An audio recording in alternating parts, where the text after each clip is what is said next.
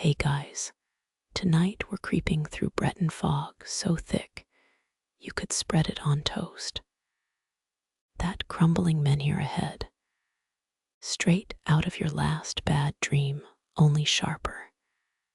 You won't survive this, but hey, doesn't that make it more fun? So before you get comfortable, take a moment to like the video and subscribe, but only if you genuinely enjoy what I do here. Drop your location and local time below. Let's see who's braving midnight chills alongside us. Now dim the lights, maybe turn on a fan for that soft background hum, and let's ease into tonight's journey together. Your boot sinks into boggy earth, each squelch echoing like a wet kiss from the grave. 8,000-year-old granite looms ahead, Neolithic leftovers from when folks really liked hauling big rocks around. Historians still argue whether menhirs were calendars, gravestones, or just old-school flexes. Mist tongues your cheeks, the kind of cold that drills straight into molars. 17 steps closer, that crooked stone finger stabs fog like it's accusing heaven. Fringe theorists claim menhirs pulse at dawn, charging quartz veins with earth energy. All you feel is damp seeping through your socks, because history never includes comfortable footwear. Peat breath hangs heavy, decayed fern ghosts gagging your throat. Your flashlight beam barely cuts the gloom, shows over before reaching 12 feet. Modern phones hate this place. Cell signals drown in bogwater whispers. Breton lore says standing stones sip moonlight kinda like granite vampires. Rotten leaves squirm underfoot, nature's whoopee cushion at a funeral. That wet wool stench. Centuries of decomposed oak forests farting up from the muck. Local kids dare each other to lick menhirs. Urban legend says it cures warts. Science suggests it cures dignity fast. Granite pores weep milky streaks, lichen tears mapping forgotten wars. You count 7 moss crust scars, vertical slashes left by Vikings sharpening swords. Wind shrieks through fissures, playing the rock like a broken flute. They say druids painted menhirs with deer blood smell that coppery tang. Just your chapped lips cracking. Sudden ache between your temples, pressure plunging ear canals into syrup. 30 breaths. Still no relief from the stone's granite migraine. Some claim menhirs hum forgotten frequencies, tuning human bones like creaky cellos. All you hear is tinnitus from last night's questionable playlist. The path narrows, brambles snagging sleeves with barbed wire enthusiasm. You sidestep a crater 16 inches wide, cupping all black rainwater. Peat preserves everything, even bronze age bad moods. Squatters lived inside hollowed menhirs, smuggler condos with zero amenities. Fog thickens, muffling your cough like a velvet cushion. 29 paces in your left boot suctions, deep into the mire. That glooping sound, just primordial soup trying to repossess your Nikes. Brittany's bogs hoard skeletons like misers, Roman coins, still clenched in bony fists. Lichen glows faintly, neon mold, scribbling SOS messages. Touch the stone, ice burn shoots through fingertips. Local pubs sell menhir whiskey claiming rock dust cures. Reviews mention, hilariously, emergency dental visits.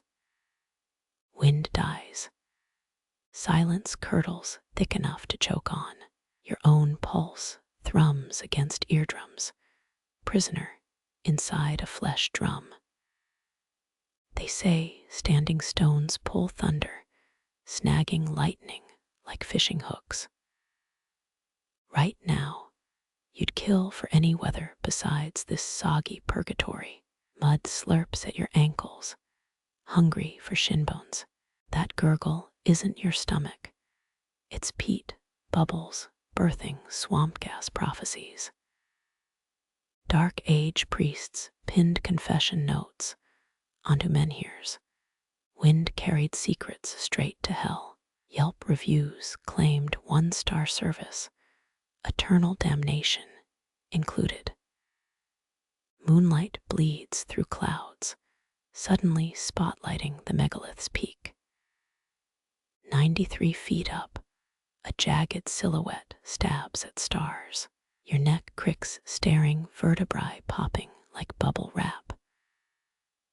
Russell Crowe lied, gladiator shoulders don't help here. Footprints circle the base, crushed nettles betraying recent visitors. 7 grooves spiral downward, chiseled by someone with serious commitment issues. Was it worship, vandalism, or petty defiance against geology? Your fingers trace cool stone, and the fog exhales wintergreen decay. Damp claws down your collar. No scarf could armor against this chill.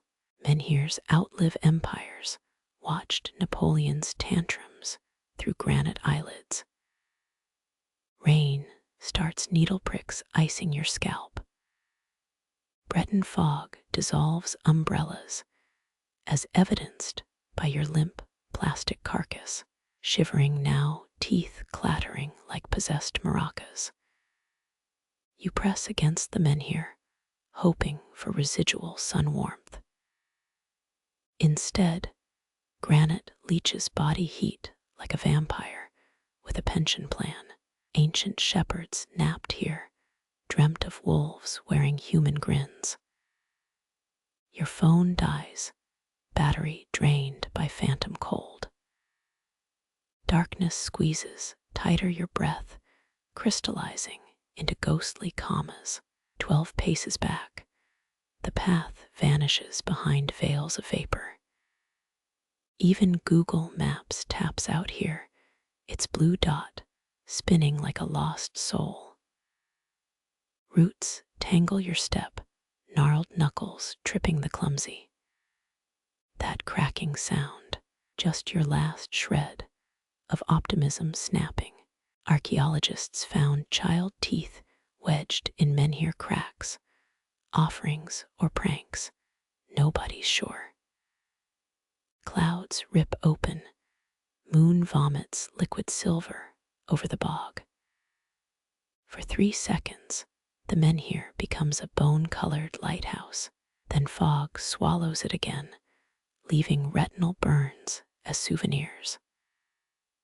Night creatures stay silent, holding breaths beneath peat blankets. One final step, your heel grinds soggy moss into paste. A faint vibration thrums up your spine, granite whispering through shoe leather. Menhir or migraine both demand aspirin. Some claim neutron beams from space hit these stones. Cosmic target practice gone wild. Mud claims your other boot, sucking kneecaps toward underworld tea parties. Cold numbs earlobes, wind sneers through your zipper's teeth. The stone remains eternally unimpressed by mammals and their trembling. Rain slicks your face, each drop whispering runes against cheekbones. 15 minutes pass, your watch hands frozen from sheer existential dread. Menhirs test patience. They've got millennia to win staring contests. You blink, and fog crawls inside your mouth, tasting of forgotten graves. Moon dies again, drowned in quicksilver clouds. You'll leave soon, maybe find hot chocolate or exorcism. But for now, the bog holds you, hostage to its crumbling monolith. That distant drip, drip, drip, not water, just time laughing through mossy teeth. Your flashlight flickers, last gasp before eternal darkness. Shadows writhe, forming shapes no sane retina would admit seeing. That sticky crunch underfoot, best not to inventory nature's casualties. Menhir pilgrims crowned stones with daisy chains. St. Patrick called it heretical floristry. Dawn's hours away, sky pitch black and smug about it. Toes cramp inside drenched socks. Frostbite's fan mail, arriving early. The granite groans, stones shift when humans aren't looking.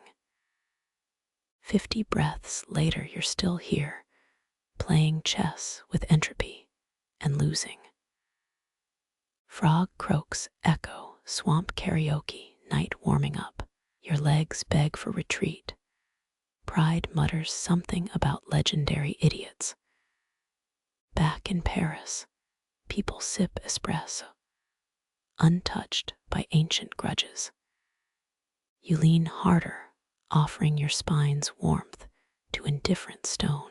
Wind picks up, whistling through fissures like a drunken flutist. Fog retreats, your boots reappear, muddy as sin's handshake. The menhir stands, eternal party guest who never brings wine. Its shadow stretches toward you, inky puddle licking your soles. Every story needs an exit, but bogs adore reluctant stragglers. You turn path, reforming like a grudging truce. That final glance back, the menhirs already fading, no longer impressed by mammal theatrics. 20 paces out, your souls finally hit semi-solid earth. Rain stops, leaving mist as apology confetti. Menhirs memorize visitors, granite neurons filing your face under temporary. Next time, maybe bring thermal socks or a flamethrower. Breton fog thins, exhaling you back toward mortal roads. Stone silence follows, your shoulders lighter from shed dread. 8,000-year-old giants don't wave goodbye, just keep plotting with the clouds. Town lights glimmer ahead, promising Wi-Fi and weak hot chocolate. Your boot squelches, one last bog burp of contempt. The menhir shrinks behind you, its crooked finger still poking stars. Wind carries your name, or maybe just tinnitus staging a comeback. Streetlights burn orange, alien suns in this wet world. You check pockets, keys still there, sanity questionable. Menhir encounters demand receipts, proof you didn't hallucinate the whole thing. Gravel crunches, a road appears like a grudging miracle. Car headlights slice fog, blinding after hours of peat darkness. That honk, just reality yelling, welcome back, sucker. Breton night swallows the path, your footprints already digested by hungry earth. Your fingertips brush the lichen-furred stone, cold moisture leaching into your skin like some reverse fever. Beads slither down those ancient grooves, Celtic spirals eroded into geological mumbling.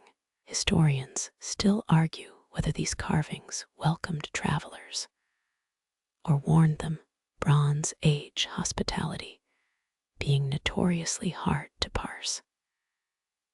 Each droplet glows faintly, moonlight fermenting in waterlogged crags. You catch a scent, something between wet pennies and crushed sorrel. That's the Lichen's cocktail, apparently hallucinogenic, if licked according to dodgy 1920s field guides. Granite purrs against your palm, vibrations inching up your wrist like roots seeking soil. Imagine quarrying this beast. No dynamite or diamond bits, just bone tendon stubbornness. 4,000 years drift around you, shouts of ox drivers muffled by peat. Your pulse starts syncing with the stone's hum, a dull throb that bypasses your ears entirely.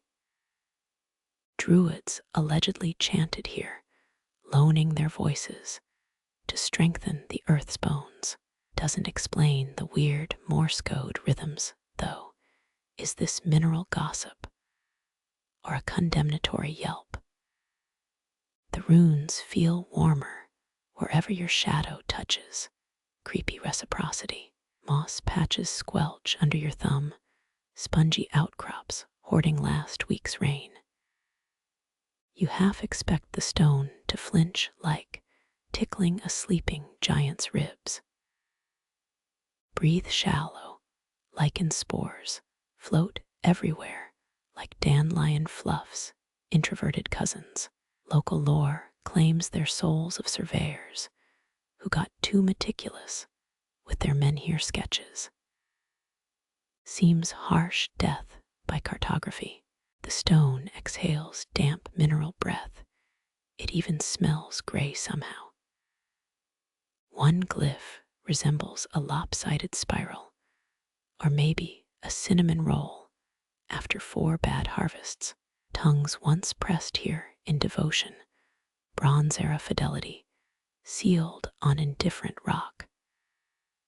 Your own mouth stays wisely shut, bearded lichen wisps tickling your knuckles. There's a chip near the base, pebble-sized betrayal, where some pilgrim took a souvenir. More vibration now, stone muttering through your shoes. Think subwoofer buried vertical and cranky. Centuries of rain have softened some lines, sharp commands worn into grocery lists. Still, granite nurses its grudges colder than chapel marble.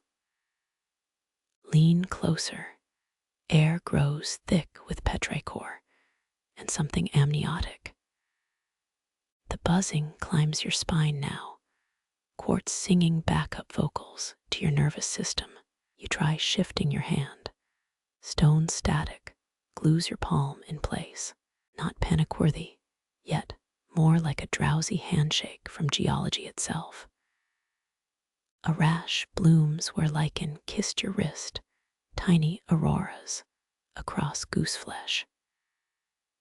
No worries, it's just bryophyte flirtation, according to fringe botanists. Blink slow, granite pores seem to dilate in sync.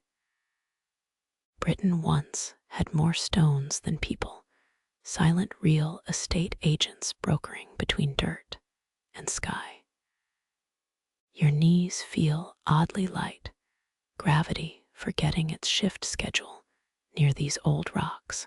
Night insects hush abruptly. Even midges respect intonation older than vowels. There, a subsonic twitch ripples through the menhir, as if disturbed. You count 17 rapid pulses, each weaker than a dying watch battery.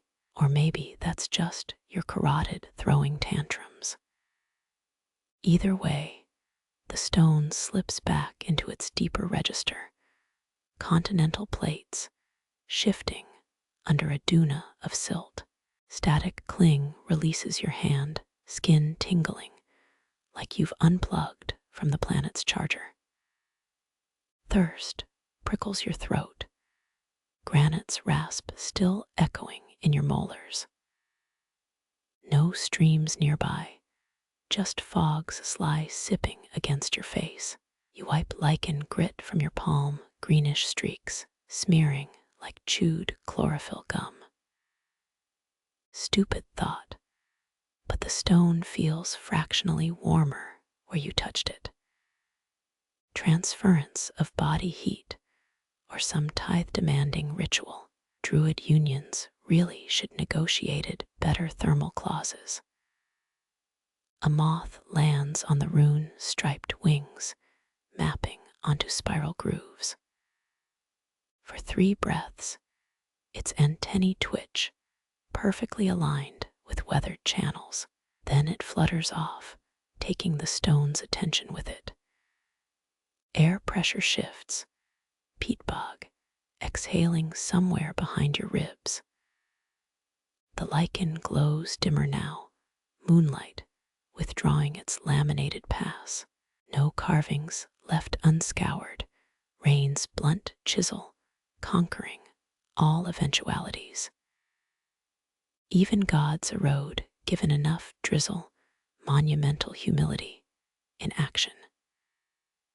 Your pulse slows, rock murmur decoupling from your bloodstream's red highways. That druid theory feels shakier now. Could have been bored shepherds bashing patterns during lambing vigils. Apologies to archaeologists, but your hands still asleep. Fog thickens, steamrollering details into damp chiaroscuro. You step back, heel sinking into sphagnum betrayal. The menhir shrinks, swallowed in mist's indifferent gullet.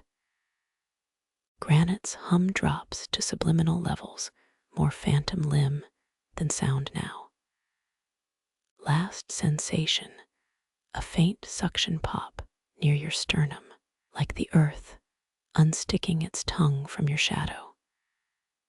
Crickets restart their gossip, murmurs rising from ankle-high scrub. Lichen itches discreetly, your wrist, a polka-dotted testimony. You pocket one crumbled fleck, strictly for scientific souvenir purposes. Menhir barely notices, already busy humming lullabies to bedrock. Legends claim these stones walk when unobserved. But honestly, wouldn't you relocate after millennia of tourist fingerprints? Geography's ultimate introverts, this granite never asked for votive candles or your damp palm. Turn away, let fog reclaim its indifferent monolith. You trudge deeper into the haze, boots squelch, muffled by moss's greedy absorption. Twisted oak roots loom ahead, knuckled timber, cradling something dark and still. The fog parts reluctantly, revealing a basin held aloft by arboreal fingers. Oil-black water fills it, mirroring heavens your eyes can't perceive. 35 pinpricks of light float on its surface, fog-shrouded stars pretending to swim. Peat preserves everything, from Bronze Age butter barrels to sacrificed dogs. Historians still argue whether these basins caught rainwater for rituals or just trapped wayward sheep. Your reflection wavers, a smudged charcoal sketch of fatigue. No ripples, even when an acorn plinks into the murk. Stillness isn't empty here, it's glutted with waiting. Crickets won't risk commentary. Their silence curdles the air like spoiled cream. Lean closer. The basin's rim smells of drowned lightning. Rain isn't water here. It's sky's grudging concession to megalithic thirst. You count the stars again. Only 32 remain visible. Those vanished 3 probably got nervous. Celestial stage fright under your scrutiny.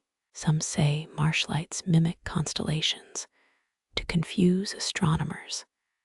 Vengeance for renaming their beloved bog spirits. Warped timber creaks, roots tightening their grip on stone.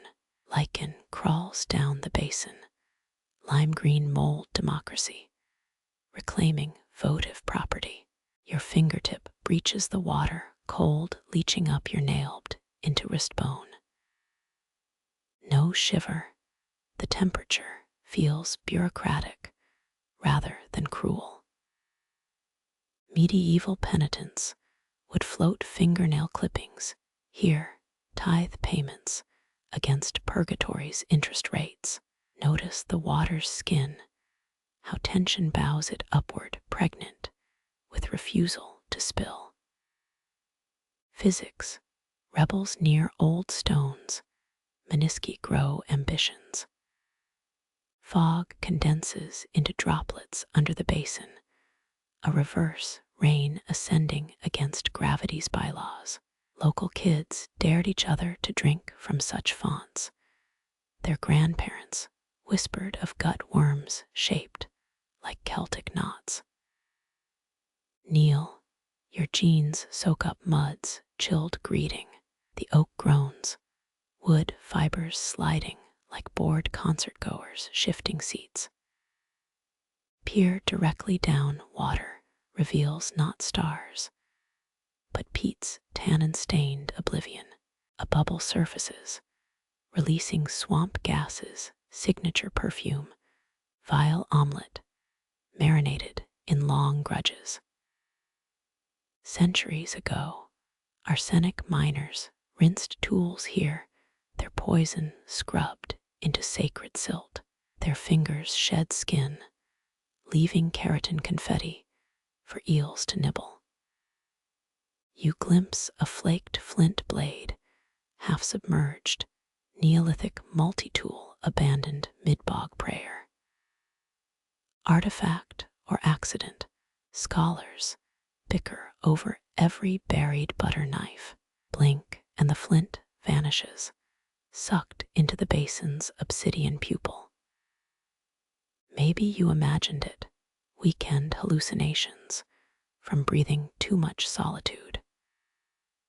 The water stretches tighter, surface tension, tuning itself to cello wire brittleness. Touch it now, and it'll snap like caramelized sugar glass. Roots inch downward, slow-crawling capillaries, siphoning mineral regrets. Oaks anchor themselves to crypts here. One gnarled patriarch straddles a barrow full of cauldrons. Your breath fogs the water, stars smearing into astigmatic blurs. Everything drinks in this marsh. Stones sluice fog, soil guzzles footsteps, air gulps unvoiced questions. A mosquito dares alight, legs dimpling the water's skin. No ripple spreads the basin, absorbs its touchdown like memory foam for insignificance. Fog muffles the insect's buzz, turning it into a dentist's drill 3 rooms away. Swat it, and your palm comes back dry, not one droplet clinging to skin. 3 leaves float, maple sails, on a tar paper sea. They've been here a while, edges softened into skeletal lace. One curls clockwise, another shivers counter, the third refuses involvement. Leaf politics, autumn's abandoned parliament. Historians still argue whether these basins collected holy water or just brewed ale for tired dolmen salesmen.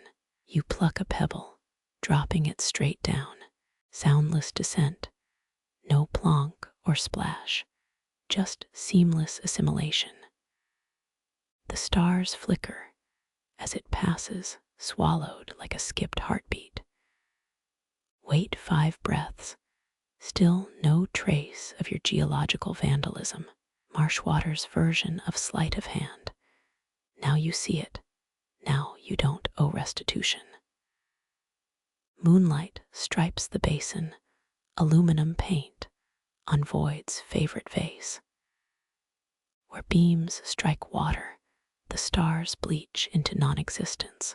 Solarization's wet cousin, celestial graffiti buffed away by lunar janitors. Your knees protest, mud's chill migrating up femurs into hip sockets. That's Pete's passive-aggressive hospitality, offering seating that steals body heat. Stand, the basin exhales a sigh you feel in your molars. Roots creak louder, timber ligaments stretching after centuries of stoic cradling. Stiffness spreads through your joints, sympathy pains for petrified dendrology. Walk 3 paces back, and the basin blurs into fog's general smear.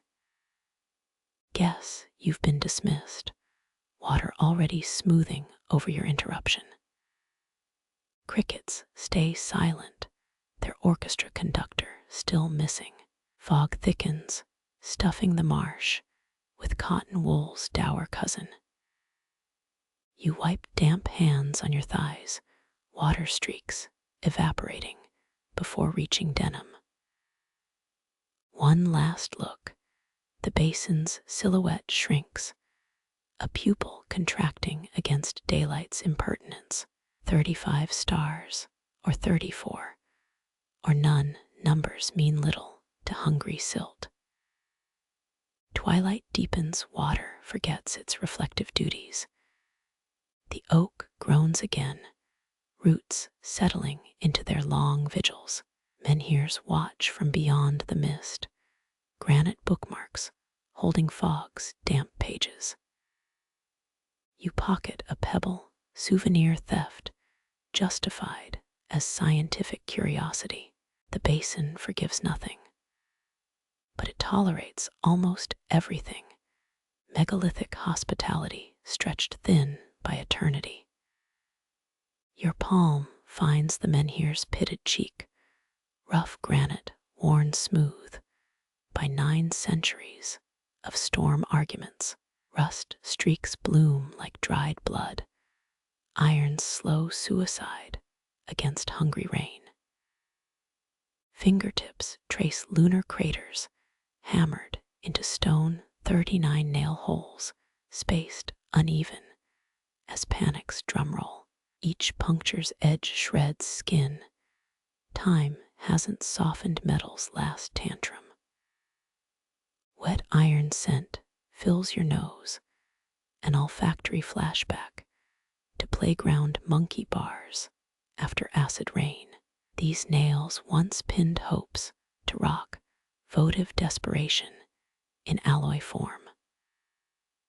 Workers buried iron tools at Roman construction sites, sacrifices seeking favor from temperamental earth spirits. Local tailies claim counting the pox invites rust weevils into your joints. A splintered headache blooms behind your eyes, either psychic residue or dehydration's practical joke. Hammer strikes echo sideways through time, blacksmith ghosts auditioning for phantom orchestras. Each nail drove deeper than physics allow, stone accepting violence like a debt owed. Someone really wanted this message to stick. Moisture beads inside empty holes, stone weeping, diluted hematite tears. Lick one, and your tongue remembers licking frozen lampposts as a dumb kid. Metallic tang unfolds into bitterness, like chewing aluminum foil with fillings. Historians still argue whether these were protection sigils or just ancient contractor graffiti. Crouch, knee cracking like a musket salute, and peer at the menhir's base. Root systems twitch beneath leaf litter, earthworms fleeing your footsteps, heresy. Decayed fabric scraps cling to nettles, threadbare cotton whispering post-mortem confessions. 39 heads once leaned here, pillowed against indifferent stone. Their cotton hoods sagged with rain's weight, eye holes swallowing fog's ceaseless monologues. Peat preserves skin, but devours bone-grinding femurs into bog butter over millennia. Yet no remains linger, just wiregrass chewing through woolen threads. Some posit puritanical zealots, decapitated criminals, here. Pious brutality softening soil for turnip harvests. Others blame Viking mercenaries, practicing cursive with broadswords. Your pinky brushes a half-buried nail, its shank snapped mid-corrosion sigh. Metal flakes off like mica confetti, revealing pitted steel beneath oxidized skin, six-sided, hand-forged before factories standardized betrayal. Touch the fracture, and static zips up your arm, artifact PTSD from its violent insertion. Morning rain starts needle drops pocking your jacket's shoulders. Water sluices down the menhir, rinsing its stony frown for today's visitors. Red streaks bloom anew, iron's eternal hemorrhage staining lichen cursive. The lowest holes weep rust darker than others, quartz flecks catching light like dangling participles. Squint sideways, the pockmarks align with Cygnus wingtip stars. Deliberate celestial mimicry, or druidic tic-tac-toe, G-O-N-E Chinese letter. That fourth nail's always slightly crooked, stone's granuloma, rejecting foreign bodies. Press your ear to cold rock, blood pulsing against eons of glacial indifference. Archaeologists once found 17 nails here, all hardened steel matching Gascony forges, circa 1350. 8 vanished into private collections, 4 seized by overzealous UNESCO interns. The rest guard Lyon's museum basement, labeled Ferris votive items, Breton group. B. Their display case smells of school cafeteria, floor wax, scrape crusted orange residue into a leaf makeshift war paint for the chronically indecisive. Smeared on your wrist, it resembles failing penicillin cultures. Rain erases your vandalism, liquid amnesia, forgiving minor trespasses. 3 crows critique your technique from an ash branch, avian art snobs, tutting over sloppy technique. Rumors whisper the nails once pinned condemnation scrolls, heretical manifestos, glue-sticked to dolmen bulletin boards. Paper rots faster than shame. Parchment surrender to humidity's bureaucracy. Nobody admits reading them aloud at midnight. Yet 13 villagers got blisters mimicking such stupidity. Lean closer. Sunlight glints off something wedged in hole 36.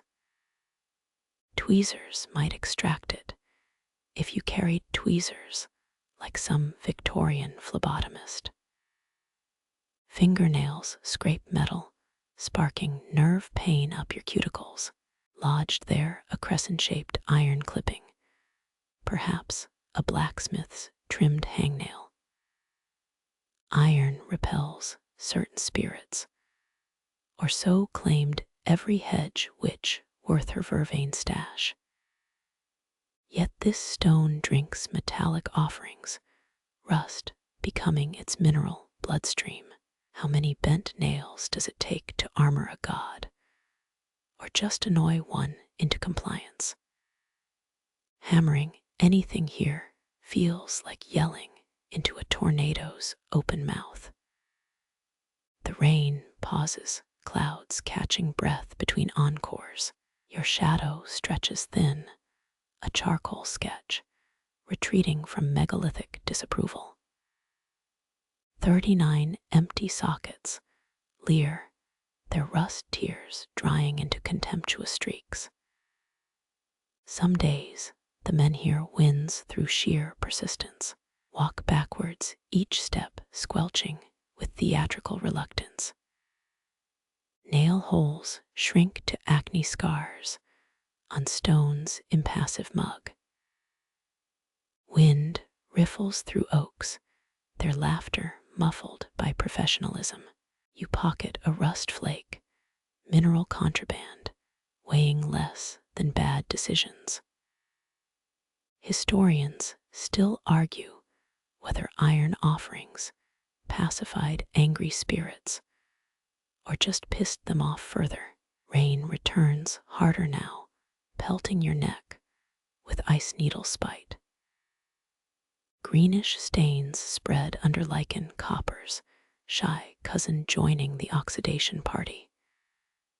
That crooked nail winks, or perhaps just sheds another metallic skin. Time grinds everything into souvenirs, eventually. Mud slurps at your retreating soles, each footprint collapsing like cancelled reservations. The cotton scraps finally surrender, threads dissolving into loam's dark ledger. By dawn, rust resumes its invisible ascent, climbing toward a whole count only stone remembers. Greenish glimmers coil at the marsh edge, fawn-shy tendrils testing your periphery. Peat gas folklore calls them corpse candles, dead miners still seeking payday pints. Historians still argue whether swamp gas explains every willow wisp or just the boring ones. Your boot hesitates mid-squelch, a hair's breadth from breaching fog's membranous skin. Those lights sway like drunk lamplighters, their jaundice yellow cores throbbing with bad intent. Pirates supposedly lured ships onto rocks, with lanterns tied to donkeys. Early nautical catfishing. This feels cheaper, a dollar store haunt blinking coupon code temptations. One shimmer drifts closer, revealing its nucleus of rotten pear glow. Phosphorescence clings wetly, a jellyfish arrogance infesting marsh vapor. 18th century, hangmen sold rope fragments as souvenirs, their gallows iron still crusted with mental illness. The hanged man buried downhill leaked similar luminosity, jugular sap fermenting into post-mortem glitter. Backpedal your heel finds unstable turf as the light pulses hungrily. Marsh gas ignites spontaneously. That's the textbook explanation anyway. Local teens swear the wisps mimic lost pets, whimpering spaniel-shaped voids trailing sulfur. Tonight's performance lacks creativity, just amoeba blobs practicing bad flirting. Turn away, the glow intensifies in your peripheral vision. Ignoring them is key, like avoiding eye contact with subway ranters. 3 quick sidesteps left, they drift right. Swamp gas might explain chemistry, but not why embers pace you like bailiffs. Dew soaks your cuff, each step squeezing spongegrass aquifers. 8 more lights awaken, celestial maggots, swarming fog's underbelly. A musket ball lies half sunk nearby parliamentarian issue, judging by the tarnish. Did some roundhead chase lights into the peat's wet throat his powder long since bacterial breakfast, the largest wisp contracts, then hurls itself into a mimicry of flight. It fails immediately, splattering against nothing like a wet firework. Medieval bestiaries labeled these phenomena fulfars, accurately, if unkindly. Your own pulse betrays you, hammering ribs like a prisoner demanding sanctuary. Mist thickens, applying dank compression to your sternum. The lights now resemble sick fireflies, epileptic semaphores, stuttering Morse obscenities. 12 paces back, toward the menhirs in different bulk, granite offers no sanctuary, but at least it can't chase you. Cold seeps through your soul, water's glacial kiss, breaching boot leather. One light detaches, orbiting your head like a malignant halo. Blow on it, your breath shreds its surface tension into fading confetti. The others recoil, luminance dimming to offended porch bulbs. Some claim wisps lead to buried gold testament to humanity's undying gullibility. Cripplehole Fen once hosted midnight gawkers, 53 by parish records. Only 48 returned, leaving 5 pairs of empty shoes pointed compass east. Officials blamed drunkenness, ignoring those shoes' soles worn through from inside, shuffle sideways, their collective glow leaking pallid hostility. Moonlight bleeds through fog, diluting their neon urgency into anxious stains. Your ankle twinges, phantom pain from their cerebral nagging. 19th century spiritualists sold wisp-warding amulets, tinfoil pressed into vulva-shaped lockets. Kneel, pretending to tie a lace already knotted triple. The lights descend dandelion fluff, believing its own hype. Scoop mud, it squelches with fungal applause. Fling it, brown projectiles dispersing wisps like startled pigeons. 7 vanish instantly, their cowardice hissing into vapor. The bravest sputters, spitting emerald sparks before imploding with wet bubble acoustics. Sulfur stink follows, rotten prom night regret mixed with lithium batteries. Historian grudges against fairy tales feel justified now. The unseen world lacks originality. Silence gushes into the vacancy, startling in its totality. Even crickets withhold commentary on pyromaniac phantoms tonight. Stand slow, joints creaking like ill-maintained puppetry. Wipe muck, fingers on thigh. Nothing's truly clean here anyway. Fog retreats, exhaling vapor into subterranean lungs. The menhir stands wordless, granite gossip withheld under rock attorney advisement.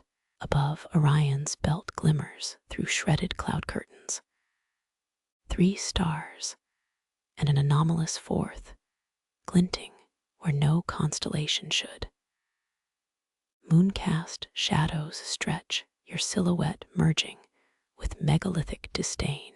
Blink, the extra star winks out, cosmic stagehand correcting prop errors. Sleep deprivation, swamp gas hallucination. Either requires ignoring 13 dead miners. Letters home, squelch toward solid ground, each footfall reclaiming sovereignty over damp. Behind marsh exhales one final green gasp before subsiding into peat's black dream.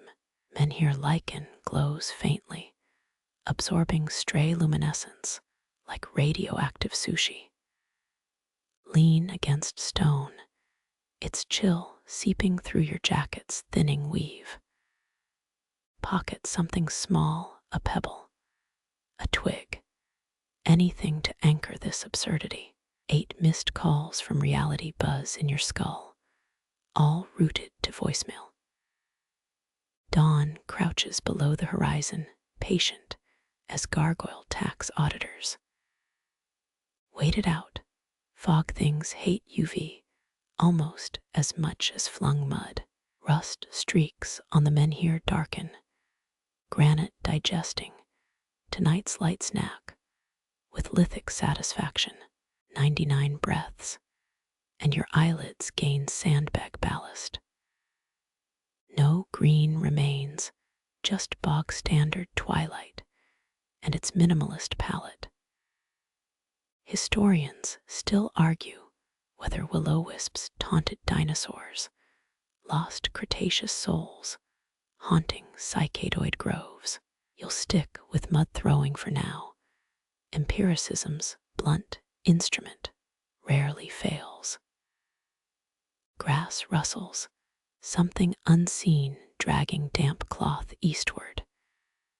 Your neck hairs prick, fine-tuning their radar for revenant bullshit. Walk faster, boots inventing brisk tempos peat can't muffle. The menhir shrinks, its silhouette now barely a thumbnail smudge. Wind carries, whispers behind them, the choked giggling of extinguished lights. Never look back, advice valid in myth and highway safety pamphlets. Fog dismantles itself, thread by thread, until only morning's gray shrug remains. First birdsong frays the silence, robin's sarcasm dissecting the night's failures. Underfoot, mud hardens into grudging crust, each footprint preserved like Pompeian baker's final sourdough. One pale ember still glows inside a cowpat, flickering as methane escapes earthly digestion. Scuff it out, heel grinding organic betrayal into compliant dirt. The marsh holds its breath, waiting for night to renew hostilities. You've got 8 hours, maybe 9, to forget green glimmers ever danced here. Sunrise bleeds weak tea light through clouds, paltry disinfectant for superstition stains. Blink, and the horizon steadies itself, banishing misfit stars to amateur astronomy forums. Right foot, left foot, repeat, until caffeine replaces corpse scandal PTSD. Ahead, the style's crooked teeth bite into Cloudbank's underbelly. Beyond it, dirt roads and plausibility resume their scheduled programming. Your pocket pebble feels lighter now, just geology again, no longer a wisp trophy. Glance sideways. The marsh winks one last chartreuse spark, then plays dead. Historians still argue whether dawn terrifies phantoms or just makes them harder to see. You vote for coffee, eclipsing both theories, liquid amnesia in a chipped mug. One blackberry bramble snags your cuff, florist's invoice for tonight's misadventure. Fog exhales its final sour breath, dissolving into morning's bland acceptance. Redwings flee your approach, their wingbeats scissoring mist with avian contempt. The first cottage chimney smokes ahead, wood smoke threading reality's needle back into place. pocket a memory. Green glimmers drowned in daylight's blitzkrieg. Turn the doorknob, it's brass cold, with common sense salvation. Porch boards creak sotto voce gossip about your bog-trotting idiocy. Key finds lock, mechanics blessedly free of eldritch interference. Behind you, the marsh plots better tricks for next time. Door clicks, shut its latch engaging with suburban finality. Kettle whistles mockery from the kitchen, high C sharp, piercing residual dread. You almost miss the damn wisps, almost. Through the window, dawn erases menhirs and delusions alike. Steam curls from your cup, liquid smoke, sans supernatural baggage. The pebble winks on the windowsill, granite's inside joke about human frailty. Birds now sing full-throated lies about sunshine redemption. Your boot soles leave mud hieroglyphs on linoleum, archaeology for future vacuuming. Sit, chair groaning under the weight of unremarkable mornings. Sip, let chamomile perform its slow-motion exorcism. The pebble vibrates faintly, or maybe that's just tremoring hands. Outside, a squirrel lectures imaginary foes about nut-hoarding ethics. Another sip. Half the mug vanished into pragmatic biology. Let the marsh keep its disco ghouls. You've got grocery lists and lint traps. Sunlight finally punches through golden left hook to fog's glass jaw. Somewhere behind you, in peat's endless digestive tract, 39 nails rust in darkness. Your pocket carries only lint and the acrid ghost of bad decisions. Shower steam fogs the bathroom mirror, erasing your reflection's judgment. Towel rough against gooseflesh, terracloth, exfoliating your lingering unease. A faint itch persists behind your sternum, cystic doubt refusing drainage. Dress in daylight armor, cotton poly, blend shielding against metaphysics.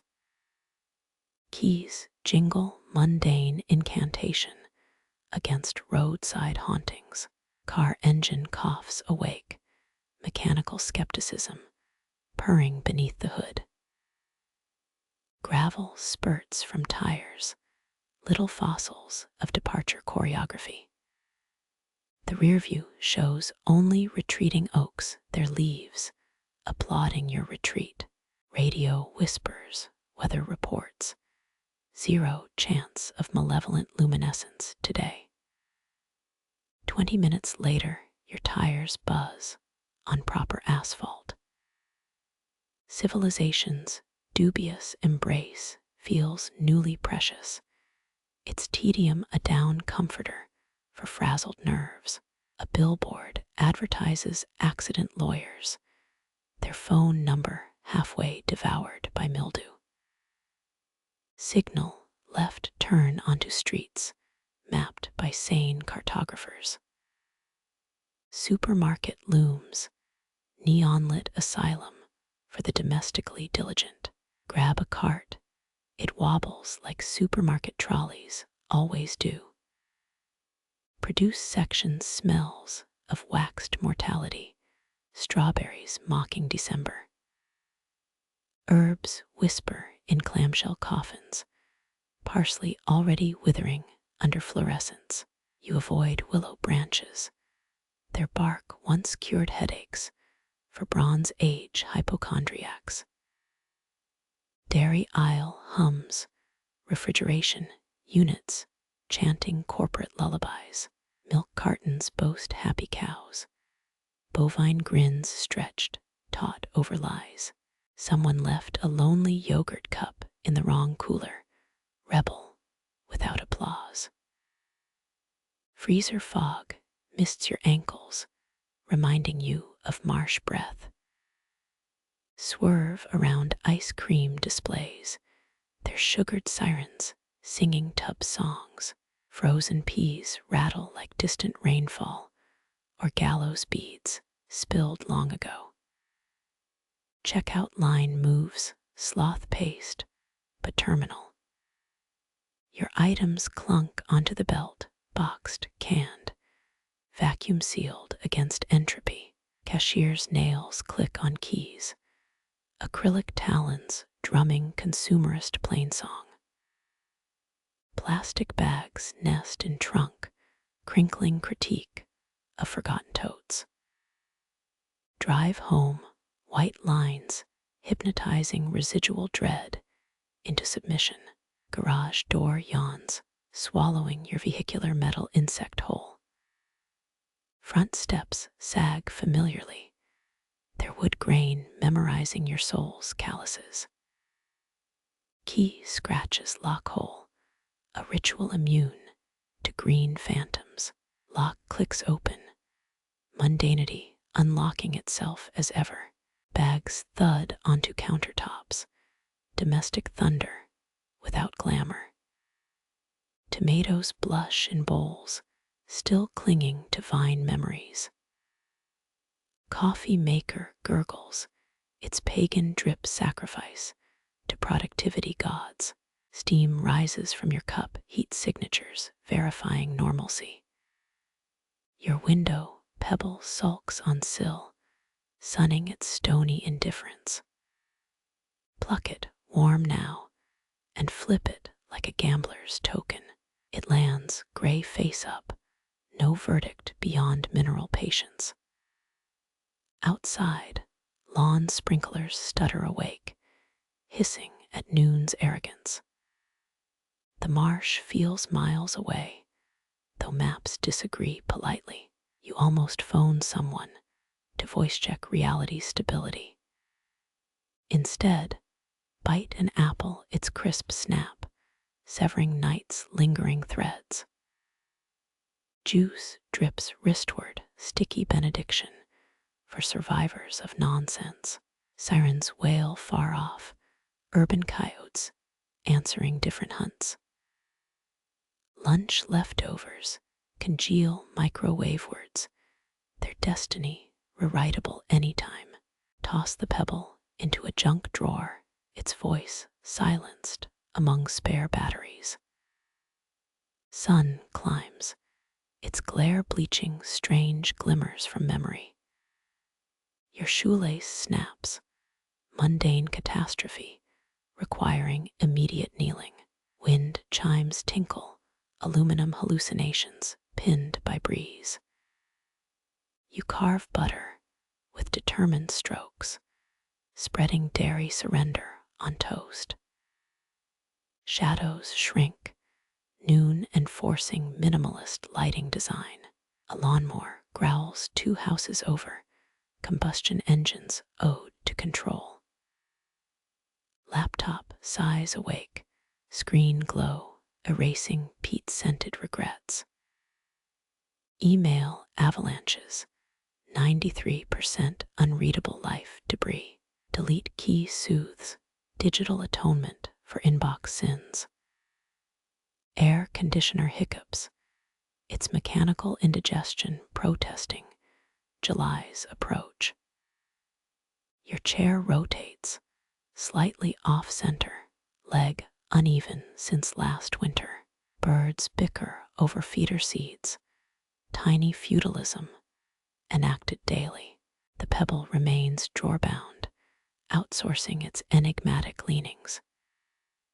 You touch its oval face once, cool as stone ever is, before closing the drawer on subterranean mystique.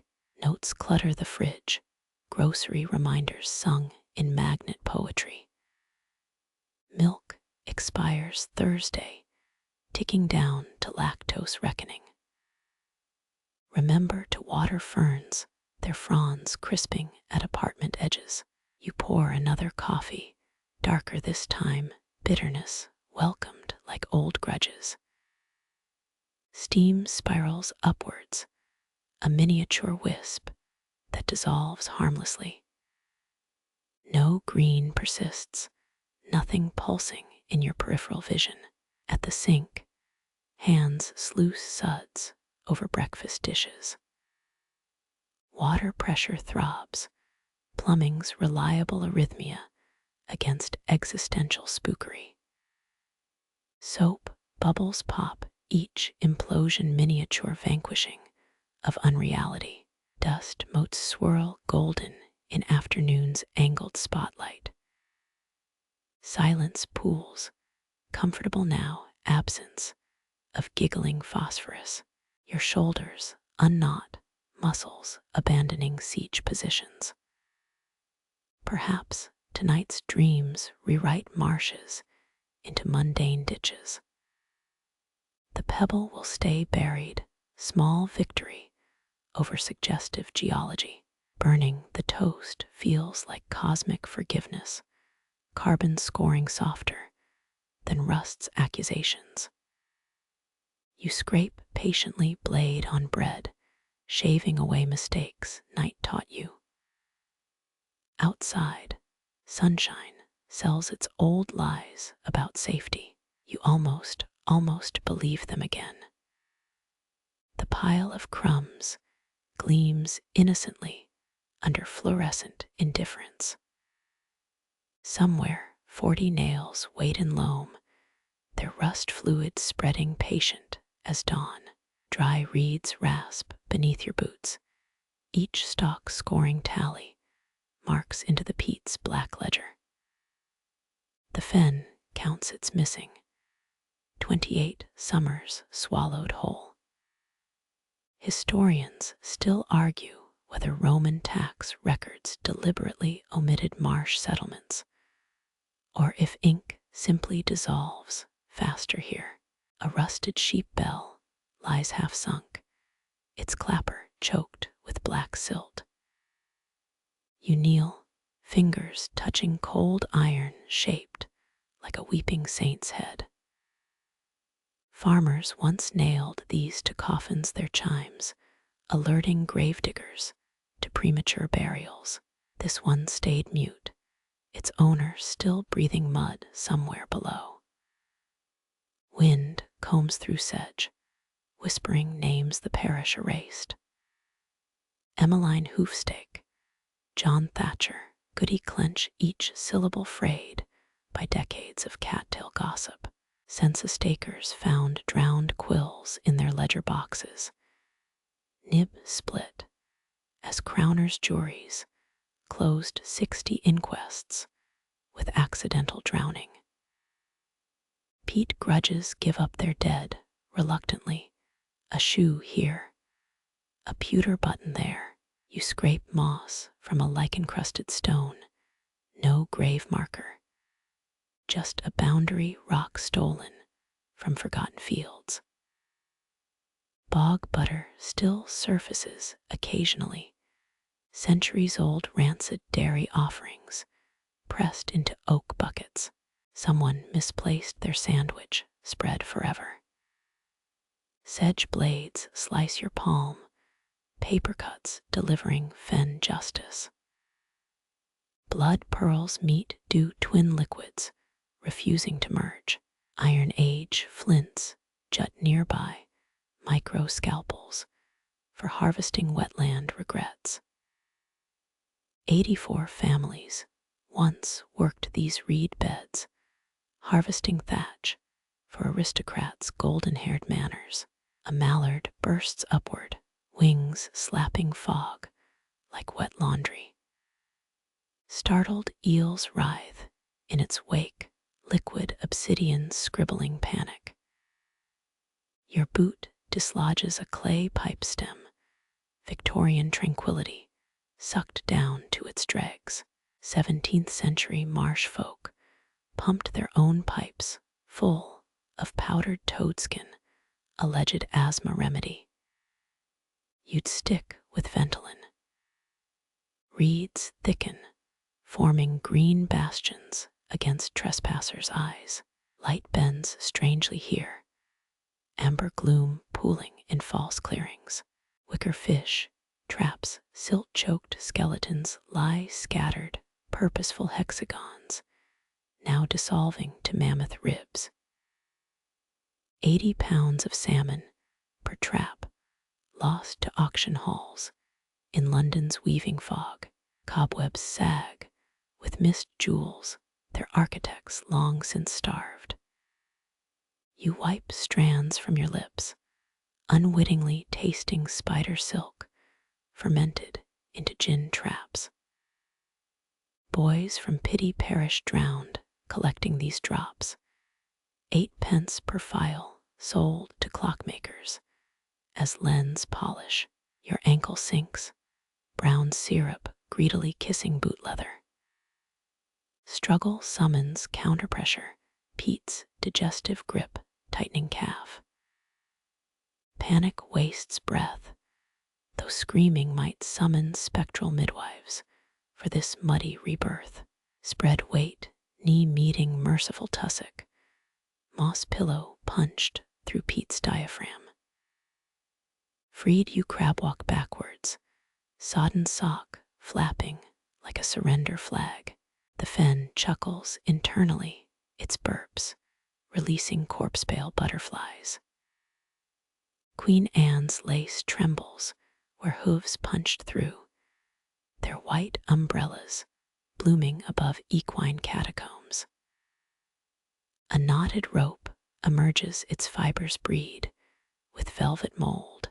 Marsh resurrectionists once strung these between stumps, guiding fog-blinded corpses toward unconsecrated churchyards.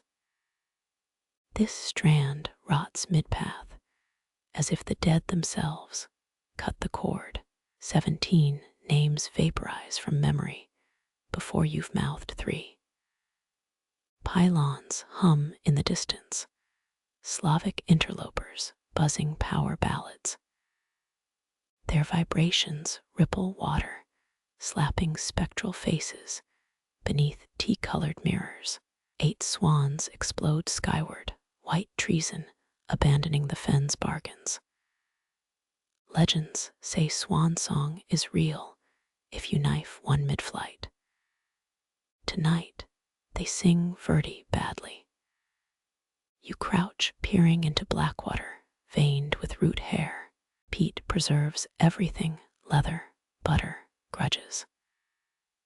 Toland man ate porridge before his boggy bed, flaxseed stuck between teeth for archaeologists' tweezer tips. His last meal, 1660th century recipes, still crumbles under peer review. Sundews glitter nearby, carnivorous dewdrops digesting midge descent. Snail trails silver their leaves, mollusk graffiti proclaiming I love slime. The plant's sticky embrace mimics Pete's hospitality. Everything touched gets slowly absorbed. Footing firms, chalk bedrock briefly shouldering through decay. Crinoid fossils spiral underfoot, sea lilies petrified before Cleopatra, goddess of dysfunctional relationships, bathed in ass's milk. Press your ear to stone nothing but tinnitus and imaginary tides. Rain arrives, needling holes through fog's shabby fabric. Ditches cough up leaf clots, nature's middle finger to drainage schemes. You huddle under thorn scrub, spines scoring scalp like unpaid bouncers. 80 raindrops ricochet off your forehead, each baptizing different regrets. Mist bleeds into twilight, watercolor grief diluting horizons. A fern unfurls, green bishop's crook, blessing no survivors. Parish records mention a child's body found here, woven into reed matting with expert craftsmanship. Officials listed cause of death as artisanal melancholy. Night falls, temperature dropping like an elevator cable snapped. Your breath plumes, pathetic magic against starless void. The sedge weeps louder now, 28 frozen, summers harmonizing with moles gnawing through root symphonies. Moonlight pries open the marsh, revealing silvered blades where grass hides knives. Historians still argue whether Bronze Age families volunteered loved ones to the bog, or simply pushed talkative neighbors after feasts. Your pocket vibrates, a November mayfly shaking off premature birth.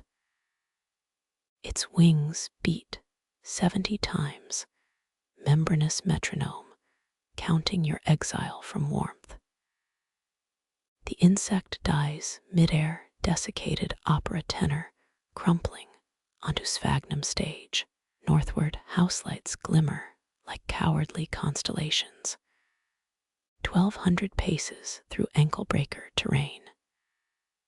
The reed chorus swells, names overlapping into white noise dirge. 8 paces in your heel finds something glass smooth. A baby's teething bead stares up Roman-era amber, eroded to phlegm-yellow pebble. Mothers once threaded these with bog cotton, sour necklaces to ward off marsh fever. Drop it. Let the fen reclaim its pacifier. Wind rifles through bulrush quivers, shooting silence arrows into your back. 90 sneaked steps later, the first style's crooked arm offers escape. Climb it would spongy with defeat, and pause on the crest. The marsh exhales, 28 hollows, sighing through reed flute throats. Your shadow stretches east, already disentangling itself from peat census. Gravel crunches underfoot, soundtrack signaling drylands, dull reprieves. A single reed snake coils in your cuff, green prisoner demanding repatriation.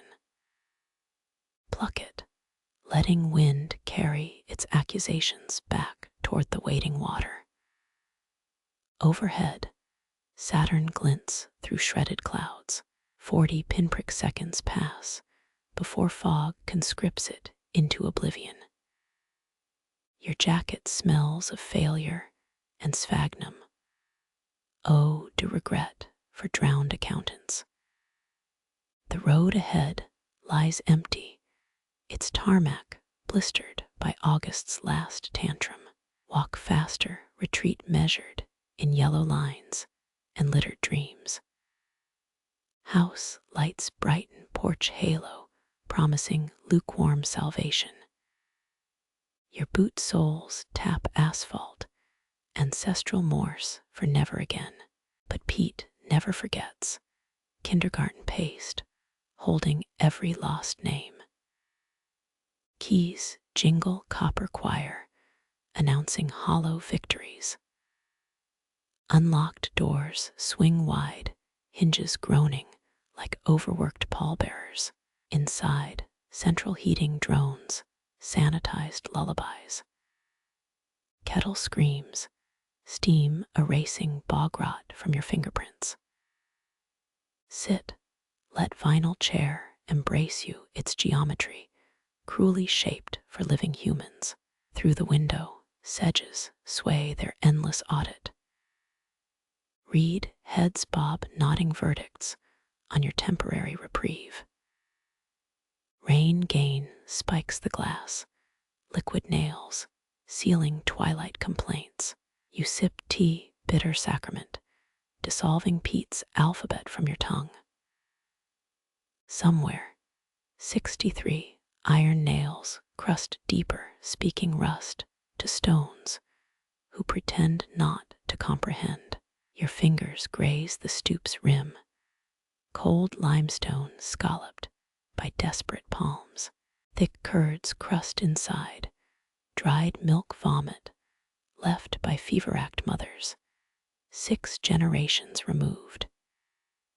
It reeks like forgotten gym socks, the kind haunting locker rooms since Nixon resigned. Moonlight pools in the basin, lactose and grief fermenting into something resembling prayer. Peel back 3 centuries, 97 women knelt here nightly. Each scooped souring breast milk into this bowl desperate alchemy against scarlet fever's harvest. They'd whisk colostrum with bluebell sap, concoctions that curdled faster than their infants' breathing. 80 pouches still hang from yew branches above, cow bladders swelling with unreleased lullabies touch cracks in the stone divots carved by thumbnail scrabbles. Press your ear close. Granite hums Doric laments. Children's names ghost lisp across the surface. Constance, Mercy, Peregrine, each syllable buffed smooth by mother's sleeves. Fading brown droplets speckle the stoop's lip, whiskey offerings from dry-throated ants in 43. Rot blossoms beneath limestone, earth rejecting milk it cannot digest.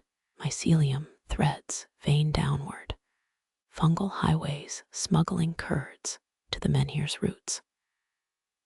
Experts think Romans first sickened.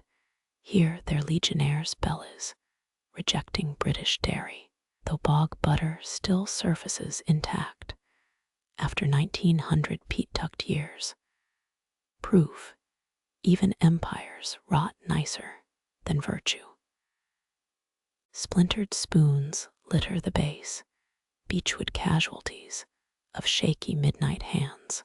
Gold leaf flakes off Virgin Mary's eroded feet, holy pedicure undone by rain and guilt.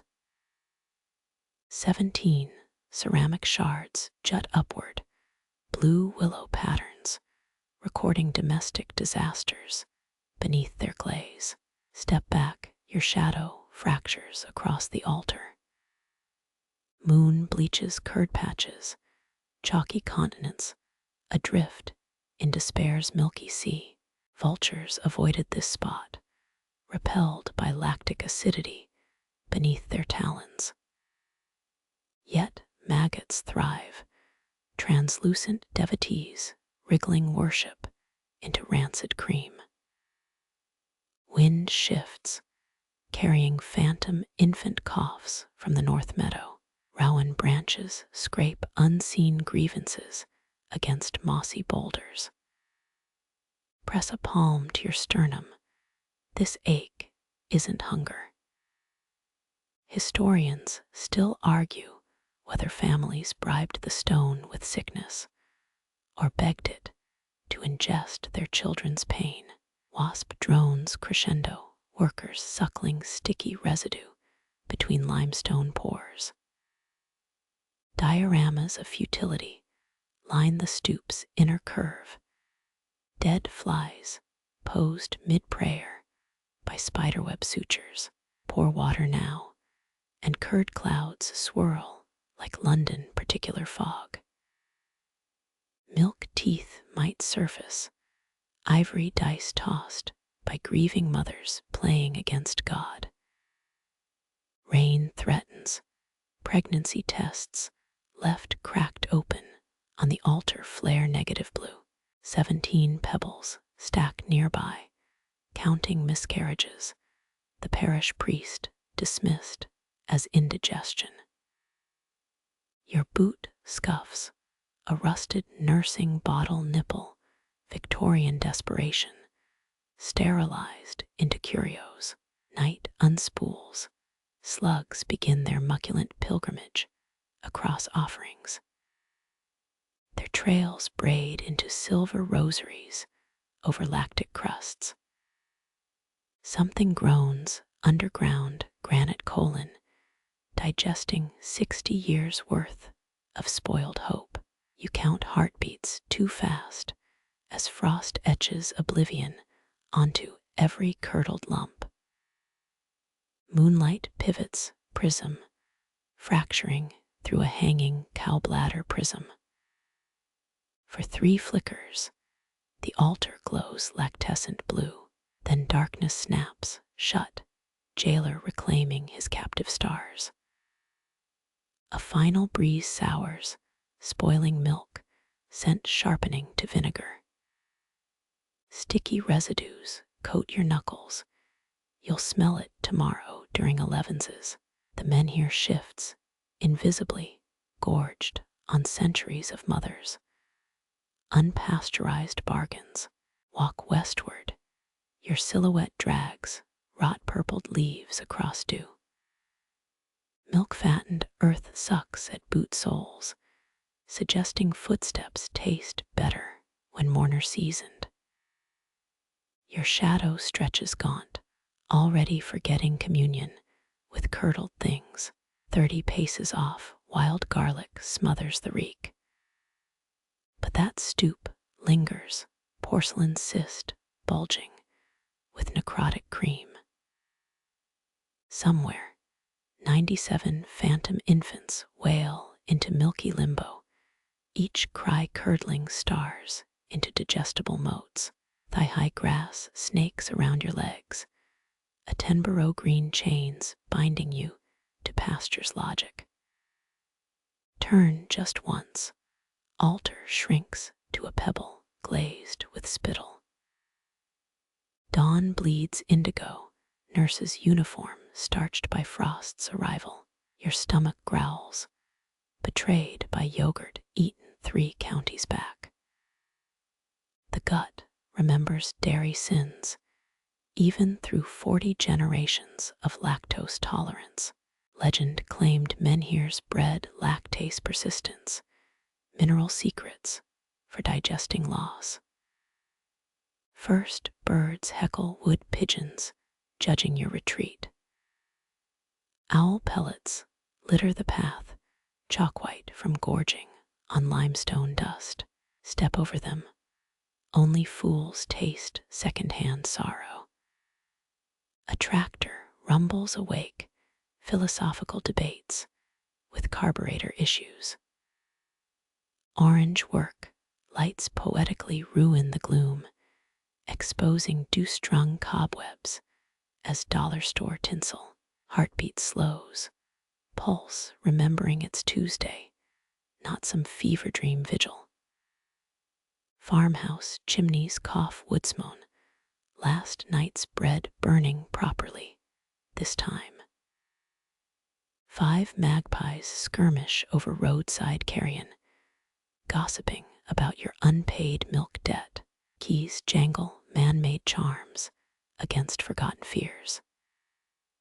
Engine combustions roar, carbon monoxide perfuming retreat. Adjust mirrors. Menhir's shadow swallows 6 crows in your reflection. Your tongue finds a canker sore, acid punishment for silent critiques.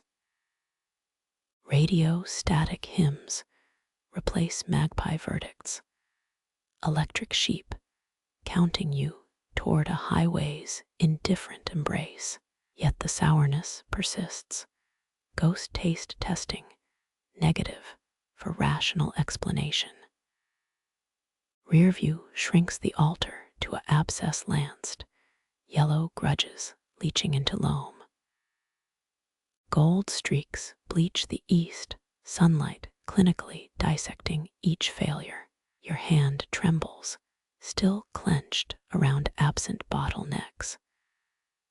Unfurl fingers, moon-pale lines tracing escape routes already vanishing. Asphalt smooths beneath tires, hypnotic drone promising industrial amnesia. One thought needles. Does stone hunger ever get filled, or just stretch like bad taffy? Your dashboard clock glows green, unchronicled seconds, since ancient offerings curdled this stretch of road stays empty, fields rehearsing indifference for June tourists. Coffee steams in the cupholder, bitter antidote to milk's white flags. Sip deep, let scalding Arabica cauterize phantom nursery songs. 2 tractors pass, drivers nodding lifeguard acknowledgments. Livestock trucks shudder nearby, scent of fear, bleeding through slatted sides. Bile rises, acid encore for dairy sins. Signposts announce towns sensible enough to bury their altars. White lines hypnotize, snakes offering safe passage to those not looking down. A milk tanker overtakes, stainless steel drum pregnant with future's yogurt. Its exhaust tastes like chalk, final communion wafer dissolving under your tongue. Speed flences fog from hedgerows, world sharpening into supermarket realism.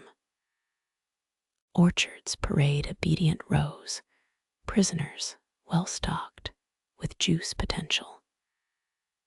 Fingers drum wheel, syncopating heartbeats back to clock time. Radio DJ grins through speakers, time cheerleading against entropy's spreading stain. Yet, when you exhale, frost still plates the air with grandmother knots.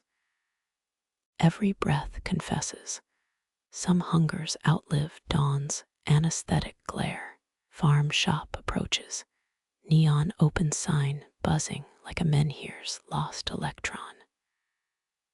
Brake lights flare ruby warnings against nostalgic purchases. Engine idles, ribcage rattling with unspent pleas. Turn ignition off, metal tongue clucking disapproval. Your shadow exits first, stretching westward to grope for granite comforts. Walk toward that refrigerated glow, fluorescent hum vibing coffee shop light jazz. Cowbells jingle above the door, cruel whimsy for a Monday morning.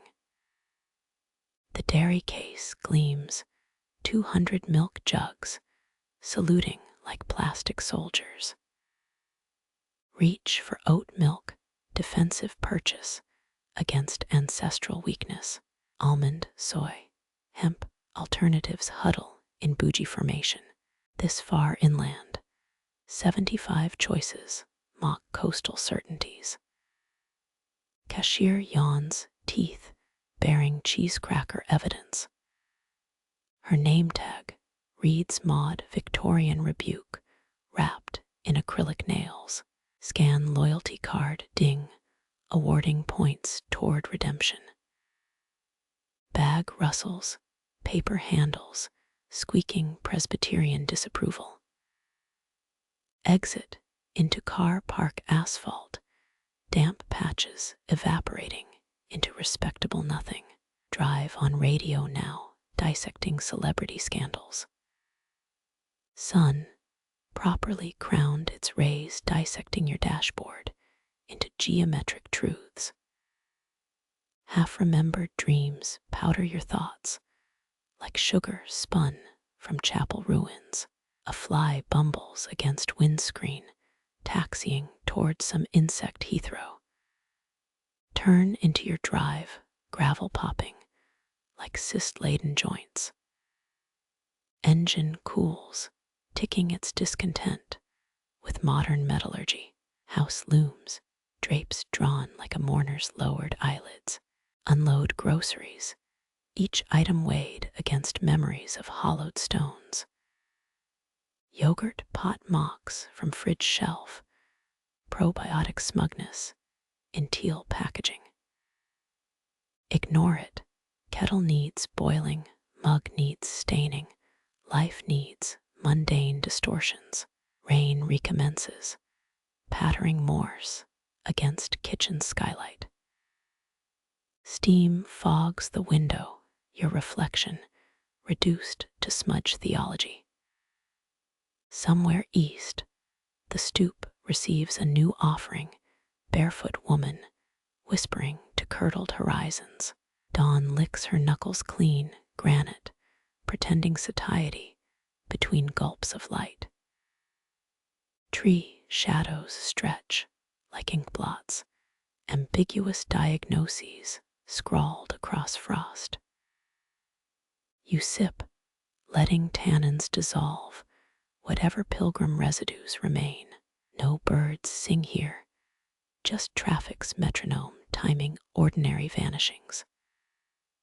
Close your eyes, moon-drunk stones, still humming nursery rhymes in granite falsetto.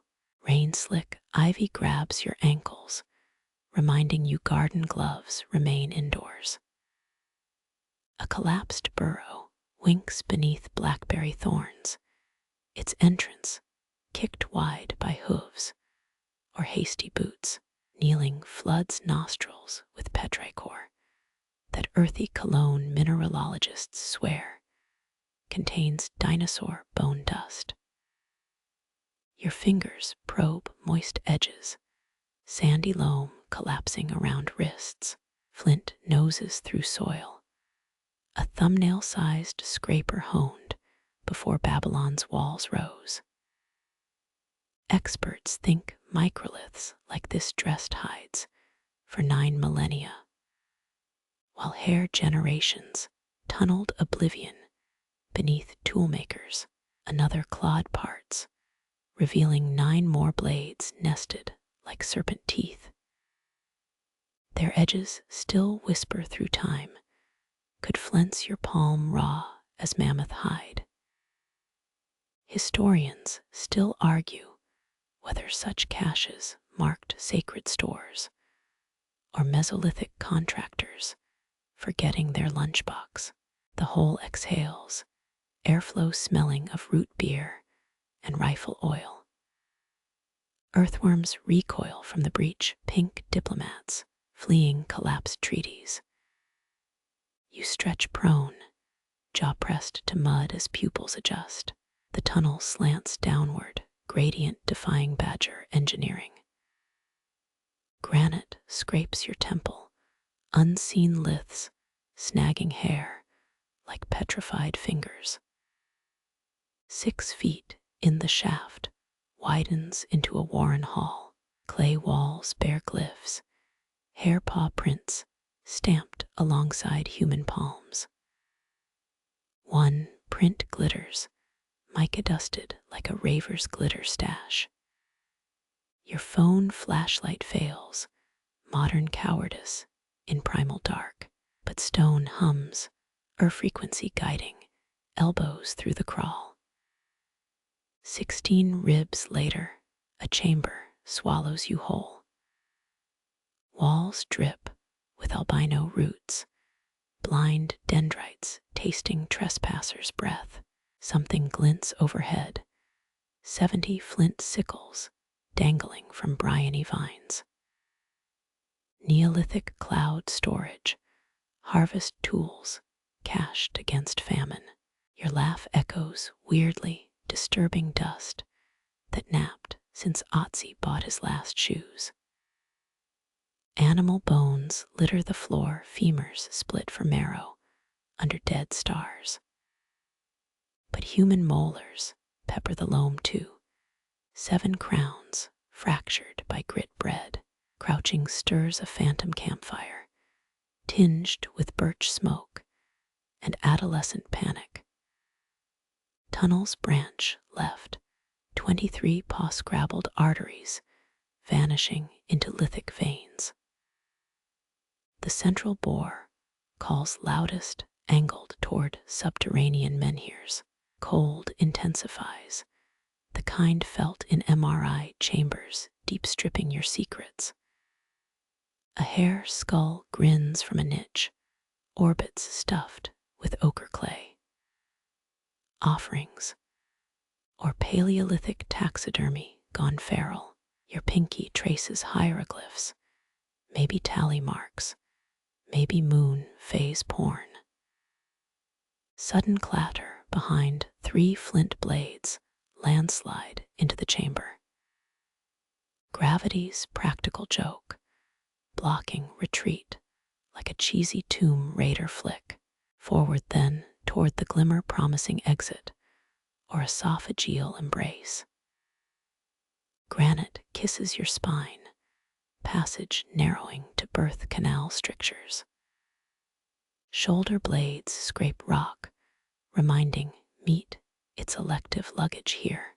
The ceiling dips, forcing cheek-to-loam penitence. Heartbeats shout in carotid microphones, each thump pressing rewind on evolutionary gains.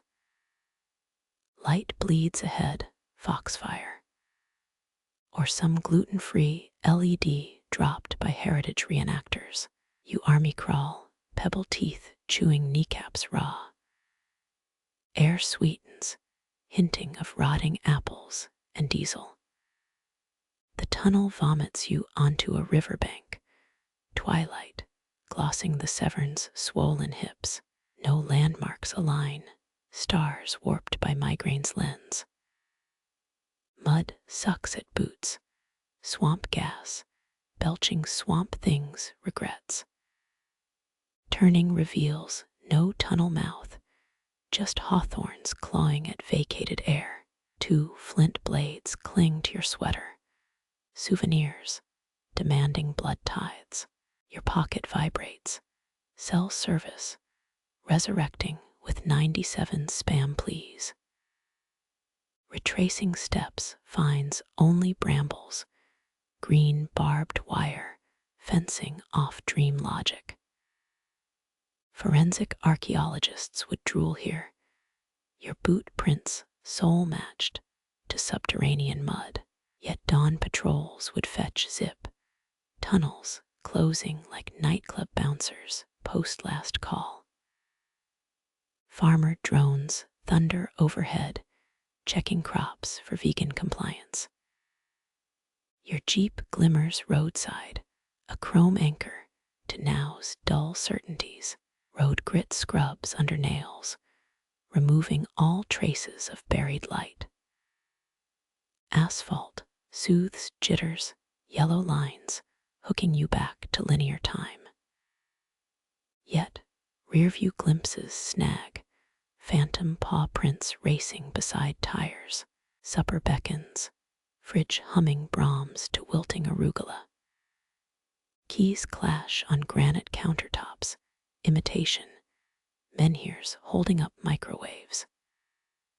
Shower steam tries scouring cave musk, but deep nostrils guard flintlust. Towel snaps, distraction stunts failing against napped ghosts under skin. Sleep comes sideways, your spine memorizing stones, oblique curricula. Paleontologists found rabbit bones in Cretaceous layers, proof rodents time travel better than nerds. Underground railroads bypass extinction, warrens sheltering off-menu evolution. You dream in burrow math, calculating angles where surface dwellers snap. Frost patterns whisper on window panes, hoarfrost runes updated for Wi-Fi eras. Thermostat clicks, central heating burning sacrifices to normalcy. Sip Earl Grey, loose leaf profits sinking without Tarikas. Flint blades perch above the sink, cheap thriller decor startling guests. None notice their edges realign at moonrise, busy scrolling through breakfast invitations. A paw print stains your left sole, mud hieroglyphs dissolving across doormats. 70 commutes erase it, tarmac grinders digesting cryptid spore. Hares box in distant fields, sugar-high kickboxers on spring grass. You wonder, did their great times infinity grandma watch you exit Earth's throat? Microliths gleam under fridge light, patient as subpoenas. Historians still argue whether they carved history or just gutted consequences. Dawn filters through blinds, Polaroid realism, flattening tunnel visions, toaster dings, carbon alchemy, transmuting bread into regret triangles. Flint winks from windowsill, reminding you old stones never beg. They wait sure as shin bones scabbing over graves, that hunger outlasts grocery lists. You smear jam across toast, red ruin seeping into perforated gold. A distant excavator beeps, metal claw salivating over fresh plots. Rinse the knife, dishwasher humming druid prayers, urban foxes screech, feuding over KFC discards. Footsteps fade down hallways, syncopated tempos mocking cave silences. Frost thaws from gutters, celestial spittle returning to cloud storage. The hair-shaped hole persists 9 fields east, winking beneath shifting constellations. Loam remembers your pH, your sweat salt, your retinal vibrations. Granite sips dawn patient as pensioners warming park benches. It knows you'll circle back when cities crumble quieter than biscuit crumbs. Earth's maw yawns eternal, off-ramp always lit for hungry children. Your shadow stretches gaunt, already rehearsing excuses for next laps. Blink, tears masquerading as pollen allergies. Somewhere underground, flint blades sing mock operas to worm courses. Your garden spade leans unused, its edge too dull for truth digging. Lunch demands assembly, another puzzle with calorie counts. You chew mechanically, taste buds muted by cave residual. Hair tunnels sprawl beneath soccer fields, arterial networks mapped only by dead mycologists. Tap water runs cold, mocking aquifer kinship. Dust moats invent ballets, plotless swirls defying choreography. Ice cracks in your glass, geological memory splitting atom thin. The void between atoms yawns, hollow as menhir throats. Nothing calls, yet walls thin where microwaves whisper to granite. Pretend it's tinnitus, medicalize the hum. Traffic builds, a crescendo drowning root beer aerations. Flint stays silent, archival patience etched in silicic acid. Lungs inflate compromise between cave and cubicle. Night falls like a dropped curtain, third act, eternally deferred. Street lamps buzz, electric priestesses tending vestal vapors. You switch off lights, inviting liminal ingress. Paw prints phantom dance across ceilings, cenotaphs for roads not dug. Sleep comes, a temporary cave sans flint or consequence. Dreams offer backhoe discounts, excavator leases payable in keratin and regret. You decline, rolling towards walls cold comfort. Some burrows stay buried for everyone's good. Check locks twice, deadbolts clicking like napped stone. Blades may outlast metal, but fear outlasts both. Moon bleaches carpets, cheap lunar mimicry. Breathe, stars collapse into screensavers. Dawn's anesthetics kick in. Rain polishes the menhir's flank, like a licked thumb on old glass. Each storm scrubbing runic graffiti into accountant's chicken scratch. 14 wet seasons warp Ogham into supply lists, pecked at by finches who prefer receipts to funerary chants. You trace blurred glyphs with a cooling fingertip, where blood moon now reads 3 barley sacks ode. The villagers blamed sleet when census stones got slippery, but lean budgets make handy erasers. Your nail snags on a faint spiral exiled beneath scribbled tallies of sheep debt. Mainstream archaeologists confirm Neolithic clouds, new double entry bookkeeping. Entire villages starved to balance solstice ledgers. A finch drops lichen onto your sleeve, chipping mortar from forgotten epitaphs. The squawk seems to say, history's just palimpsests drafted by winners with grindstones. You count 9 nests wedged in glyphic alcoves, avian squatters, untroubled by beheaded ancestor ambience. One nest glints, packed with foil gum wrappers and a WWII shilling. Quirky fact, pensioners still nail salt licks here, petitioning stones to ease arthritic knees. Granite stays mum arthritis, being a rookie ailment for rocks.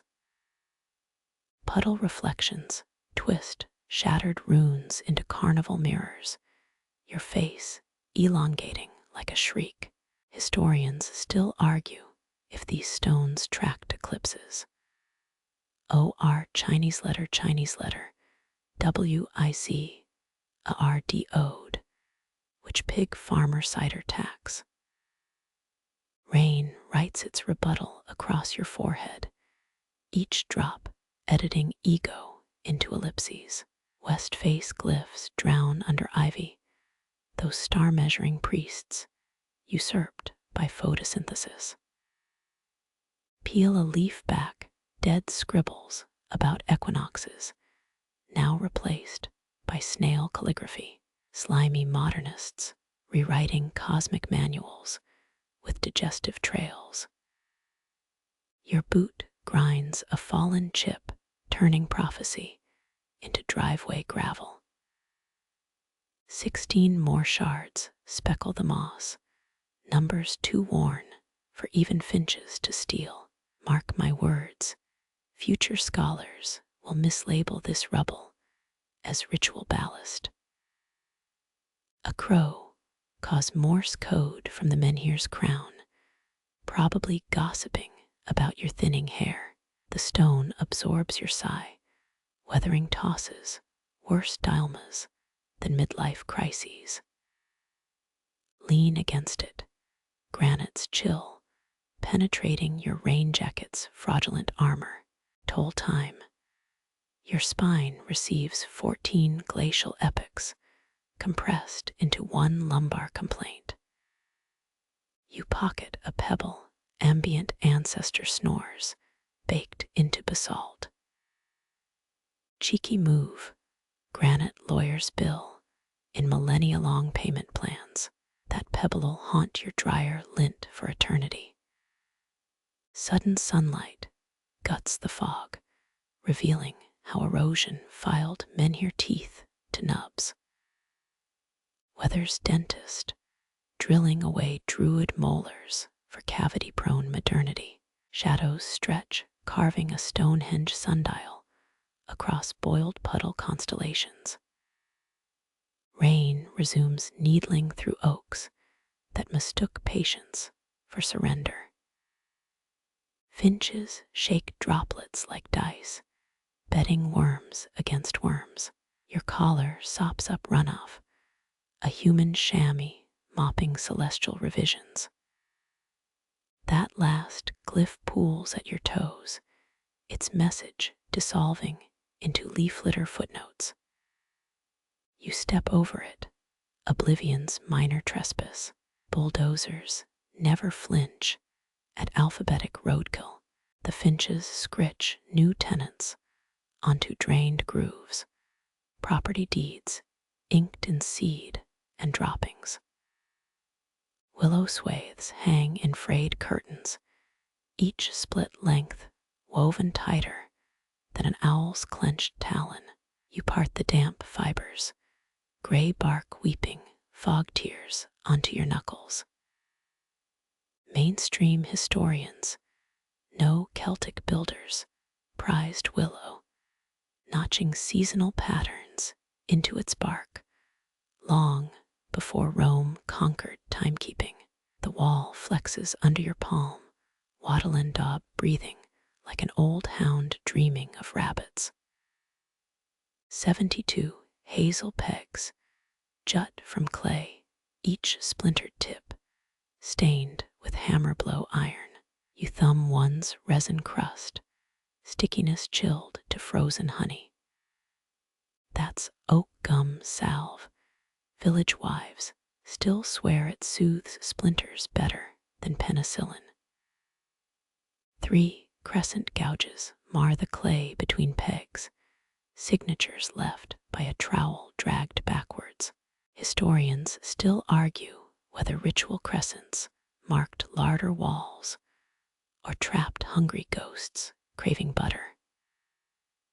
One thing's certain, no one hammers 72 pegs without desperation whistling through their teeth. A breeze parts the willow veil behind you, revealing empty fog where the menhir broods. Calling it a wall feels generous. This thing's more barnacled scab than architecture. Each hazel peg angles slightly left, signatures of a thatcher, losing daylight or nerve or both. You count 27 iron stains, oxidation blooming like tiny rust galaxies. Kneel closer, earth might scuttle from your shadow into peg shade. Their fleeing legs scritch the silence louder than church mice nibbling tithe ledgers. Quirky parish records claim loud mites herald rain, though yours just seem pissed about boot-induced earthquakes.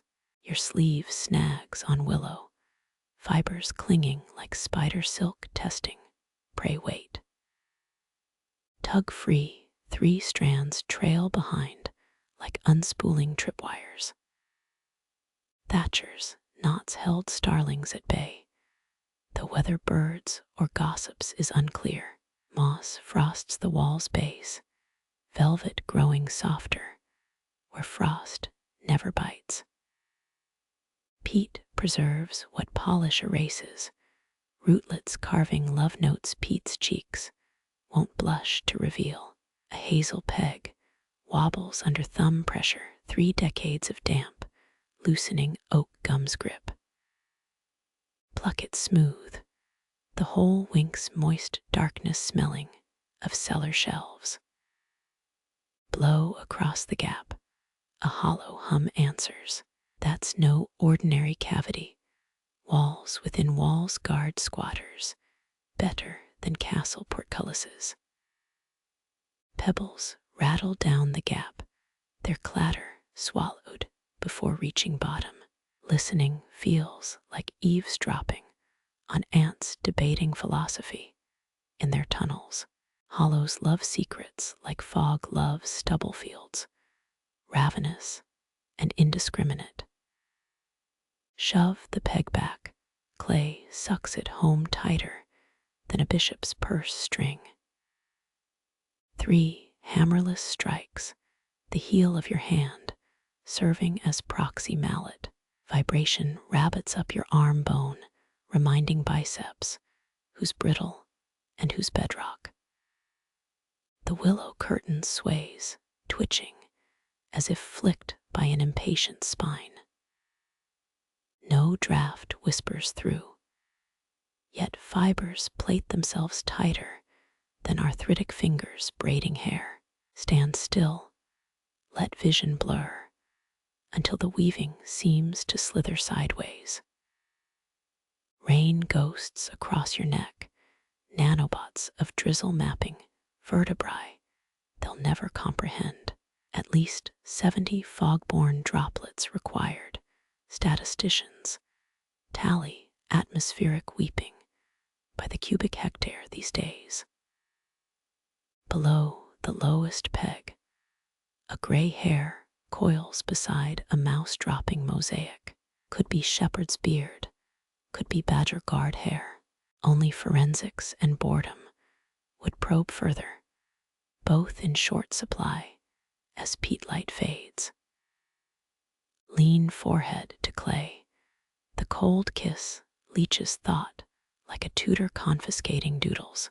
30 breaths fog the wall, your own condensation, limning temporary glyphs on permanent daub. Trace a spiral watch droplets distorted into question marks. Willow fronds brush your earlobe, dry leaves rasping rumors about your cholesterol levels. Vines gossip, no nutritional advice required from chlorophyll courtiers.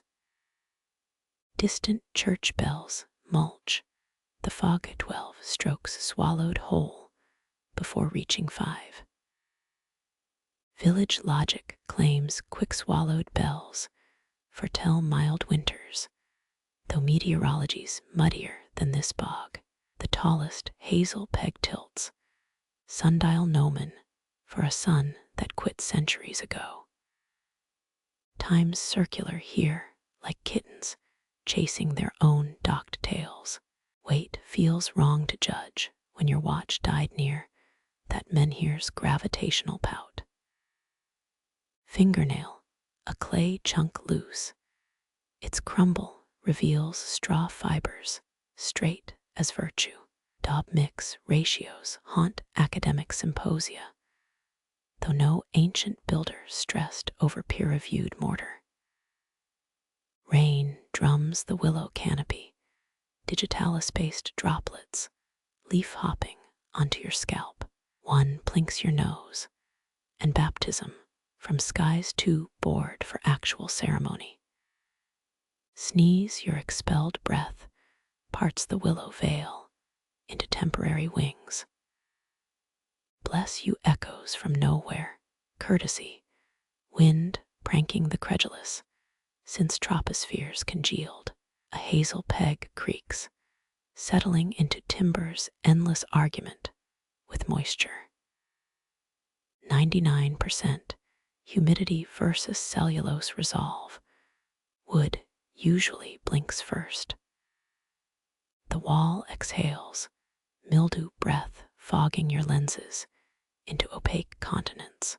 Wipe clear, streaks mimic delta rivers on satellite relief maps. Geographies everywhere when you're damp enough to hallucinate. Step back 72 pegs, resolve into tactical constellations. Mallet gangs used hazel stakes to mark turf disputes. Cemetery surveys lack such poetic stabbings. Kneel knees sinking into moss that forgives better than any parish priest. Moss remembers everything, yet accepts pollen's alibis without cross-examination. Peel a willow strand, strip bark, until pale sapwood glistens. That's fresh as spring despite decades dead. Timbers clock broken longer than your last diet resolution. Suck the bitter pith, tannins parching tongue creases, drier than papyrus. Mousebones grin from a peg base, mandible wired by cobweb to knobbled spine. Final meal, fungus gills still dusting rib cage like paprika on finger food. Stand your shadow startles a spider off its clayface web. It repels silken blame. Legs peddling accusations, fog neither hears nor cares to translate. Willow whispers resume gray leaves, clacking morse, even finches dismiss as drunk old tales. translations overrated when atmospherics mute vowels to shrugs. 3 hazel pegs darker than others, iron leached deep by decades of sacrificial drizzle. Touch 1, static snaps your fingertip like a vole trap's sprung kiss. Crouch lower, squint, until the pegs resemble nail-studded planks from county jail doors. 60 mallet strikes echoing. Warden's new acoustics tighten bowels faster than bread rations. Leftmost pegs crowned with cat fur, ginger strands calcified by decades of patient dew. Some barn cats throne surely more dignified than plastic vets' tables. Wind flips a willow curtain, slapping wet leaves across your lips. Spit bark mulch flavor profile. Damp cynicism with top notes of expired hope. Your sleeves soaked now, cotton waffling under fog's assault like meteorologically bullet tissue. Hypothermia creeps closer, an uninvited guest clutching casserole dishes of bone ache. Thatcher's bargain stands, 72 hazel teeth biting clay to stifle what walls alone can't contain. 3 moons silence per peg, math totaling 18 years mute. What cost that hush? Willow reknots itself behind you, weaver's bargain upheld without witness. Twilight licks the eastern pegs, granite patience edging into view. You turn east, wet socks keeping time like metronomes stuffed with dead eels. 3 heartbeats stumble, then sink with dripping willow tears hitting clay. Pegs exhale rust constellations, sighing through 60 years of withheld stories. Your breath joins theirs, one damp chorus beneath starving stars.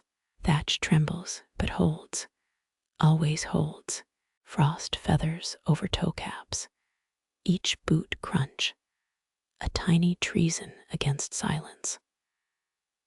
Plow grooves fossilize under moonlight, crisped into topography, sharper than any farmer's intent. Mainstream historians note medieval peasants plowed counterclockwise, believing it mirrored the sun's path and warded off hail. Your footprints snake clockwise, deeper than any pilgrim's shuffle ought to dig. Pressure builds underfoot, as if stepping on an anvil where gravity married spite. Archaeologists found 63 decapitated crows buried near Karnak stones. Animal activist groups still protest museum, exhibits displaying them. The mud stiffens, freezing your tread marks like plaster casts for future interrogations. Every 7th step, a metallic twang shivers up your calf bone. Could be old tractor parts, could be ley lines, humming sousaphone dirges beneath the frost. Historians still argue whether ritual circumambulation pleased gods or simply frustrated cartographers to tears.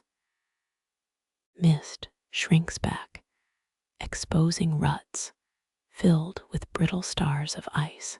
Your heel grinds one. The crack echoes louder than a walnut in a cathedral. 17 more stars glint ahead, misplaced constellations farming forgot to name. Kneel, peel back ice from a rut's edge.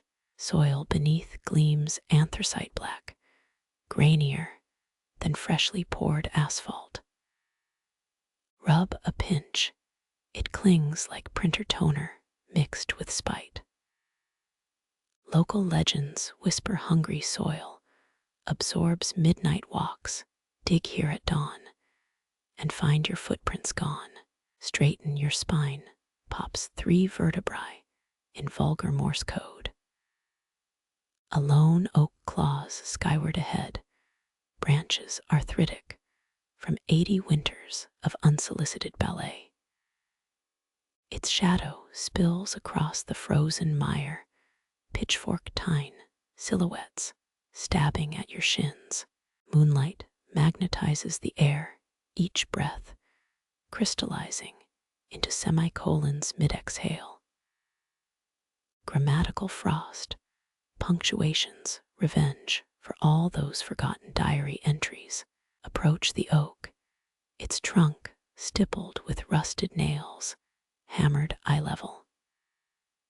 15 iron wedges stud the bark, some flaked with turquoise corrosion, like discharged batteries.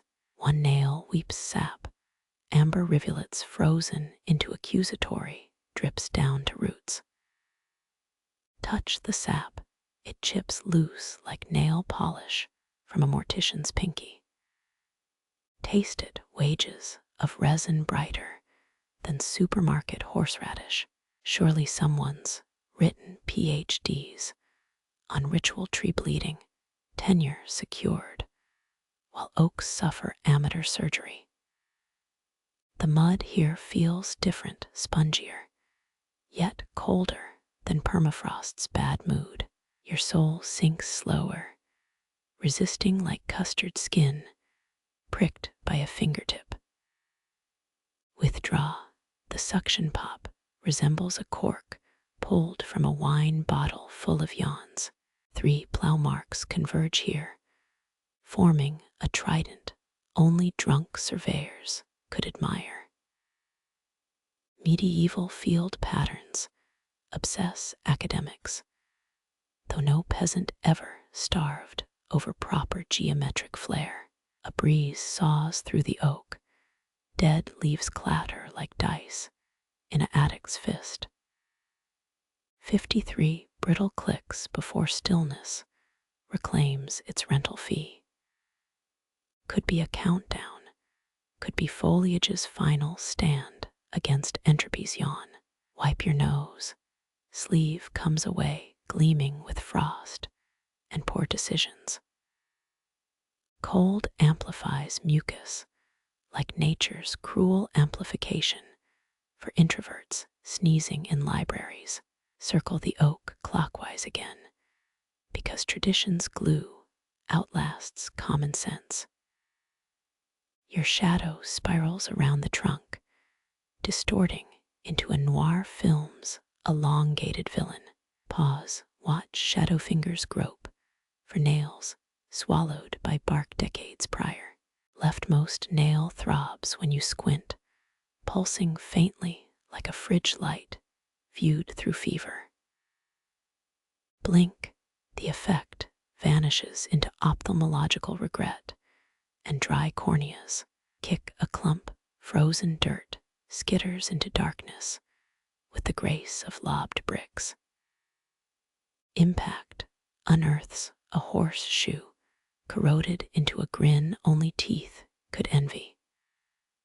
Iron oxide blushes across its curve, 7 nail holes weeping rust onto your palm.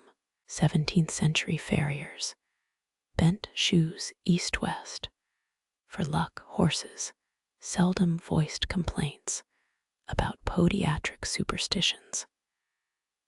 Hang it on that nail. Let grooms long dead nod approval through veils of peat. Static prickles your neck, the oaks leaning closer than 10 breaths ago. Timber never hurries, but glaciers envy its patience for psychological warfare. Backstep, heel snags a plow rut disguised as topography's afterthought. Wind rifles through your coat, zipper teeth chattering like a bureaucrat's dentures.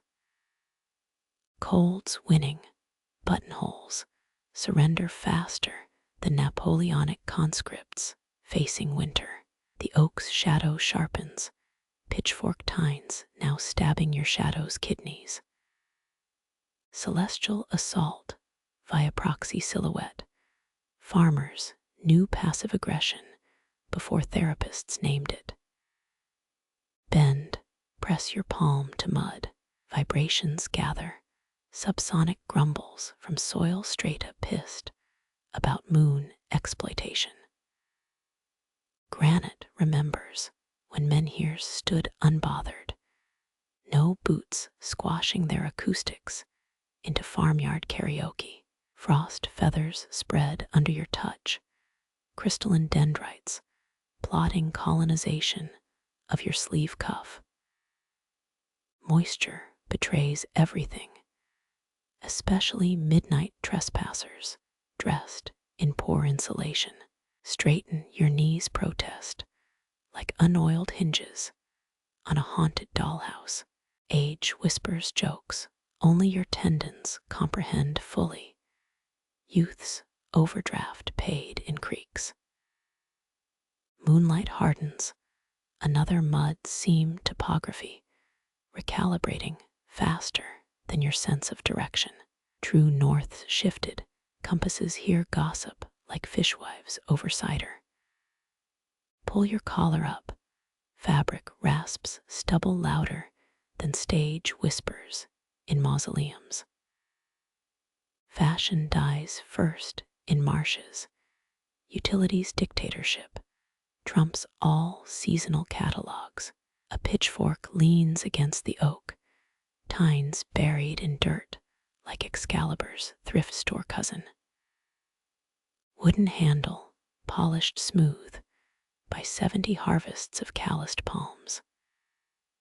Touch it, the grain still hums with last summer's barley sweat.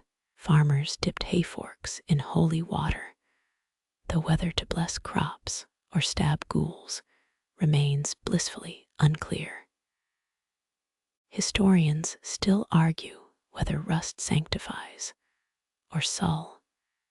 Your grip tightens, frost welding skin to wood grain. Pull, it resists like a toddler refusing broccoli. Tug, the pitchfork slides free with a slurp louder than a sinkhole swallowing gazebos. Dirt clings to tines, 3 precise globs resembling pudding scorned by toddlers. Flick it off, the mud spatters like birdshot against an oak root ganglion. Balance, the fork upright. It lists starboard like a drunk admiral saluting mirages.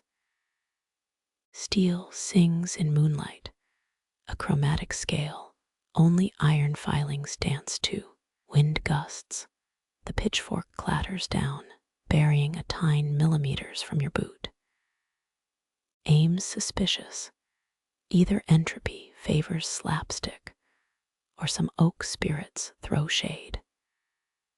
Step over the fork, your shadow bisects its shadow into mismatched twins. Cast 2 darknesses, 3 with the pitchfork. Family reunions get complicated after midnight. Moonlight bleaches color, rendering the scene an antique photo developing in real time. Fingers of frost spread, a monochrome fungus, colonizing everything but your breath's gray plume. Plow ruts stretch ahead, frozen guides showing exits you never meant to take. Walk toes numb past complaining, socks resigning themselves to martyrdom. 40 paces turn back. The pitchfork stands upright again, tines stabbed precisely where your footprints pause. No winds blew, no hands visible, just steadfast steel reclaiming its post. Oak nails gleam, 15 winking pupils in bark-lidded eyes. Clockwise circling suddenly feels less poetic, more parole violation. Mud sucks your next step, claiming a boot heel with amphibian patience. Balance shifts, world tilting as geology mocks bipedal hubris. Catch yourself, palm slamming pitchfork handle. Vibration sings up ulna bones. A fork's toothache echo, hitting high C release. Handle thrums like a tuning fork, stabbed into Satan's jukebox. Let it decay into resonance your molars feel, but ears can't capture.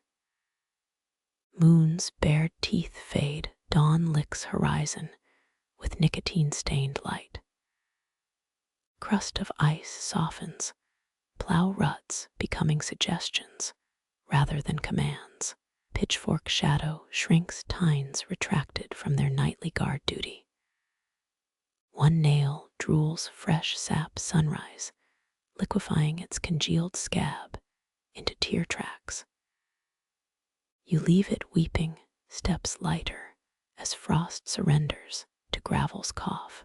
Stonesil's magnetic ache dulls, redenning into mere dirt beneath your soles. Footprints fade clockwise ambition, swallowed by mud's amnesia. Pitchfork reforms nothing, steel's piety blunted by morning's indifference.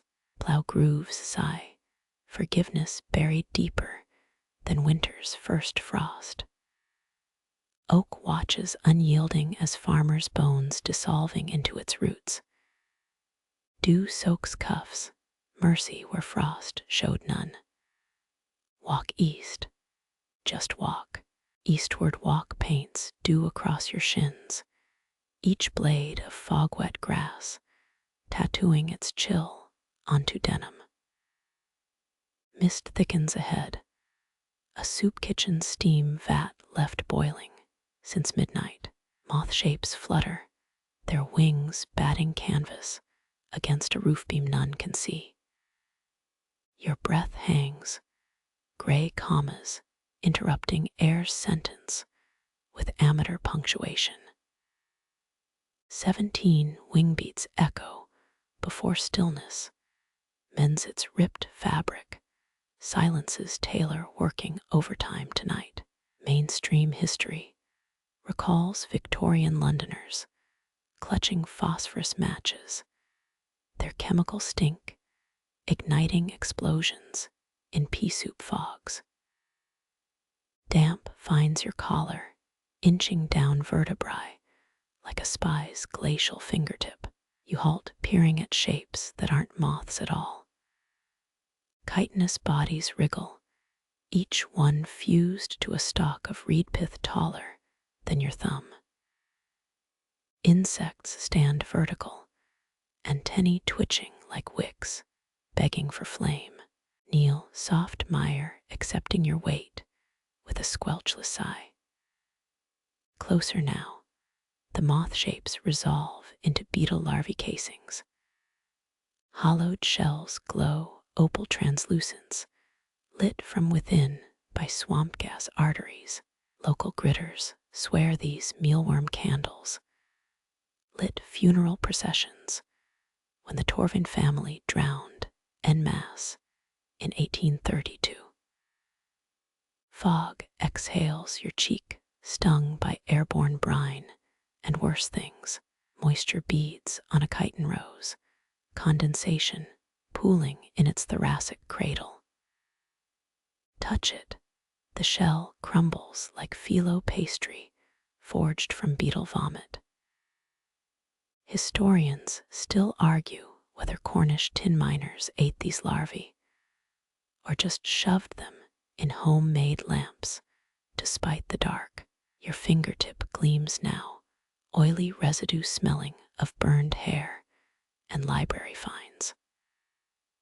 A reed sways, its mealworm tenant performing slow pirouettes for no audience.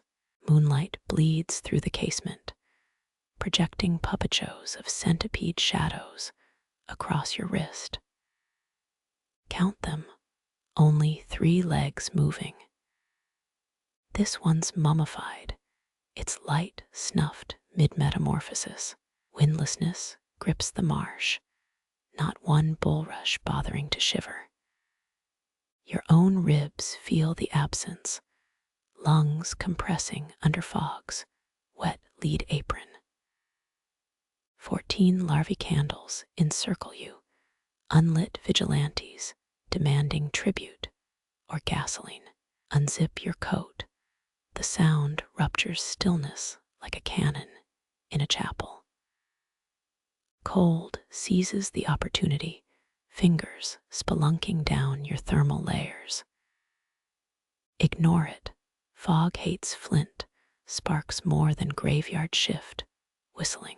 One candle leans closer, its open abdomen maw gleaming like a submarine's viewport. Peer inside. Chambers spiral deeper than a seashell's worst secrets. Depth distorts. 3 centimeters yawn into telescopic miles of intestinal architecture. Quirky diarists wrote of Tamerlane's tapers, Ottoman prisoners, allegedly lighting siege tunnels with glowworm paste. Smells better than whale blubber tastes, worse than taxidermists' varnish. Sweat beads on your nape betrayal when thermoregulation dabbles in treason. It trickles tracing your spine like a jailer's chalk mark on condemned leather. A mealworm candle hisses, moisture hitting its abdominal furnace. Steam curls, forming specter rabbits dissolving before they fully gestate. Blow gently, vapor rabbits scatter like beads from a snapped necklace. Legend claims candle steam shows futures, but only the futures nobody wants. Colonoscopy appointments, missed trains, unpaid parking tickets haunting credit scores, straightened knees popping like bubble wrap under a librarian's shoe. 3 candles extinguish their glow snuffed by respect or stage fright. Shadows congeal where light retreated, pooling around your boots like spilled crude oil. The fog bank parts, revealing a path paved with slug shine and stubbornness. 23 paces ahead, a stone stoop overflows with rainwater and indecision. Your canteen's dry tongue, sanded raw by thirst's industrial abrasives. Move, do soaks through sock elastic, each step squelching promises of athlete's foot. Ignore the candles swarm their glow dimming as you breach their perimeter. 17 extinguishing clicks chase you, insect choir singing extinction, dirges in chitinous click language. Ahead, the stone basin brims with liquid night. Birch pollen dusts its surface, pale constellations drowned in aquatic ink. Dip your hand, fingers vanish past knuckles into water blacker than chapel hat pegs. Cup a palmful, it flees through finger gaps before reaching your lips, thicker than water, slick as printer's ink cut with shame. 25 ripples chase each other, echoing duck feet, fleeing breadcrumbless futures. Last drip falls, reverberation gonging through the basin like struck obsidian. Your reflection finally appears, features warped by concave stone into a funhouse smirk. Pupils glow, borrowed candle shine, painting them sulfur yellow for 3 blinks. The moth shapes return, buzzing your crown like fuzzy halo rejects. Don't swat. Historians' journals mention corpse light swarms blinding peat cutters in 1906. Their wings graze your scalp, velvet drag against follicle and fate. Step back, water stills into patrol petroleum glass certainty. Your reflection holds, grinning wider than jaw hinges should allow. Non-reflection, unreflection, anti-reflection, grinning with borrowed teeth from graves unmarked. Run, heel skids through mud, momentum bargained, poorly with physics. 13 candles light behind you, ignition, source, suspiciously absent. Their glow stretches your shadow into a funhouse villain, limbs elongating into gully strangler proportions. Fog thickens, breathing becomes swallowing wool, scarves stolen from sarcophagi. Stumble knee impacts mud with a prayer's wet thud. Mealworms hiss, their collective heat warping air into funhouse mirrors of vapor. Breathe shallow, mouth closed, nostrils filtering marsh gas through nose-hair battlements. Duck walk forward centuries of peasant posture, honoring whatever this humiliation summons. Stone stoop reappears, a cyclops squatting in gloat mode. Your canteen cap dangles, chain clipped to a belt loop, like infant's pacifier. Unscrew it, hold the mouth beneath the basin's overflow spigot. Black water trickles, gasping like a widow's final exhale down a tracheotomy hole. Half full, cap it quick before the liquid remembers it hates containment. The basin gurgles, contentious bubbles, arguing pipe diameters in subterranean dialects. Candles extinguish, plunging the world into monochrome gradients of gray depression. Fog's lung inflates, each molecule pressing against your eardrums like depth-charged regret. Walk, just walk. The moth shapes settle behind, chitin crackling like static cling on cheap headphones. Dawn remains theoretical, held hostage beyond horizons packed with bureaucratic fog. East still points somewhere, compasses be damned, or bribed appropriately. Sip nothing. Canteen sloshes like a janitor's mop bucket, full of bad answers. Mealworm candles litter the path now, dead flares, smoking post-mission failure. Crush one underheel, crisp disintegration, echoes through the bog like a rodent's wishbone snap. Fog exhales your shirt, plastered to scapulae by sweat and swamp approval. Don't look back, candle glow winks once where no candles remain. Lichen glows ahead, star-paced, smeared on dolmen shoulders by drunk constellations. The path steepens, boots sinking deeper, where gravity writes sonnets in quicksand. Lichen glows ahead, star-paced, smeared on dolmen shoulders by drunk constellations. Your soles meet granite slope, tilted slabs, inviting pratfalls and humility. Knees complain first, reminding you that Stone Age pilgrims had better calf genetics. Welcome to Neolithic ergonomics, where mortarless masonry doubles as spine realignment therapy. Crushed aster flowers stain your kneecap, purple bruises, weeping vegetal apologies.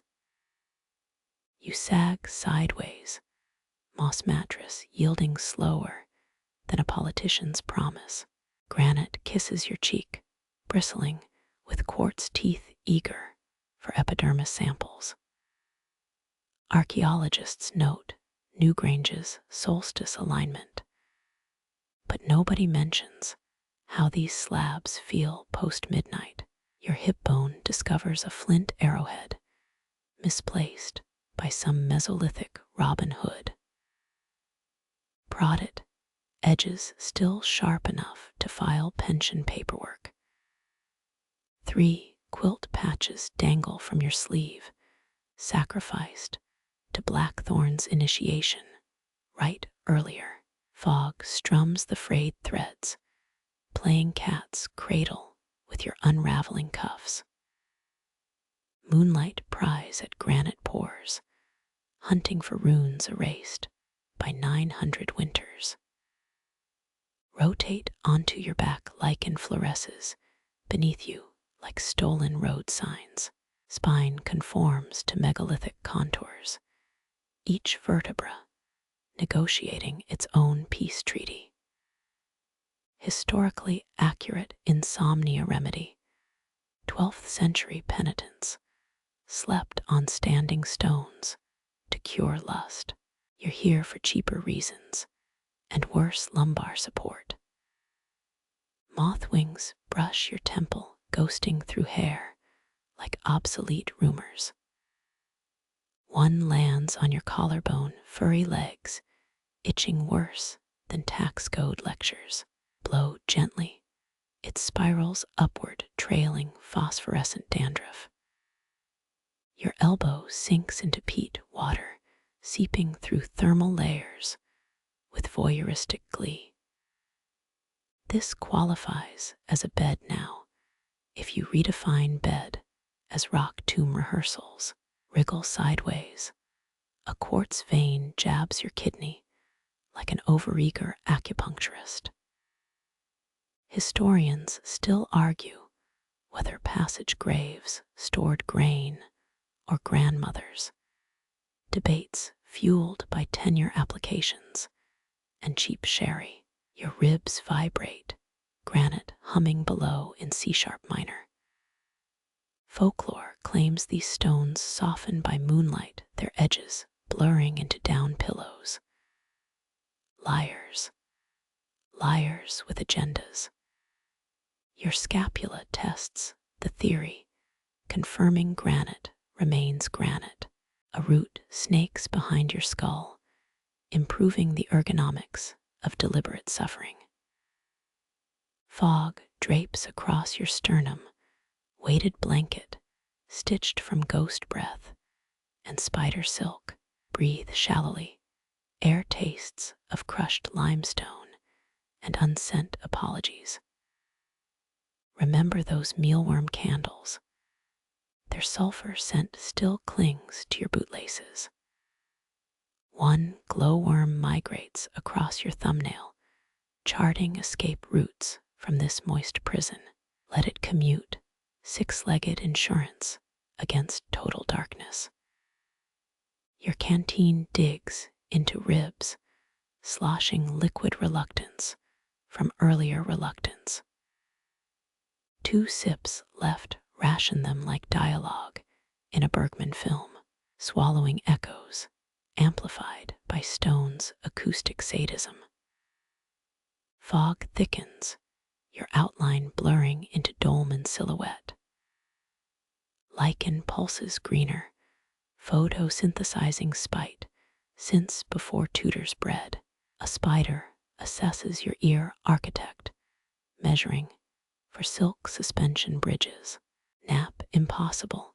Granite radiates damp contempt for mammal comfort. Archaeoastronomy.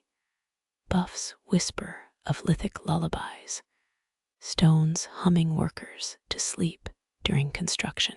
Those workers clearly died mid-snore, collapsed lungs full of ambition and quartz dust. Shift again. Denim soaks through at the thigh, an ink blot declaring surrender. Your watch glows uselessly, time partitioned into moments before next discomfort. 3 stars blink through vapor, Pleiades mocking your horizontal commitment.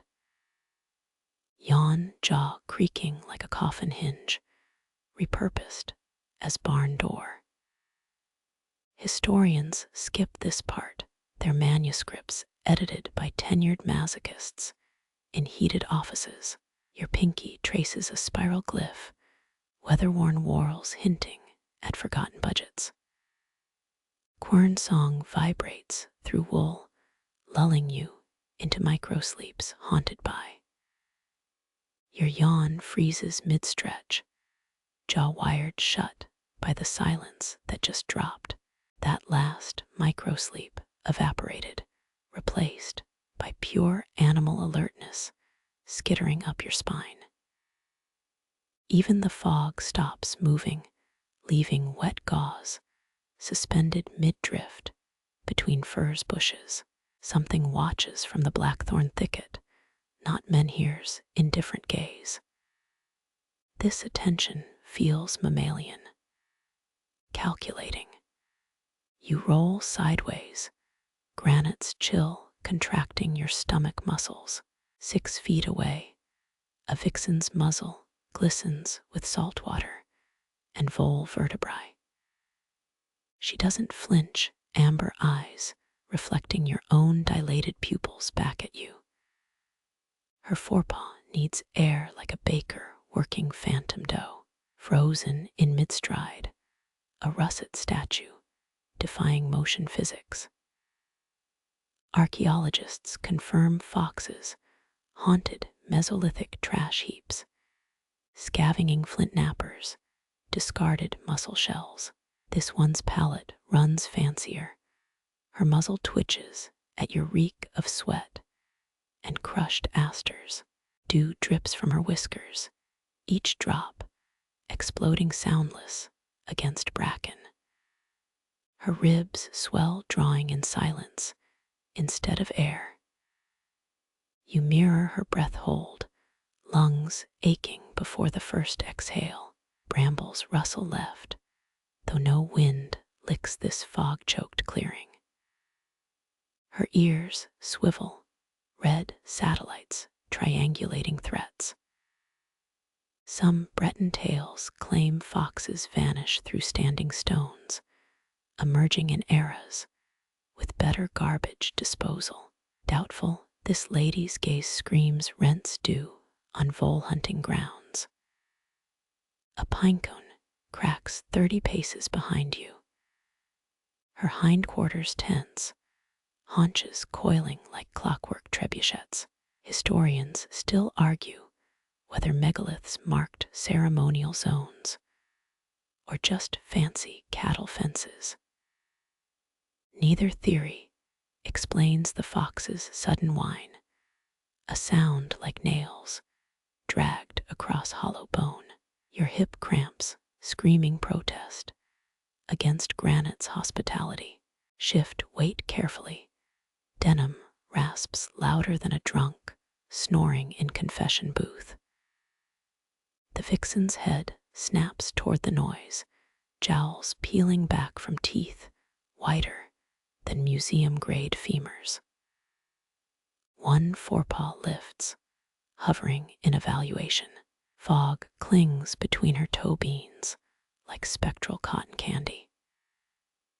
Dr. Pierre Lebroc's 1973 monograph insisted Breton foxes understand menhir placement, citing 27 instances of dens aligned with solstice shadows. Peer reviewers called it optimistically fecal.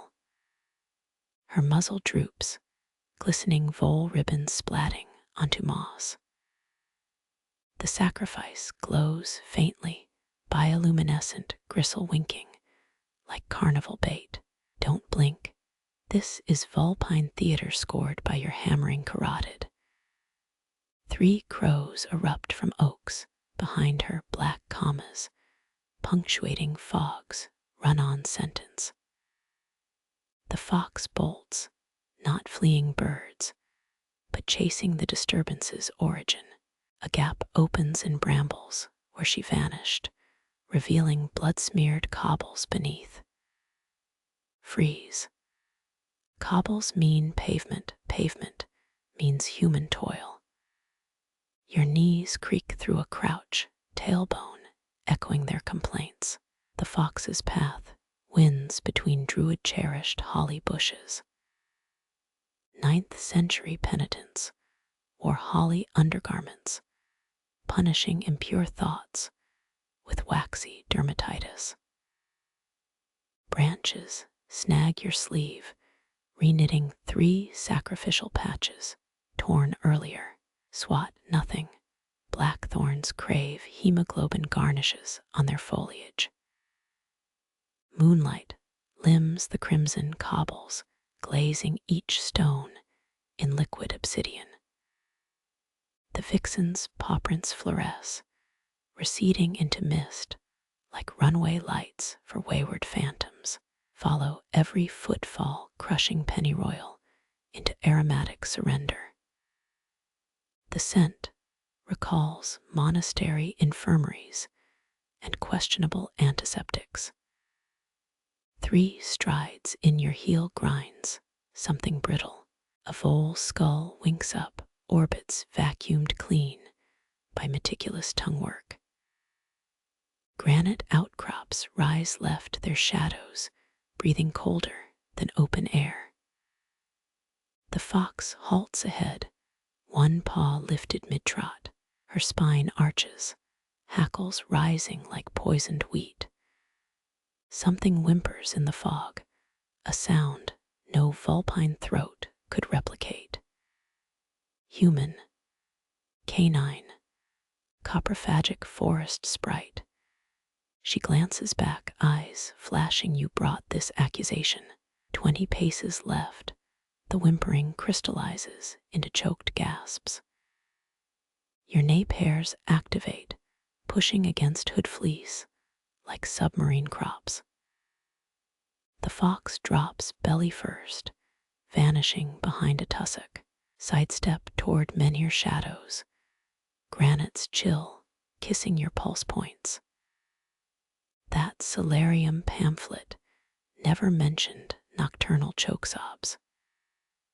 Your boot finds a depression, ankle twisting on what feels like a jawbone. Ambient light shifts, moonlight refocusing through fog lens onto a cairn. 30 fist-sized stones stack neatly, crowning a moss-gulfed depression. 18th century boundary markers. Neolithic toddler graves. Peer closer, lichen glows blue where fingers scraped moss away. The cairn shudders, backpedal heel connecting with menhir in a concussive kiss. Cranium rings like cathedral carillon visions of concussed druids dancing through retinal static. The whimpering stops. Silence snuffs the clearing. Even the fox's breath hiss evaporates. Cobbles gleam wetly, arterial tributaries mapping your escape routes. Gravel crunches left, rhythm too staccato for pause.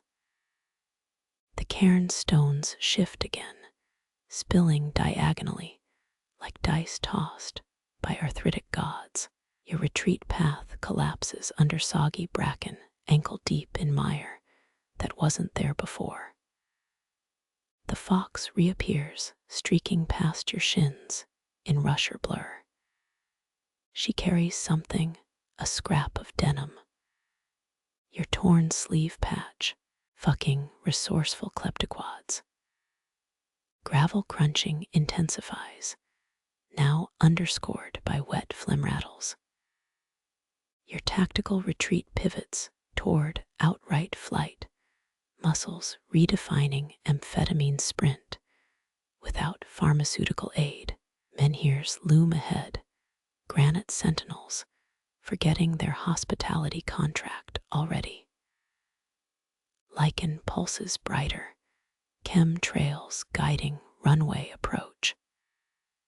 Should have paid attention when they said don't circle stones under 3/4 moons. The phlegm rattle congeals into words, guttural consonants sawing through fog. Old Breton, worse, modern profanity slurry. The fox glances back mid-gallop, muzzle wrinkled in vulpine amusement. Her exit strategy seems firmer than yours, frame dissolving into mist beside the tallest stone. Your lungs shriek, thighs aflame from granite's earlier hospitality. Brambles lace across the path, aerial roots snagging bootlaces with spiteful precision behind liquid splattering. Something about property taxes and desecrated Sunday best. Your palm slams menhir's surface, rough empathy shocking nerve, endings awake. The fox's den yawns at its base, a root-choked tunnel smelling of rancid butter and blind exits. Dive scalp grazing lintel stonework carved before Westminster Abbey's foundation. The earth swallows your panic, replacing fog stink with worm breath and wet flint. Silence descends, broken only by your pulse throttling jugular real estate. Outside, gravel spitting fades into fog's general white noise. A damp nose prods your elbow, the fox reclaiming den space inches from your face. Her eyes adjust first, glowing sulfur discs in absolute black. She sneezes, spraying your cheek with vol-tainted dew. Payment rendered. Truce struck. Somewhere above, a crooked finger of indifferent rock probes skywards.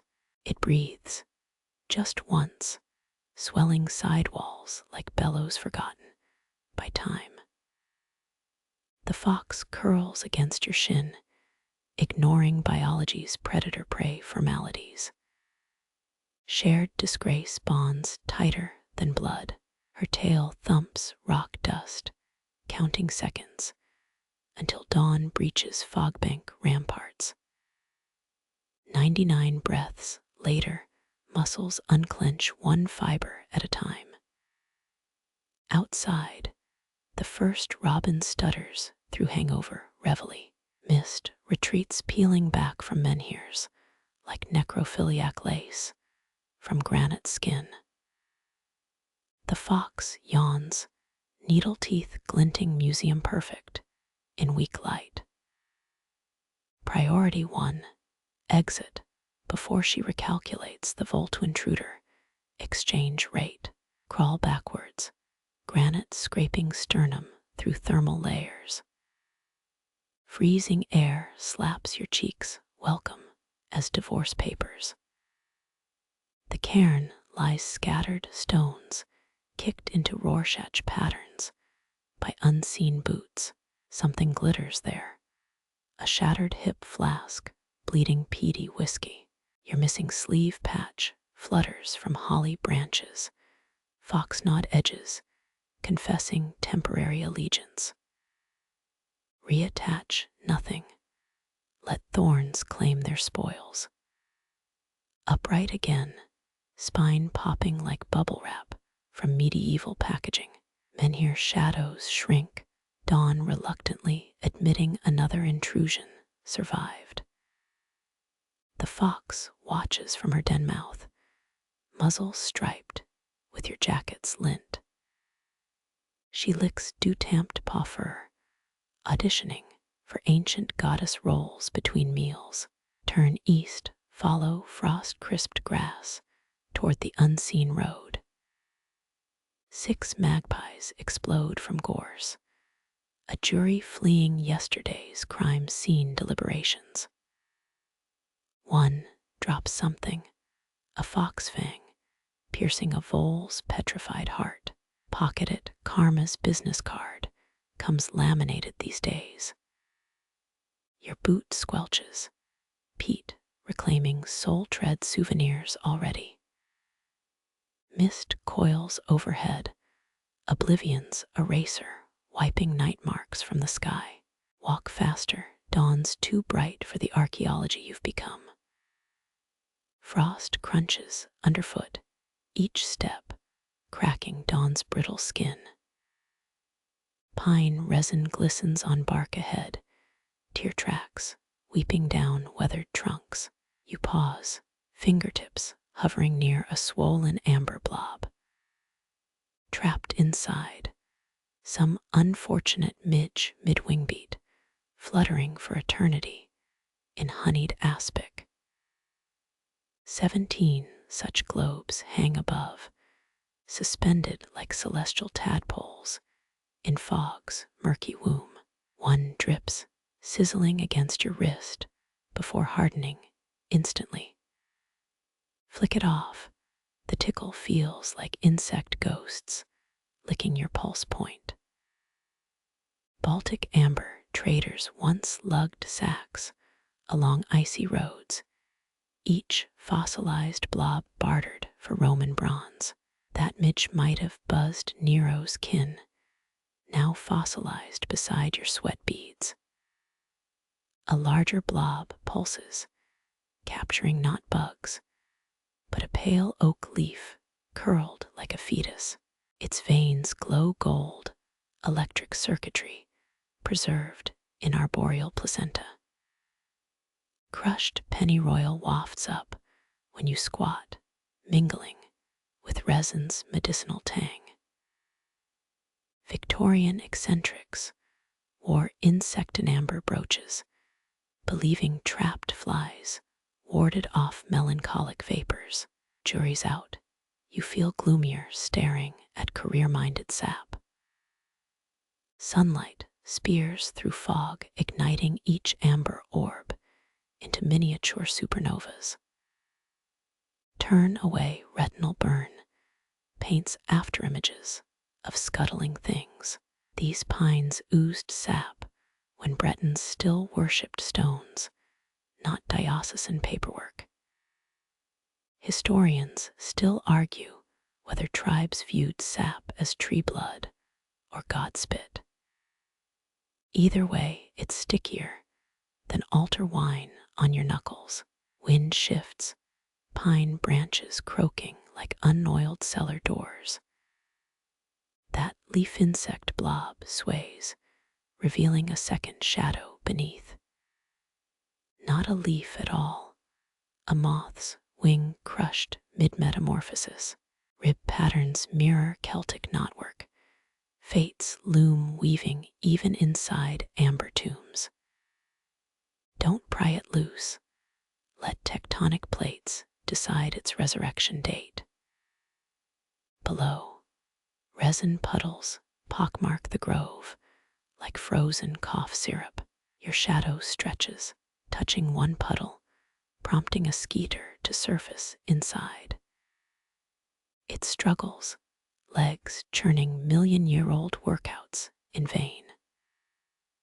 Someone's car alarm wails miles away, electric modernity, serenading futility's oldest hymn. The fox appears, sniffing resin trails with theatrical disdain.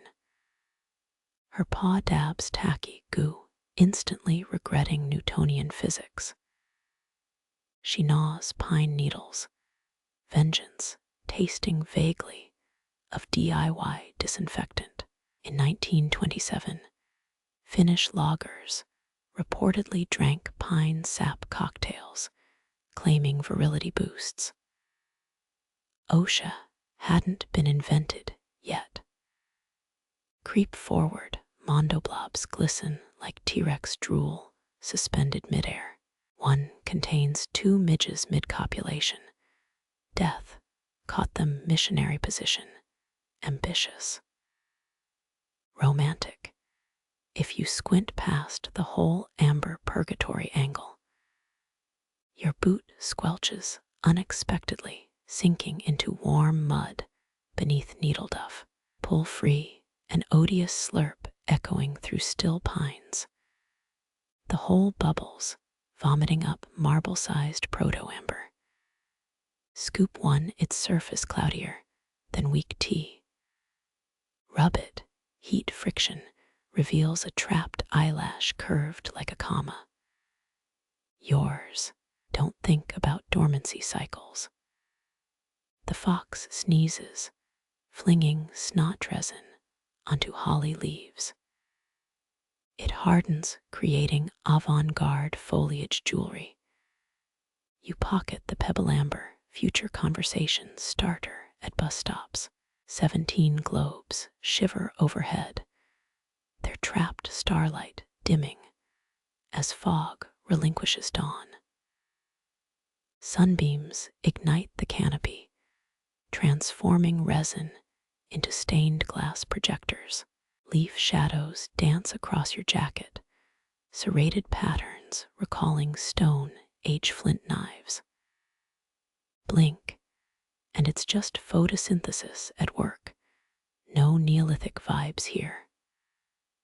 The fox bolts, unimpressed by photonic theatrics. Your pocket warms, that amber pebble humming like a misplaced phone. Pull it out. The eyelash now floats freely inside, swaying to subatomic currents. Pocket it faster. Weirdness hibernates better in denim. Breeze gusts, sending amber blobs penduluming on invisible strings. They click together, glass harmonica pitches, ringing through pines. One strikes your temple, leaving sticky stigmata. The Baltic trade route feels very personal now. Mudhole gurgles, birthing another proto-ember sphere. This one's clearer, a child's milk tooth cradled inside. Not yours, unless kindergarten archaeology went sideways. Toss it back, let Earth reclaim its creepy reliquary. Sun climbs, resin streams thinning to brittle threads. Those 17 orbs solidify into permanent fixtures, bug sarcophagi, weathering future rain. You inhale pine, lungs filtering 11 centuries through alveolar sacs. The fox yips double time now, prodding you toward less clingy vistas. Exit the grove, tree shadows shrinking like retreating night witchmen. Amber's perfume fades, replaced by Bog's sulfur belch. Glance back once, globes glinting like looted pharaoh's tears. Walk quicker, wet socks squelching, morose rhythms toward breakfast thoughts. Fog dissipates, exposing sheep pastures where reality feels less follicular. That molar probably fell from druid Bert's kid plague casualties. Get terrible dental plans. Historians still argue whether tree resins held ritual significance versus just being Neolithic duct tape. Your pocket buzzes again, amber pebble conducting silent operas against thigh flesh. Ignore it. Let future anthropologists wonder why you carried petrified eye gunk.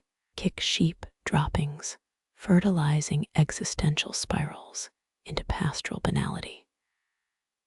The fox shadows you, muzzle resin-free and smug. She drops something at your boot, the discarded milk tooth, now fur-polished. Refuse payment. Kleptomammalian economics never favor primates. A magpie swoops, snatching the tooth mid-descent. Payment deferred. Avian intermediaries take 20%. You walk east, pine grove shrinking behind like coniferous guilt.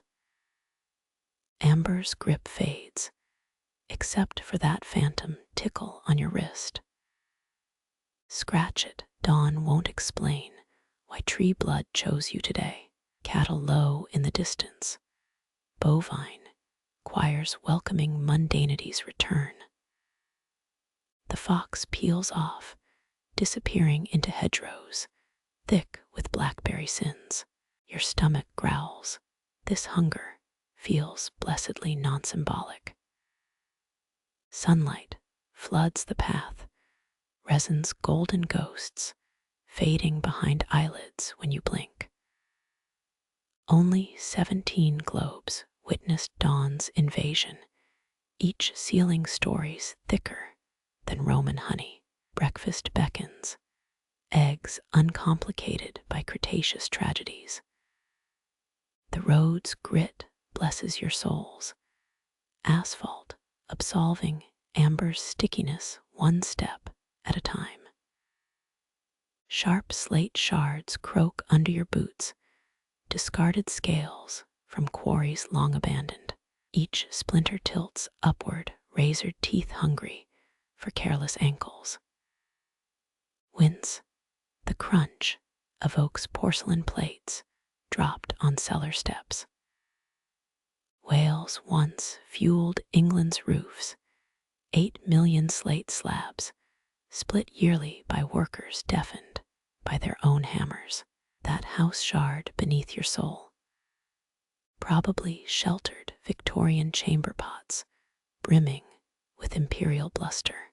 Fog coils through rubble like broth through split barley, dampening sound into woolen silence. Kick a wedge-shaped fragment, it skitters over bedrock, revealing claw marks beneath, not tool marks, parallel grooves, spaced lictines on some colossal rake. Folklore whispers of cockneys, subterranean imps blamed for tunnel collapses. Miners left pastries underground to appease them centuries before union-mandated coffee breaks. Ahead lies deliberate destruction, stacked slabs smashed into mosaics of spite. Fist-sized flints litter the ground, caltrops meant for barefoot messengers. This isn't natural decay, it's vandalism, fossilized into geology. Historians still argue whether quarries died from exhausted seams or worker revolts, burying overseer bones in rubble. Breeze shifts, carving voices from fissures in the slate heaps. Not wind, actual syllables, hissed through lithic lungs. Nid ew de rasps one slab, like stone dragged across gravel. Uch adra, groans another its edges vibrating with glutinous malice. You catch Abertawy, a Welsh town miles inland here. The dialects jam together, consonants sharp as flint arrows. Sunlight stabs through fog, briefly igniting striations in the rock. Patterns swirl, not mineral deposits, but names scratched deep then erased.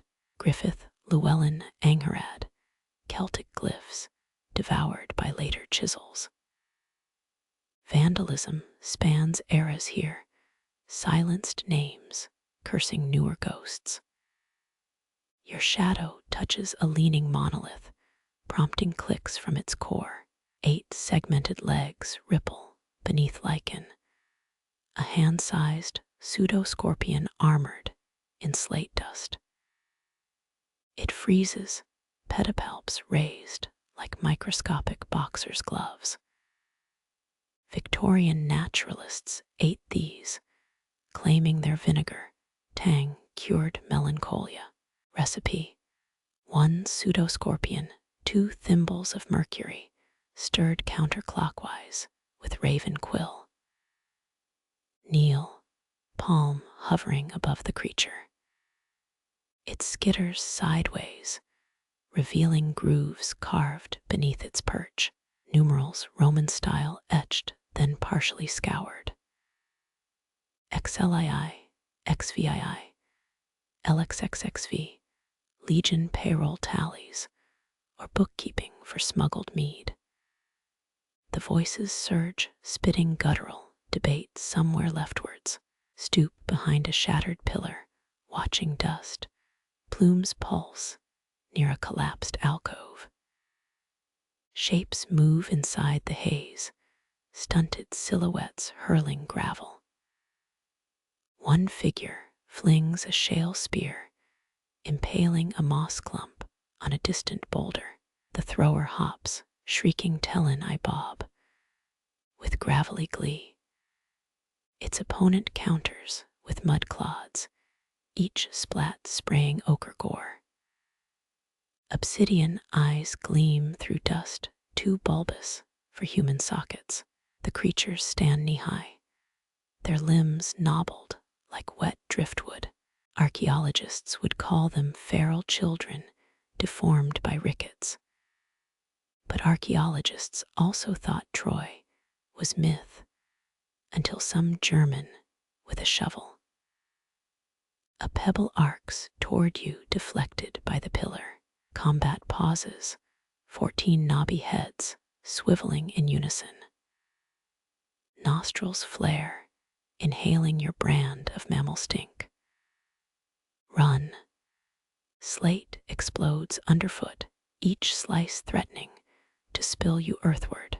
The screeches intensify, now harmonized into one multi-throated howl. Glance back. The horde flows over rubble, spider-quick, on calloused knuckles. You hurdle a toppled slab, its surface carved with crudely interlaced serpents. Voices screech, "TWLL din pobbed." An insult involving a baker's nethers. Folklorists collect these phrases, clutching notebooks in tweed armor as curses frost their spectacles. Dawn light glints ahead, slate grading into grassy pasture. The pursuers skid to a halt, huddled just inside the quarry's shadowline. Their leader shakes a tiny fist, baring teeth like broken slate splinters. Dina Fain Tra. It croaks, sounding less threatening than a clogged drain. A flint arcs past your ear, falling harmlessly in sodden turf. The pack retreats, melding into slate heaps like liquid obsidian. Catch your breath, fingertips finding fresh cuts from razor-edged gravel. That wasn't fog-induced hallucinating, though gin-drunk quarrymen saw worse after payday. True Celts believed some stones retained memories of bloodshed, granite grudge holders nursing ancient feuds. A lone figure emerges from the slate field, smaller than the others. It limps, clutching a mossy bundle, leaking ochre mud. The creature deposits its load 6 paces away, nodding once before dissolving into rock shadows. Approach warily. The bundle resolves into knotted reeds, encasing river clay. Pry it open, splinters of honeycomb ooze gold onto your palms. The scent blooms, heather-laced sweetness cut by mineral sharpness. A reward, apology, tribal tax evasion. The honey glows faintly, trapped pollens sparkling like drowned stars. Victorian apiarians swore quarry honey cured cataracts, though their bees often stung clients blind first. Your leaking cuts sting, amber-flecked blood pooling in creased skin. Smear honey across torn flesh, the burn subsiding into cool numbness. The slate field lies silent, just fog hissing through crevasses. Dead quarries brew volatile politics. Even ghouls need scapegoats for bad harvests. Pocket the honeycomb, sweetness balanced against today's ankle wounds. Distant church bells toll, brass vibrations flattening the quarry's whispers. Civilization's leash tugs again, collar chafing where limestone hits collarbone. You leave footprints into each one, erasing behind damp grass blades. The slate heaps watch crabbed silhouettes perched on memory thrones. Breakfast thoughts drift to toast and honey, conspicuously flirting with jam alternatives. You pick slate from your boot tread, flicking it into hawthorns heavy with complaint. A magpie eyes your honey-sticky palm, quadruple distilling avian greed into meme potential. Flap arms at it, memorizing the insult it screeches while fleeing. Old quarries exile their own fractured clans, squabbling over crumbs of dignity. Your thoughts turn to office buildings, equally petty, with worse vending machines. The final slate fragment clinks under heel, giving way to cow-nibbled turf. The furrows ahead promise no ambushes, just patient earthworms ruminating beneath loam. Northwest light spills now, gold hour, forgiving slate's sharp geometry. You exhale frosting air with oat-bland resignation. The turf yields too easily beneath your boots, each squelch suggesting soil that remembers being seabed. Up ahead, earth humps itself into ridges, resembling colossal knuckles punched from below. Granite peeks through moss, veined with quartz like frozen lightning.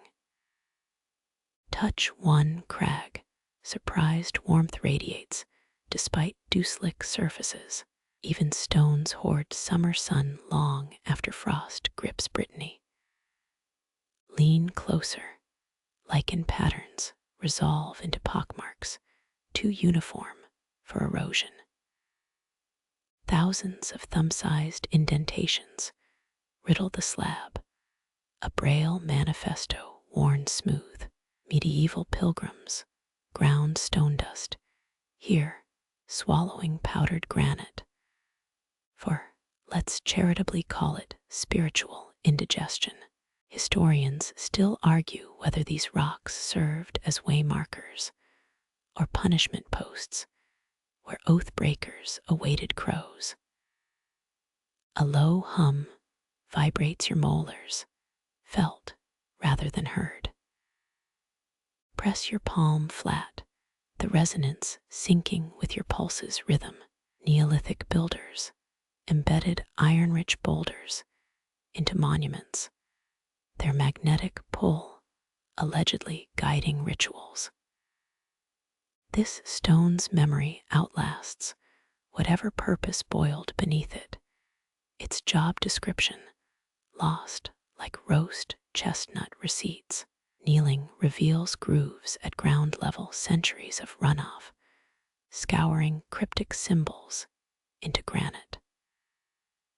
So old, the Vikings graffitied over them with his and hers dragon tattoos. Early cartographers labeled these mounds Earth's vertebrae, until overly literal anatomists asked what spine supports mud. The terrain steepens, granite knuckles forming jagged stairs. Gripping cold rock, your fingers find indentations polished by countless vanished hands. Some grooves match 4 fingertips, others notch space for 7. DNA sweaters got cruelly knitted here, fisher folk, deserters, milkmaids, all distilled into salt traces. Sunlight ignites moisture clinging to crags, creating prism glints where ore deposits thrived. Truly arthritic fossorial beings, fossilized mid-stoop.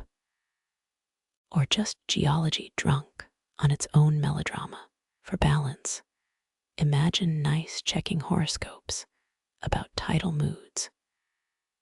The hum crescendos, now laced with what could charitably pass for harmonics.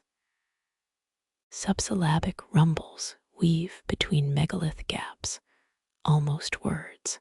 The debate's carbon dated back to 1923, when Professor Treadwin's team swore they recorded stones singing medieval plainsong. The wax cylinders later mysteriously melted on a radiator. Your canteen sloshes, its vibrations answered by a deeper note inside the crag. 60 years back, a rogue geomancer claimed Celtic warrior kings stored screams in dolmen chambers. She sold oak-stoppered vials labeled Banshee Vintage at county fairs. Reportedly cleared sinuses better than wasabi. Here's a slab cleaved clean, its face smeared with oily residue. Smell registers before memory, rancid butter competing with wet dog fur. Half-rotted wool tufts snag on quartz, a crude insulation job winters ago. Holes drilled at angles suggest lightning rods, abandoned after 5 successive storms roasted the installer's boot soles. Who'd homestead here an optimist, a gambler 13 debts deep. Fungi carpet niches where mortar failed, translucent caps glowing like Chernobyl portobellos.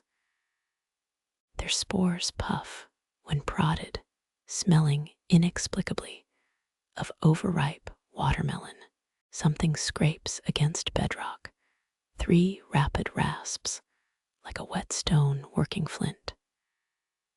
Freeze, scanning shadow gaps between moss-blanketed megaliths. Just crows, not with the plumage, obsidian feathers gleaming like Victorian mourners, pocketing silverware at funerals. They perch atop wobbling stones, beak-tapping rhythmic complaints. 73 counted without duplicates, assuming none looped behind quicker than your periphery. 1 pecks its reflection in a rain puddle, vigorous enough to risk concussing itself on bedrock. Such dedication to vanity deserves applause, or maybe a pamphlet on narcissism. The Gronk chorus pauses, heads swiveling northwest, where clouds bruise purple. Synced twitching, as if counting something you can't sense. Their claws scritch granite, etching fresh grooves into ancestral vandalism. Sprinkle honey-soaked crumbs, an offering earned from yesterday's sentient slates. The nearest bird tilts its head, jet, eyes narrowing with Shakespearean suspicion. Takes the crumb, then squawks the Welsh equivalent of thanks. But don't call us. Granite's resonance shifts, vibrations warping into disharmonious growls. The crows disperse, wing beats clapping like wet laundry flung at walls. Pressure builds eardrums, flexing sympathetically. Is this geological flatulence? Sacred indigestion. Altitude clarifies the ridges, crags arcing towards a half-sunken monolith ahead. Each stony knuckle leans slightly westward, centuries of wind bullying them into submission. Your boots scuff grooves first hollowed when Roman sandals trudged north hunting tin mines and dysentery. Crouch where soil thins, fingertips grazing tool marks scoring the bedrock. Chiseled channels intersect, purposefully notched for drainage. Runes. Teenage boredom during sheep herding. Carbon dating says Bronze Age. Archaeologists mutter about proto-chessboards or early bingo systems. A rabbit hole gapes beneath a leaning stone, framed by smoothed pebbles stacked like miniature dolmens. Some tiny civilization's acropolis, built by fieldmists debating tax reforms on barley grains. Pound your heel, the hollow thunk confirming caves beneath. Frogs croak down in darkness, their laments echoing like drunken minstrels trapped in wine cellars. Victorian spelunkers vanished here in 1889, their ropes found neatly coiled beside a pond scribbled with Latin curse words. Granite's heat intensifies where direct sunlight hits, almost uncomfortable against your palm. That chemist in Toulouse insisted stones absorb memories better during heat waves, an idea he tested by napping on tombstones wearing magnetized pajamas. The monolith ahead tilts precariously, moss bearding its south face where water trickles eternally. Laminated offerings poke from crevices, dog-eared saint cards. A plastic soldier missing its rifle. 5 copper nails, hammered flush, touch the nails, warmth pulsing like live wires. Lightning rods, pilgrim badges, DIY acupuncture for the earth herself. No plaques explain, just rust blooming like bloodstains around cold metal. Your shadow stretches unnaturally, fluid, where it crosses rune-carved panels. The angles wrong should be sharp-edged, yet the silhouette bleeds like ink in water. Sun dogs wink mockingly from cirrus streaks, pranksters cueing migraine patterns behind your eyes. Closing them helps. Granite hum sinking with inner ear buzz. Time sheds minutes like snake scales, the stone recording your presence in geological memory. Future archaeologists will debate your shoe prints. Were you fleeing taxes or communing with crusted deities? The vibration drops suddenly, silence gulping noise like bog water. Crows return, perching expectant as theater critics midway through flop soliloquies. One stone's crown holds a perfect sphere, football-sized and polished to a sheen chasing sunbeams. Weathering wouldn't achieve this. Centuries of hands must have worn it smooth during confession or cattle trading. Graze its surface, static zipping up your arm like vodka shot tingles. It's unaccountably lighter than its size suggests, full of helium and secrets perhaps. Don't kick it. Mary Shelley already wrote that horror stories draft in Geneva. Light shifts, the sphere now reflecting sky, where no clouds drifted moments earlier. Exhaustion whispers you're seeing things, but granite watching was never for optimists with solid sleep schedules. The megalith's western face looks almost molten lichen, incinerated in some forgotten heat blast. Lightning strike, druidic barbecue. Fringe journals describe Roman siege weapons overheating here, but editors probably spike those manuscripts with laughing gas, trace charcoal scars, each swirl suggesting whirlwinds made solid. Blackened bits flake off, revealing quartz veins humming in subsonic frequencies. This stone's endured worse than a few fingerprint smudges. Its grudges outlast cartels and empires. A beetle labors up its southeastern slope, carrying a blue petal twice, its size like a tiny janitor of lost gardens. Lodges the petal in a crack crammed with snail shells, an offering or abandoned loot.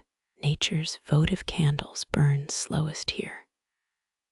Westward beckons, past the monolith, where ridges funnel towards lower hills. The paths hidden beneath oat-colored grasses, trembling with each breeze sigh. Each step feels watched, not paranoia, but geological jet lag from this sentient scenery. Tick, tick, tick, exactly like watch gears issues from beneath a quartz-flecked slab. Press your ear, hearing not mechanisms, but water dripping onto subterranean granite. Temporal hallucinations count seconds where eons scuff boots. Supposedly, saints meditated in these valleys until grass braided their ankles and birds nested in cowls. More likely, hermits regretted skipping tavern nights once mildew colonized their sandals. Your honey-stained pocket attracts ants, their neat battalions, assessing the sweet threat. A scout taps your thumb with antennae, sizing up mammoth-scale plunder. Let them forage. It's fruitless arguing with empire builders who invented communism before Marx. Fog resurges, lapping granite ankles, while sun bleeds apricot across higher ridgelines. Cold snakes through your collar, geothermal warmth, retreating underground for the night. Turn back once. 85 crow silhouettes now roost on the monolith shoulders. One drops the petal you saw earlier, its blue lost in gloaming's grayscale wash. A last vibration thrums through souls, residue of the stone's grudging farewell. They'll keep your bootprint pressed in mineral memory longer than libraries preserve tweet archives. Your passage plasters grass against earth, blades rebounding slower with each step. Even resilient things exhaust their hospitality. Eventually, chill thickens, permafrost's apprentice practicing its brittle craft on shadows. Soon, frost will lock these ridges until spring, murdering beetles and pilgrim ants alike. Yet the humming persists, a bare murmur now, sinkholes chanting lullabies to stone dust constellations. You walk away carrying its imprint, granite tinnitus, distilled inside bone's marrow. North beckons, unmapped forests, drafting their mist-smeared invitations. The monolithic chorus watches your retreat, their whispers swallowed by peat, preserving tomorrow's trespasses. The rusted tin winks at you from atop a lichen-cushioned stone, its paint peeling into paisley patterns time forgot. 40 proper nouns required. That's the toll whispered in raven-scratched ledgers. You kneel your breath, frosting air already thick with hawthorn reek. Local keepers once hoarded buttons here, tarnished brass discs rattling like shrunken coins. The British Museum's earliest button exhibit dates to 1816. But village museums keep stray Civil War uniform fasteners behind curtained cases. Your fingers sift through gravel, snagging a pewter one etched with moth-wing patterns. Would 39 Loudane Street's cloak clasp suffice? Better to risk it than linger. Dusk gnaws at the horizon like bad teeth. That absurd tin holds absurd treasures, crow-skull fragments, oblong as apricot pits. Someone's molar glints among them, cream-colored enamel, still resisting peat's tannin kisses. Historians still argue whether these hoards reflect Neolithic tax systems or bored medieval wives hiding contraband bonbon wrappers. You add your own milk tooth, stored since age 8, in a matchbox labeled dragon egg. North-facing chants rumble loose, jaw clenched like you're biting down on frozen wire. Eleanor, Rigby. Father, Mackenzie. Names scraped from faded war memorials and dog-eared library cards. 23 down, 17 toe-numbing recitations left. Your lips crackle, each syllable icing over before fog eats it. Fog snakes between brambles, threading needle-thin past thorns cocked like arquebus triggers. Blackthorns notorious here, each barb frosted with histamine mischief. Don't flinch, folklore claims thorn scratches bless arthritis sufferers with dancer's nimbleness.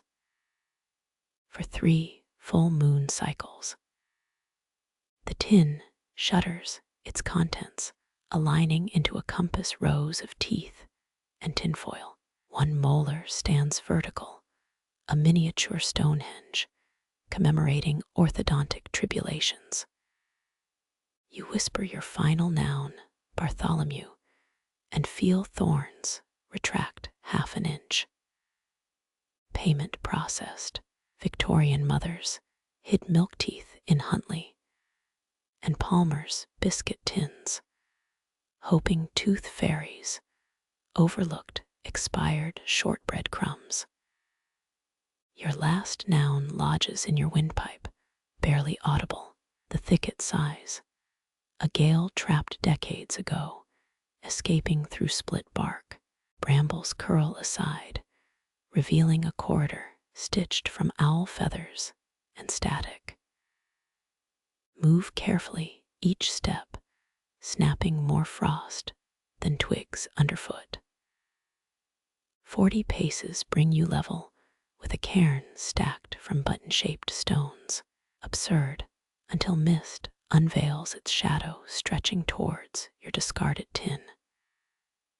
Polytheism's bureaucracy always demands duplicate receipts. Cold drills through your kneecaps, reminding you hedge riders never grant seating.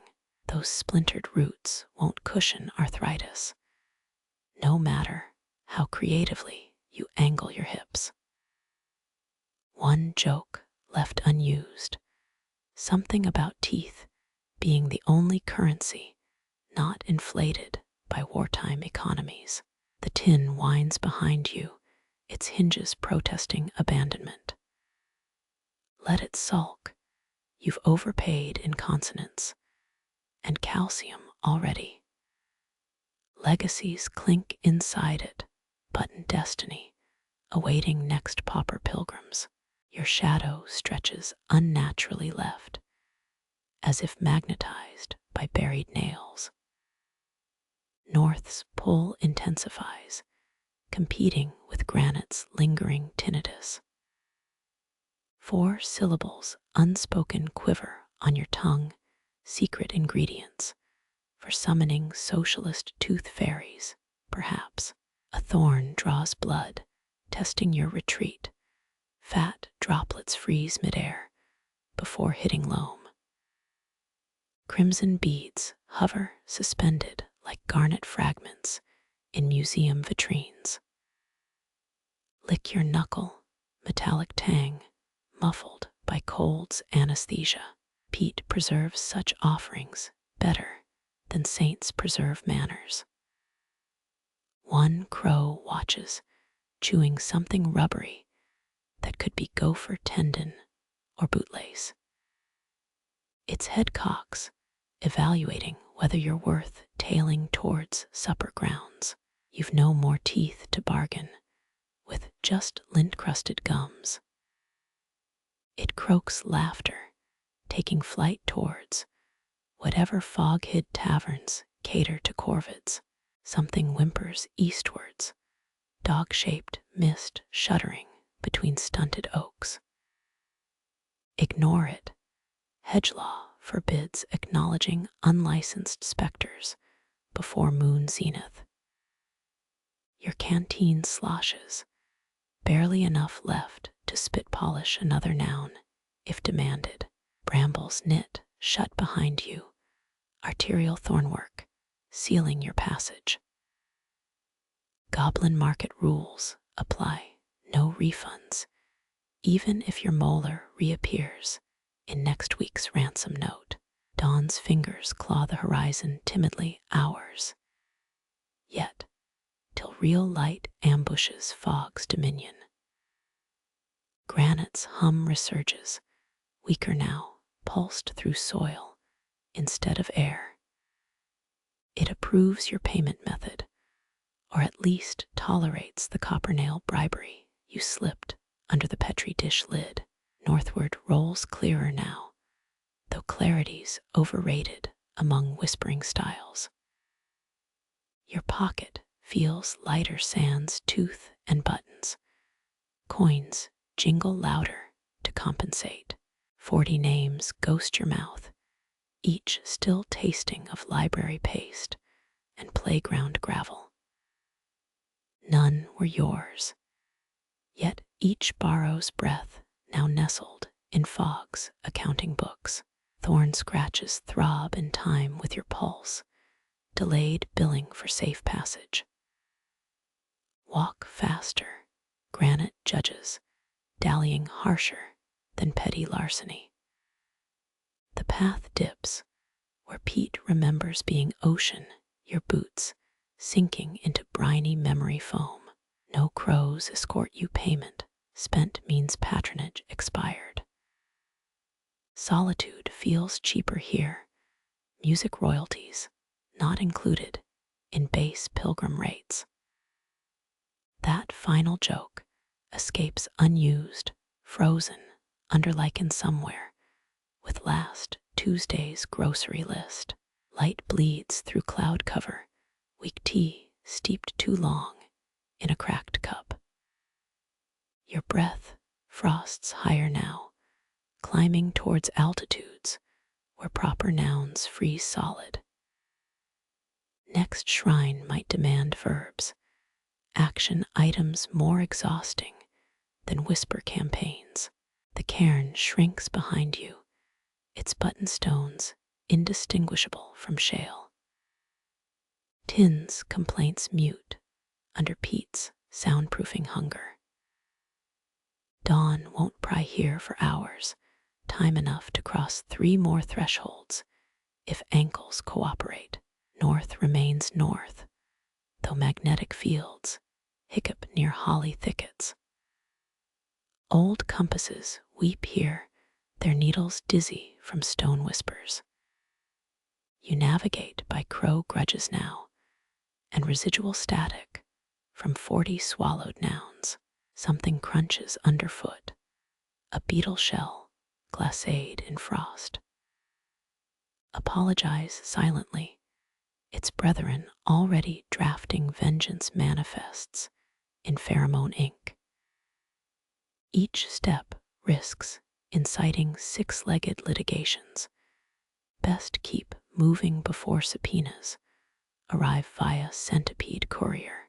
Fog thins, revealing a style fashioned from whalebone and spite. Next toll likely demands tendons, or toddler giggles, currency this terrain favors. You check your pockets for collateral, finding only lint and regret's breath mints. Granite's hum fades entirely, replaced by wind combing through dead bracken. Your shadow behaves normally now, suggesting this jurisdiction lacks sentient stones.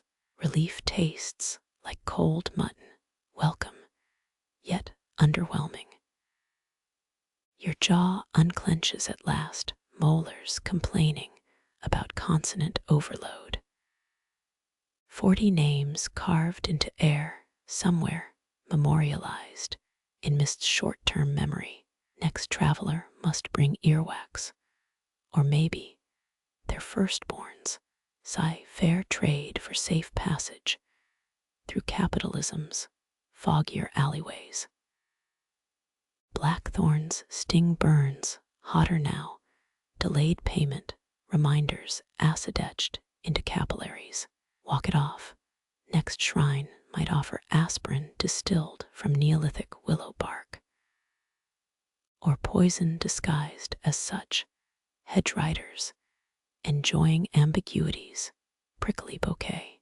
A ditch gurgles ahead, its water sluggish, with half-formed ice platelets. Cross carefully, this isn't the lethe, but could dissolve weaker memories. Your 40 nouns feel safe, tethered by thorn scars and expired dental records. North keeps calling, voice raspier than crow complaints, yet somehow warmer. You follow because options narrowed to this, or becoming some cairn's decorative button. At least walking thaws toes, valuable when next shrine demands toenail clippings. Your shadow stretches normal lengths here, no longer granite's puppet. Hurry before stones change their minds. Mist thickens around you, plucking threads from your cloaks, unraveling hem like impatient seamstresses. Your sweater protests, each thorn-snagged stitch, surrendering wool to fog's hungry fingers. Peat cold bites deeper now, cloth's rebellion leaving wrists goose-pimpled. Spool wisp phantoms materialize, translucent shapes, winding stolen yarn around bone shuttles. Lancashire looms once demanded A1050 sheared fleeces daily, their steam-powered clatter drowning out cursing child workers. Your fraying cuff feeds them, these vaporous textile ghosts, rationing warmth like wartime spinsters. One wraith examines your knitting, needle-thin fingers probing seams. Acrylic blend, it hisses, disdain misting the air like expelled cigar smoke. Historians still argue whether Neolithic shearers used flint or oyster shells. Museum replicas, favoring whichever looks prettier under gallery lights. You mutter, apologizing for modern synthetic fibers. The phantom huffs, unspooling 3 decades worth of your scarf's progress. Your grandmother's tension lies slack now, her pearl-knit wisdom dissolving into vapor. Sheep once grazed here, their fleece so oily it repelled even Bronze Age downpours. Your sleeves shorten, elbows kissing air that smells of lanolin and spite. Another wool ghost circles, dragging a cobweb distaff, heavy with moth carcasses. It yanks your collar threads, tugging like a toddler demanding candy. You remember Lancashire's last operational spinning mule, retired in 1978 amid Union tears. The ghost inserts memories instead of cotton, Sunday school needlepoint itching behind your eyes.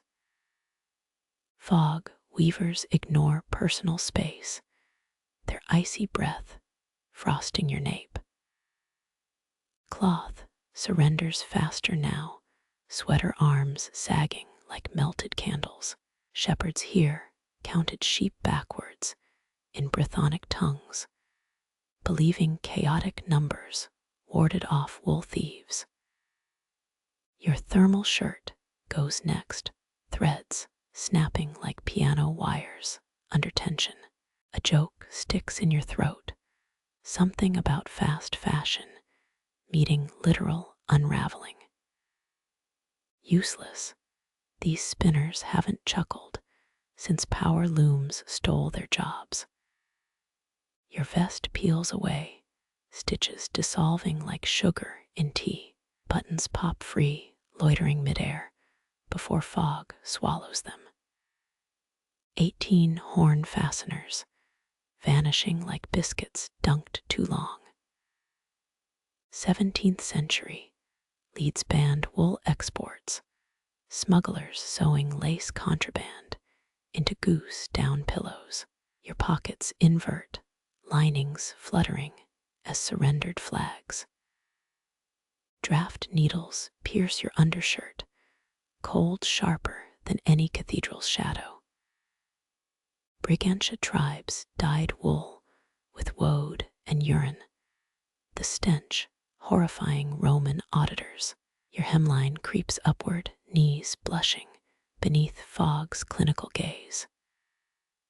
Sudden warmth surprises you, a phantom, dropping a moth-eaten scrap over your shoulders. Mercy or quality control, rejecting subpar material. The wool scrap itches, possibly woven from dried nettles and regret. Count your ribs through thinning cotton, air quoting your sternum's complaints. Socks fray at the heels, darning undone stitch by resentful stitch.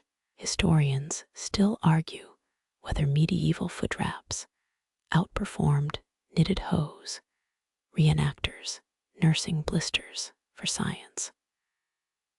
Frost scribbles patterns on your shins, ice claiming territory like entitled landlords. Your belt unravels, leather strands coiling into fog's spool box. Trousers sag, suspenders long since devoured. Breathe shallowly. Every expansion risks splitting threadbare seams. Northumberland's last hand knitter quit in 1933. Her final sock auctioned for sixpence at a bankrupt estate sale. Mist looms lean closer, their shuttles clicking like dentists' tools. A joke trembles on your lips. Something about sheep unionizing against shears. Bad idea.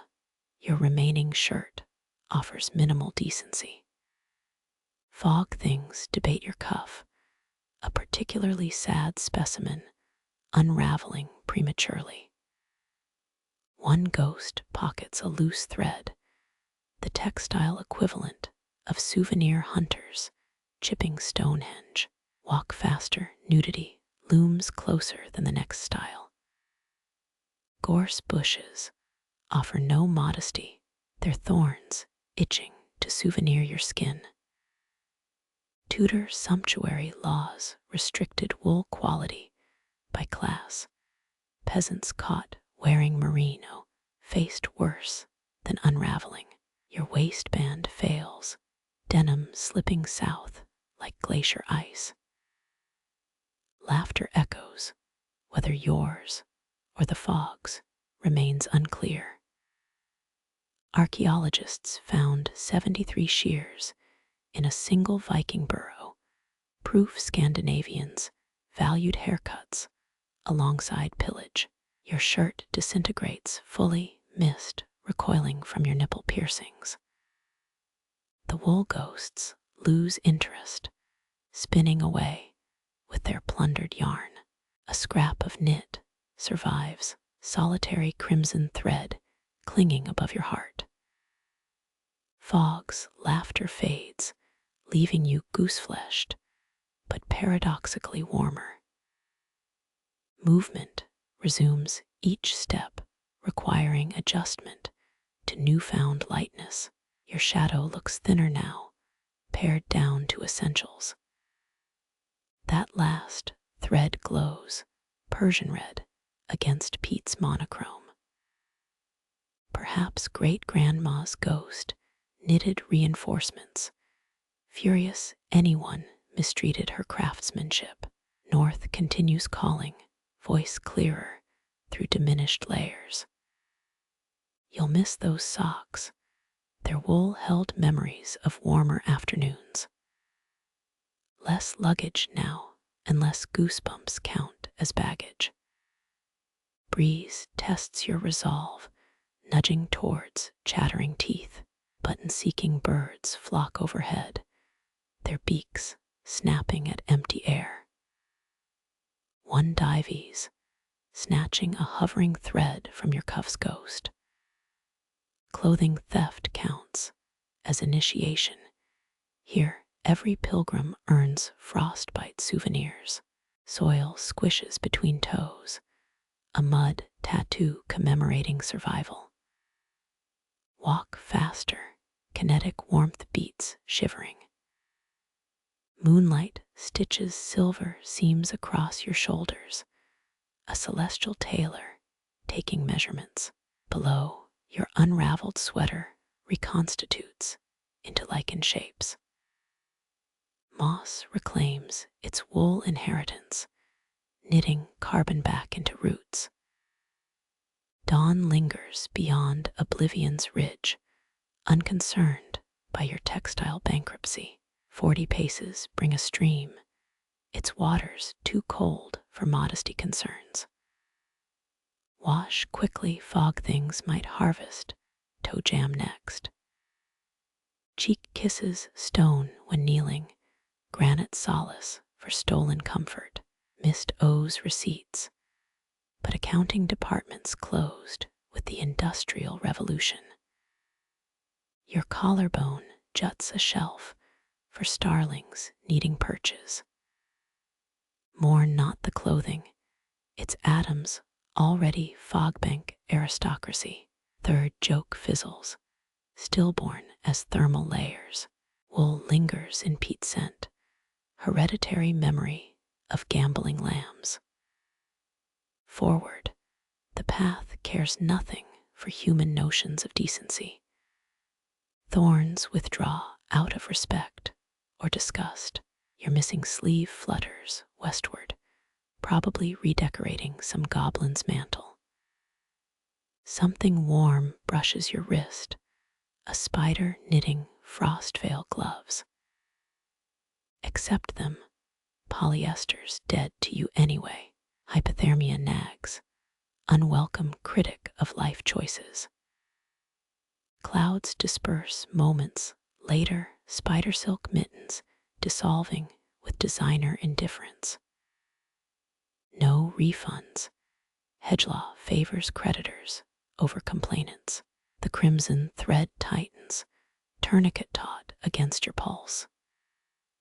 Whip your head sideways, no pursuing sheepish phantoms. Just wind, harvesting your body heat like a prudent investor. Hurry, the next toll booth might demand kidney warmth. Stone stiles loom ahead, willing to overlook indecent exposure for vowel donations. Your shadow flaunts new gauntness, ribs counting the miles to breakfast huts. That last thread snaps, its crimson length carried off by robins. Chest feels lighter, colds embrace, almost companionable now. 40 stolen garments weave the fogbank behind you, a quilt stitched from absconded certainty. Walk faster. The horizon won't wait for modesty's return. Moonlight bleaches the menhir's eastern face, lichen scabs peeling like neglected wallpaper. Your soles flinch from frost-grazed grass, each blade sharper for your stolen socks. That ulcerous glow pulls your gaze, granite pores, weeping powdered quartz. Look away, the guidebooks warned about lunar reflections here. Medieval parishes built leper squints, slitted windows for outcasts craving Eucharist glimpses. Your pupils betray you, fixating on stone's diseased pallor. Lichen crumbles under moonlight, flaking like psoriasis crusts onto your collarbone. Historians still argue whether squints offered mercy or just cleaner consciences for the healthy. A joke dies unborn. Something about free exfoliation from cursed monoliths. Granite sweats milky sap. It scent equal parts hospital corridor and trampled mint. Wipe your chest. The paste leaves streaks resembling botched foundation. Your reflection warps in the stone's biofilm, chin elongating into a scream shape. Euripides claimed Bacchae saw their true forms in forest pools, resulting in homicidal horror. Turn sideways, cheek scraping chilly orthoclase crystals instead. Breath fogs the megalith imprinting lips where druids once pressed theirs. 19th century perfumers harvested tomb lichen, believing graveyard due intensified fragrance. Your exhalation lingers, a clammy kiss, rejected by indifferent rock. The moon shifts, projecting your silhouette onto the lichen patch. Limbs stretch spider thin, head swelling like a poisoned sheep's bladder.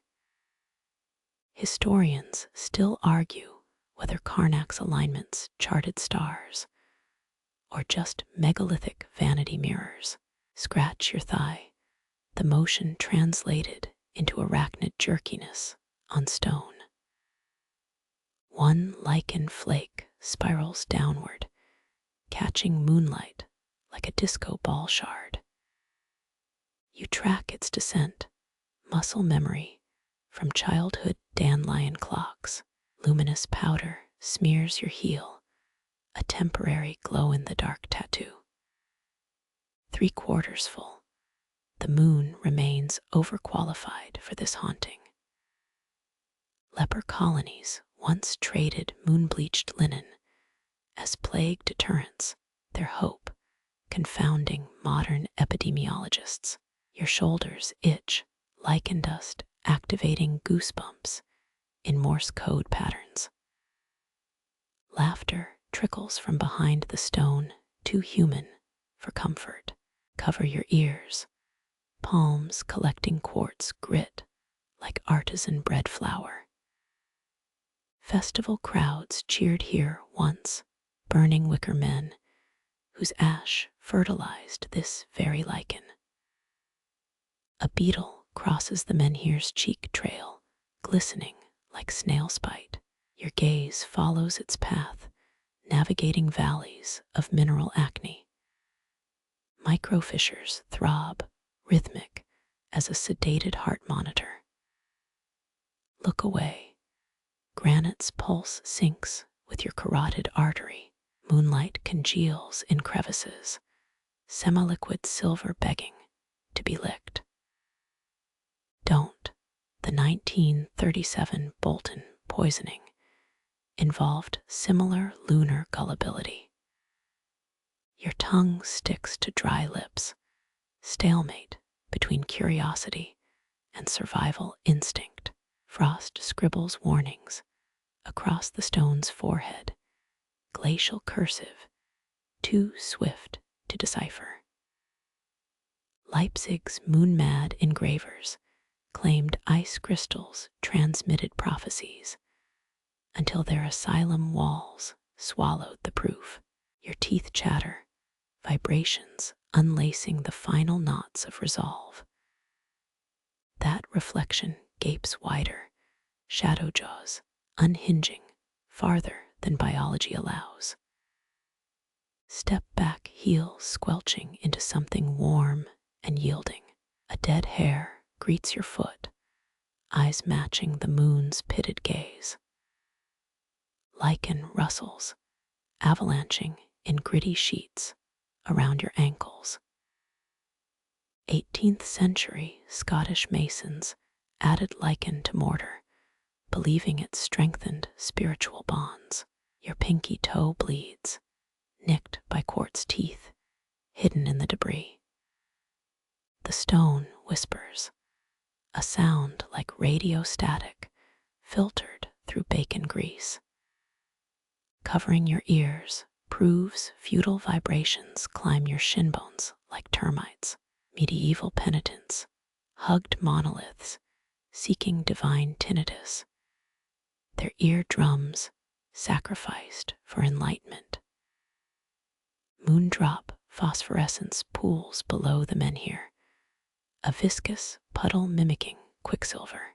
Your big toe tests its surface, cold burning through calluses.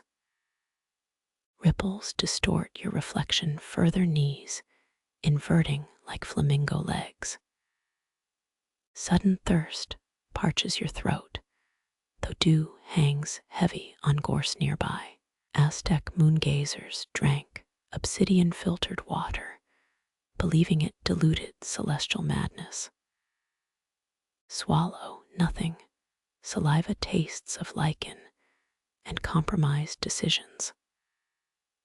Light pivots your shadow, now stabbing towards ancient burial mounds.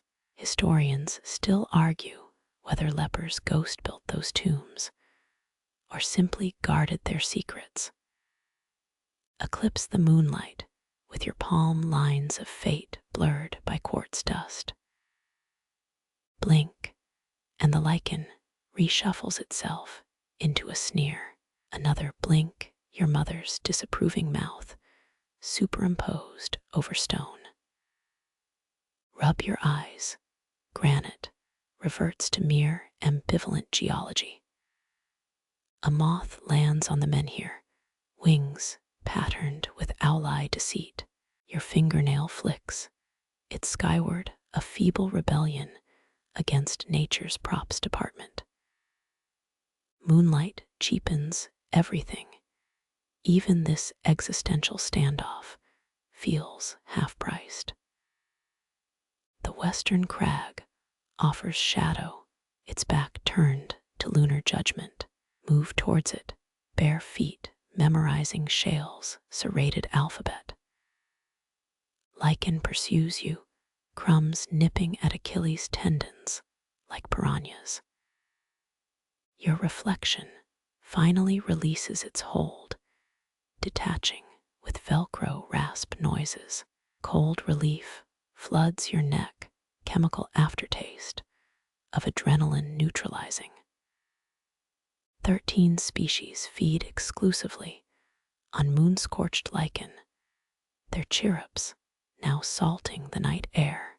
Stone's whispers fade, replaced by tinnitus from 90-decibel silence. Touch your sternum, proving solidity despite lunar funhouse illusions. Tomorrow's archaeologists will debate your heel print here, mistaking it for Neolithic performance art. Dawn gossips with the horizon, its return still hours off. Limestone teeth bite through cloud cover, a distant quarry digesting moonlight. Your souls find kinder moss blades bowing like apologetic ushers. Breathe deeper now, air's medicinal tang fading with retreating lunacy. North calls through gorse, more suggestion than compass necessity.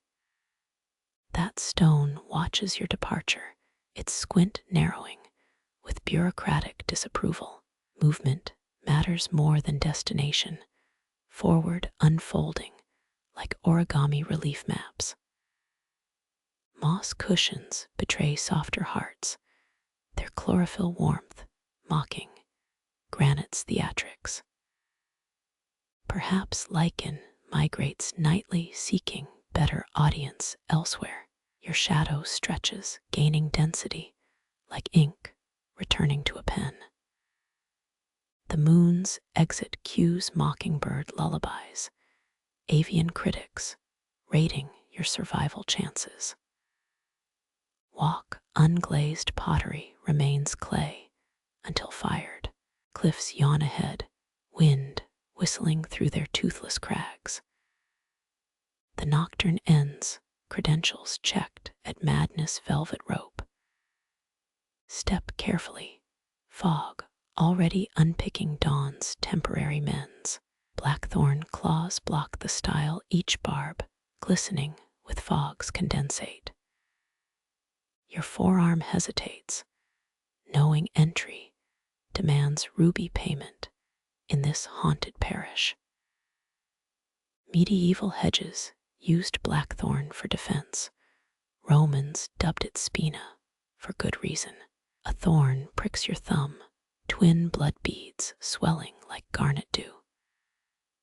19th century poisoners favored blackthorn berries, their cyanide tang masked in elderflower wine.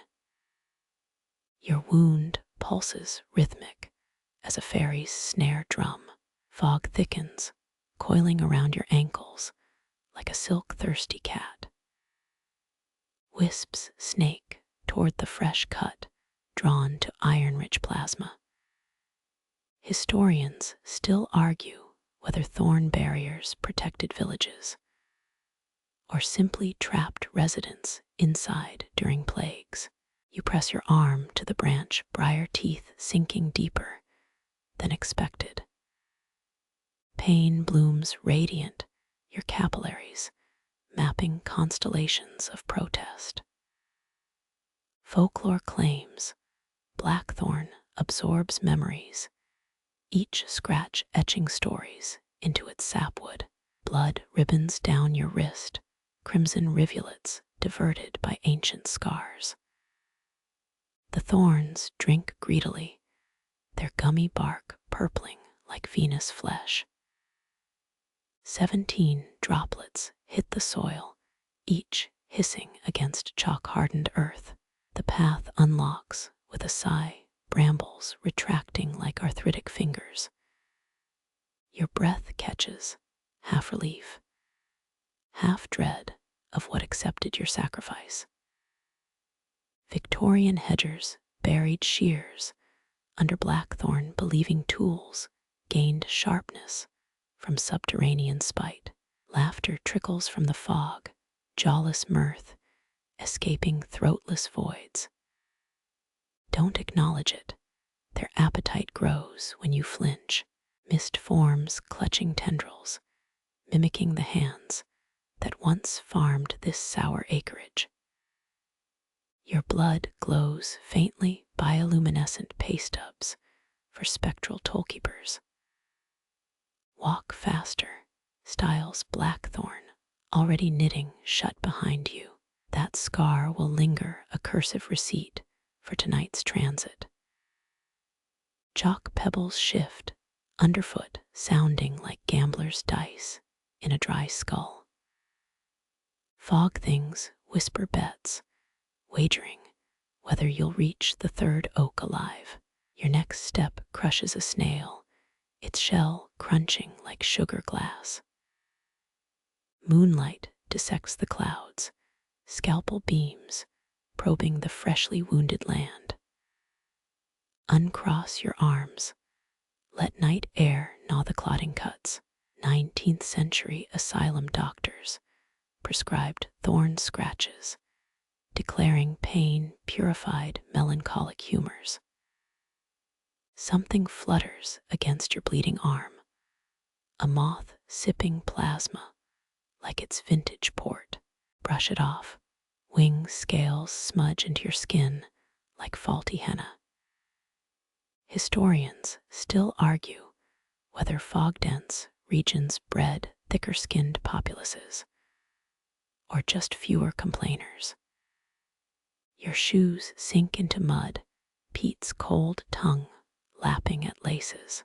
Blackthorn's venom warms your veins, gentle fire against the marsh's chill. 70 paces ahead, a granite gatepost leans like a drowsing sentinel.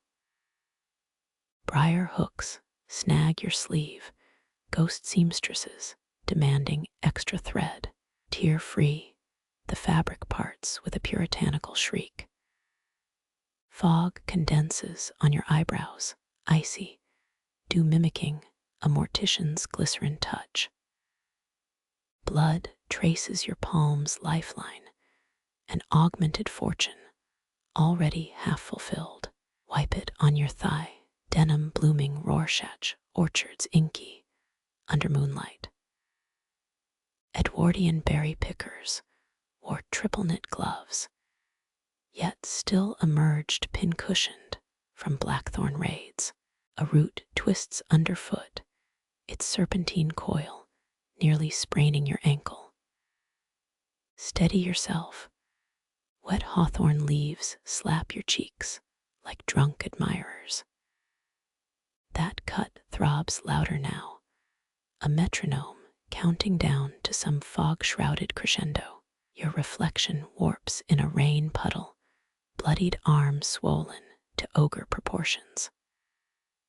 Blink, and the water shows only floating briars where your face should be.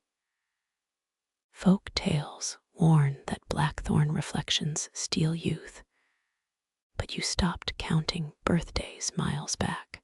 Static prickles your nape, the fog thing's breath frosting each hair upright. Don't turn their faces, borrow features from your childhood portraits.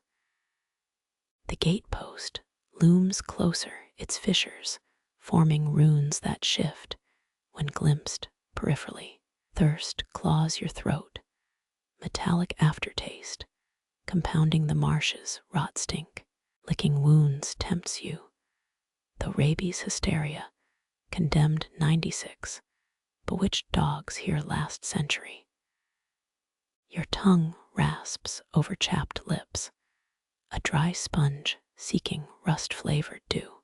The gatepost's shadow swallows you, granite's arc blocking moonlight's audit. Blood dries sticky between fingers, nature's glue bonding flesh to uncertainty. Wipe your hand on lichen, its fuzzy napkins, absorbing remnants of the transaction. Brambles rattle behind blackthorn, rearming itself for the next applicant. Your scar tingles, keloid tissue knitting itself into braille. Only standing stones can read. Historians still argue whether Neolithic tribes used blood offerings, or modern minds imagine crimson where there was only ochre. Your boots find firmer ground, flint nodules lurking like shark teeth beneath soil. Dawn murmurs beyond the horizon, her negotiators debating fog's surrender terms. That thorn scratch throbs, now harmonizing with far-off quarry pumps. Mist unravels around your knees, threadbare curtains granting glimpses of loam-stripped fields. Walk north. The stones prefer indirect approaches, like bashful suitors. Your blood has purchased passage, but not necessarily safe conduct. A dead crow hangs from hawthorn branches, feathers glazed into obsidian daggers by dew. Its beak parts releasing a sigh that smells of pickled walnuts. 18th century farmers displayed corvid corpses as warnings, yet crows kept coming. You step over a root, channeling a buried stream, muffled gurgles, gossiping about your progress. Your shadow stretches gaunt and warped like taffy pulled between monoliths. Blackthorn's venom fades, leaving your arm numb as a banker's conscience. The fog exhales, unfurling pathways resembling drowned cathedral naves. Follow the driest route, fungus crusting stones offer better traction than slick peat. 13 species of slime mold thrive here, their tendrils secretly redrawing parish boundaries. Each midnight, your scab cracks, fresh blood beating, where complacency reopened negotiations. Suck the wound, salt, and iron, sharpening your dulled senses. Moonlight bleeds into dawn cold blue transmuting into banker's lamp green. That scar will linger, granite's teeth marks signing your flesh like a ledger. Historians still argue whether ancient rites required willing participants, or if desperation sufficed as consent. Your shoes squelch onward, each step cheaper than the last.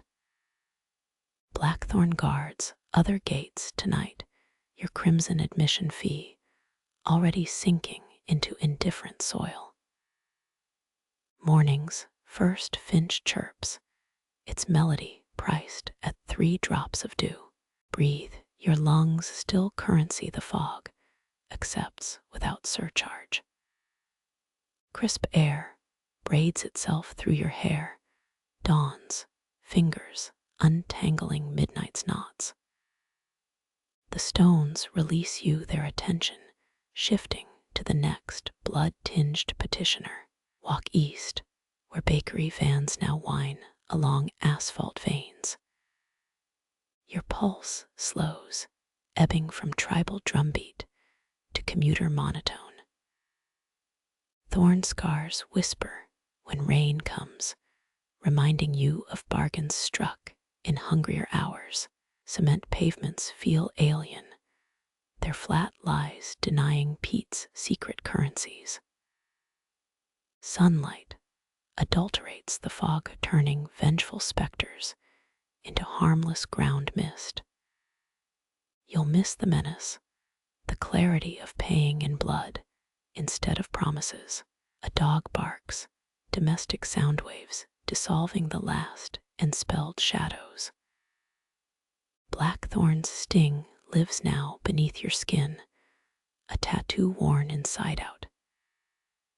Next full moon, it'll itch like a creditor's reminder notice. Scrape the mud off your soles, grave earth and gateway, dews mingling with city soot. Your reflection in a bus shelter glass looks ordinary, though the eyes hold deeper debts. Trouser cuffs still bear briar hooks, souvenirs from negotiations with toothy twilight. The scar throbs once, final arcane receipt fading into keloid silence. Blood dries darker than guilt, but washes off easier than regret. You board the dawn service, vinyl seats sticking to rain-damp jeans. The conductor eyes your thorn-torn sleeve, recognizing farmwork's harsh language. Fields retreat behind hedgerows, green vaults guarding older transactions. Sleep tugs your eyelids, granting reprieve from mystic ledgers. Before dreams take you, the scar itches like a half-remembered psalm. Blackthorn deepens its roots, patient as usury. Fog retreats, replaced by bus fumes, and pensioners' floral perfumes. Your arm heals, stitching closed a ledger entry centuries in the balancing. Historians still argue whether blood opens doors or just stains the keys beyond recognition. The engine's growl drowns replies, asphalt erasing secrets that mud once whispered. Your hand closes over the scar, now smooth as a bluff swallowed. Sunrise gilds the horizon, a dishonest accountant coloring the books anew. You doze, lulled by diesel vibrations and human indifference. Tomorrow's terrors will debit different accounts, perhaps credit cards instead of capillaries. No one notices the briar fragment in your cuff, Blackthorn's final witness to this audit. The mist dissipates, its ledgers balanced in currencies no bank accepts. Your lungs exhale purified air, each breath an FDIC-insured sigh. By the third stop, Even the scar forgets its origin tale. You disembark, asphalt warm through thinning soles. Traffic lights blink, ritualized obedience, replacing blood-forged pacts. The stones recede, their hunger temporarily eased by your reluctant tithe. Your arm flexes, muscle memory overwriting that style's sharp catechism. Coffee steam replaces fog, bitter sacrament served in waxed cardboard. Blackthorn's ache fades, residual throbs dissolving under fluorescent office lights. The cut becomes another scar, folded into life's inventory of healed wounds. Receive your change at the register, coins clinking cleanly against certainty's marble counter. You sip coffee, its acid bite overriding peat's iron kiss.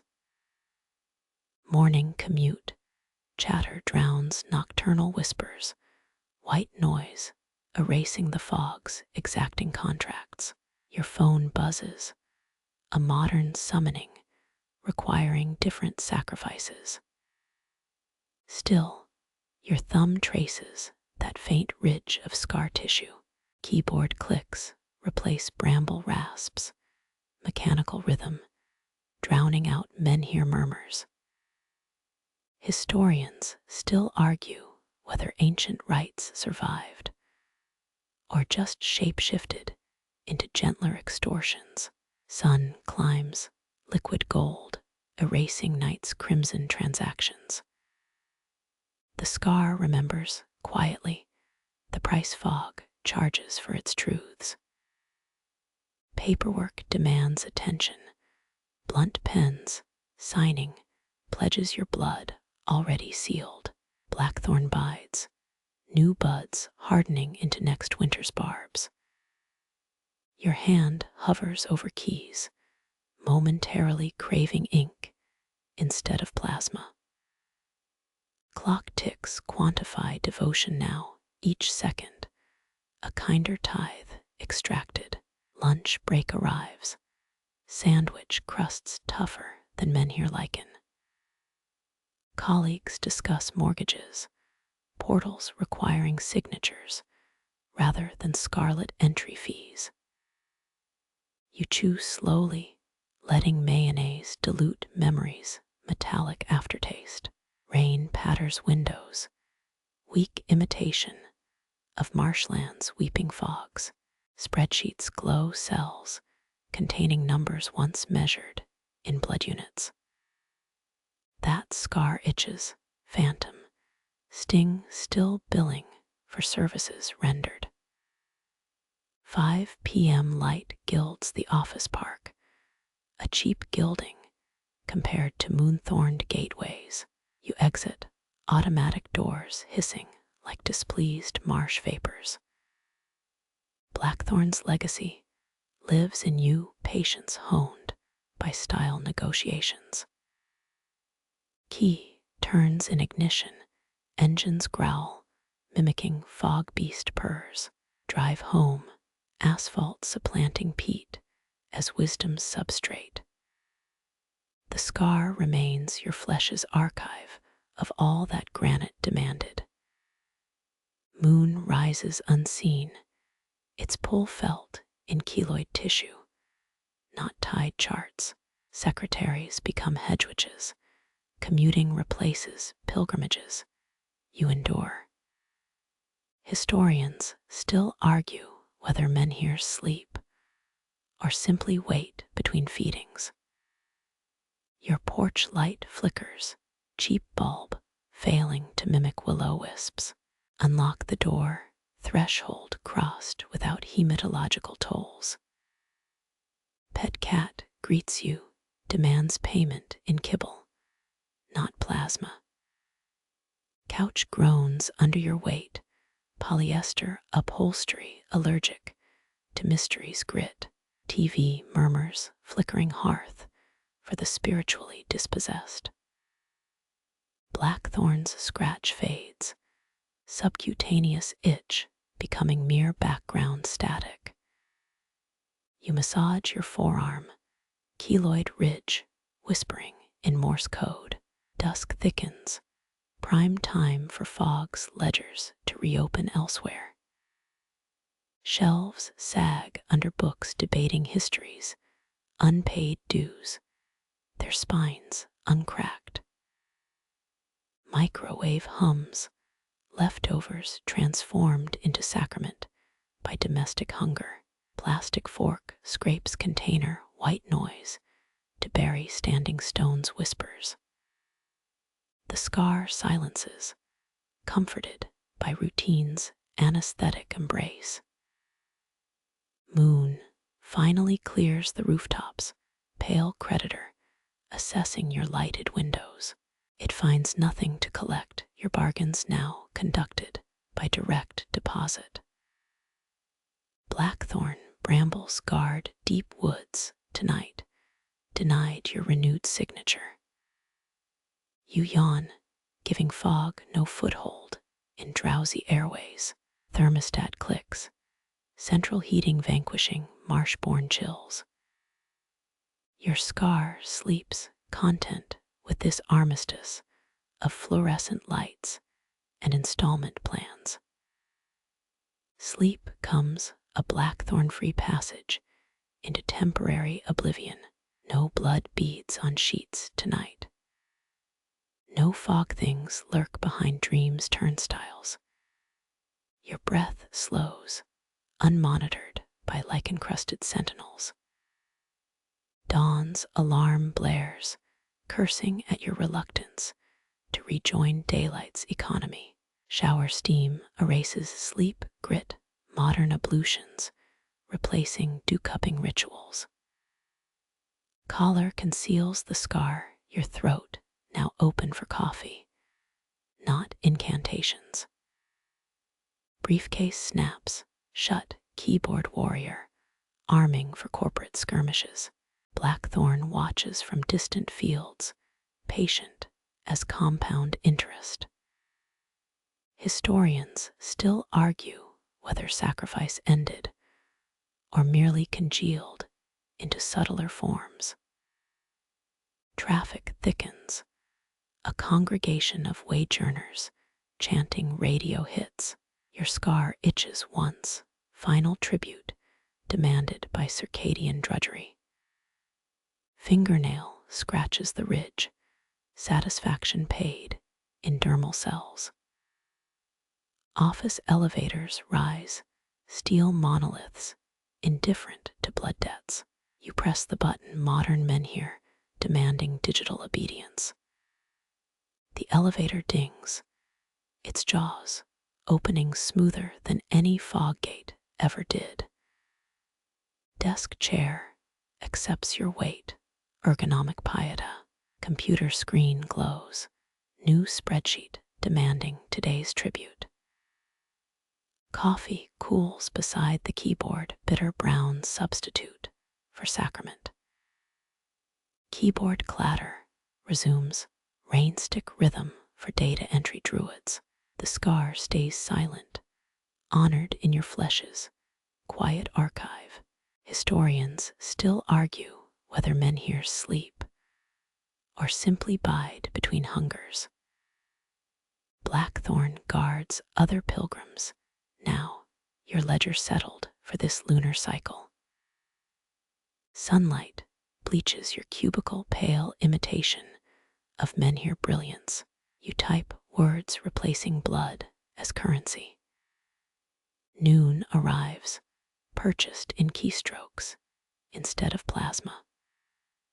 The scar remains your body's receipt for transactions, unreported on credit scores. Lunch smells waft garlic, overpowering last night's iron-scent memory. Colleagues laugh, bullpen camaraderie, flushing residual dread. You join them, your chuckle, only slightly borrowed. Office plants thrive, ferns enjoying their thornless captivity. Afternoon slumps, a haggard of fatigue draped over shoulders. staring at spreadsheets, numbers blurring into runic patterns. Your mind wanders, bare feet almost feeling dew-slick grass again. Coffee reheats, microwave choir ministering to drowsy souls. Steam curls from mug, pathetic mimicry of marsh fog's arabesques. The scar twitches, phantom thorn disapproving of your distraction. Quitting time liberates, turnstile saints granting reprieve. Traffic howls, steel river thrumming to concrete banks. Your steering wheel warms, leather communion wafer for transit devotion. Front door welcomes, threshold uncursed by botanical centuries. Dinner simmers, electric glow replacing hearth's hypnosis. Cat purrs, content with fur stroking, not fist bleeding. Night falls, streetlights warding off celestial creditors. The scar's whisper fades under sitcom laughter. Yawn, preparing unconsciousness's safe deposit box. Blackthorn's brand remains faint ridge of reborn tissue. Tomorrow may unpack it, or leave it shelved behind sleep's velvet curtain. Historians still argue whether debt ever sleeps, or just waits in compound shadows. Your breath steadies, unhaunted by fog things tonight. Fingertips graze the scar, one last vesper's gesture, before sleep drags you under inkless waters. Gray light bleeds across the horizon, too weak, yet to warm your wind-nipped ears. Dawn hesitates like a bailiff, outside a debtor's door its golden writ, not yet enforceable. Your breath hangs, frost feathers dissolving into nothing above peat-stained lips. Beneath your soles, the soil shifts from muck to grit, sharp flints, hidden like fiscal traps. Neolithic builders hauled these stones, some weighing 80 oxen loads, without pulleys or tax incentives. Granite exhales stored moonlight, lichen-patched ribs, expanding with tectonic impatience.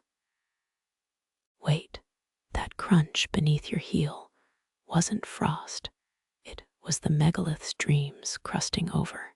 Historians still argue whether ancient stones sleep, or simply withdraw into deeper contemplation. Your knee complains, a rusty hinge protesting this vigil. Mist retreats grudgingly, snagging on hawthorn like torn bridal veils. 70 paces east, a cottage chimney puffs, farmer's wife stoking oats into submission. Wood smoke smells like trespass here, a modern odor stone gods despise. Blink and dawn withdraws, another 6 seconds gray, now bruising into petticoat pink. Your stomach growls, a feral sound at odds with menhir dignity. Folklore claims standing stones breakfast on dew, and startled pheasants, you've brought neither offering. Movement flickers in peripheral vision, rabbit or field mouse fleeing daylight's audit. Turns slowly, granite tolerates indirect observation like a bashful debutante. 19th century gentry chipped souvenirs from these monoliths. Now find 400 pounds per scratch. A creak echoes, not from your joints, but stone itself. Menhirs settle their foundations, adjusting like jurors, shifting in oak pews. 8 species of moss colonize this stone, each microforest debating your right to linger. Your shadow stretches, an anemic dagger pointing toward unfinished journeys. Dawn advances, now gold-nibbling cloudbellies, like a speculative banker. Historians still argue whether solstice alignments guided ancient herdsmen or merely flattered priestly egos. Chill seeps through boot leather, reminding you frost heaves lifted these stones centimeters yearly. By Victorian times, their orientation skewed enough to panic amateur astronomers. Your toes curl, huddling for warmth like pennies in a miser's palm. Light gilds the menhir's crowned sun, fingering runes erased by 13 centuries of rain. Squint, the patterns still shimmer, heat mirages dancing on a griddle of hours.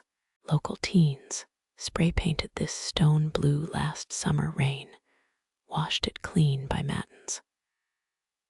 A skylark spirals upward, its song pricing each note in dewdrop currency. You count 17 trills before it vanishes, dragged into cloud ledgers. Unofficial records claim Cornish druids trained larks as dawn sentries. Victors ate the birds' hearts for prophecy. Your scar tingles, blackthorn's tattoo throbbing like an expiring parking meter. Dawn ignites farm windows, rectangles of sulphurous yellow clashing with pastoral purple. Megaliths approved no building permits, their zoning laws etched in glacial till. First tractor coughs, a diesel blasphemy rupturing pre-industrial silence. The stone shudders, its shadow recoiling from mechanized indignities. Walk now, gate measured, like a clerk exiting church after embezzling votive funds. Fields reorganize themselves under daylight's scrutiny, furrows straightening like combed hair. Your boot discovers a buried potsherd, frost-cracked Roman pottery from a soldier's lunch. Toss it aside. History weighs enough without pocketing its debris. Mist surrenders, retreating to hedgerows, where it plots nocturne return. The path hardens, clay yielding to flint, as night's liquidity evaporates. 60 magpies clatter from an ash tree, their wings swishing like accountants flipping ledgers. Sun climbs, a usurious landlord raising rents on all it touches. Blink, and the menhir shrinks behind you, dismissed by dawn's briefcase-carrying apostles. Your breath steadies, its rhythm syncing with commuter trains rattling distant tracks. 3 partridges burst from wheat stubble feathers, hissing like shredded stock reports. Their panic feels excessive. Bean sprouts grow faster than standing stones acquire grudges. Tarmac appears ahead, an asphalt priest offering cheap forgiveness for night's heresies. The scar stops itching, silenced by solar pragmatism. Turn back once. The menhir's glare softened into museum piece docility. Postcards will sanitize this moment, filtered through lenses scornful of peat and pending dawns. Your pocket buzzes, phone resurrecting with suburban cell tower benedictions. Switch it off. Stone gods deserve this final courtesy. A delivery van whooshes past, its slipstream yanking your coat like an overdue bill collector. Grass glitters, frozen silver, transmuting into liquid debt under daylight's audit. Historians still argue whether stones register human exits or reserve contempt for those who linger too long. Your shadow shortens, a coward retreating beneath your heels. Blackthorn's scar whitens, keloid tissue signing armistice with ultraviolet rays. Breathe deep, air tastes of loam exhaust and fast food wrappers, daylight's honest stench. The menhir shrinks in your rearview iris, just another landlord denied extra rent. Gravel crunches, a kinder music than fog's whispered compound interest.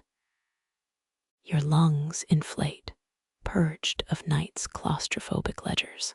Walk faster, dawn's merciless accountant demands punctual arrivals elsewhere.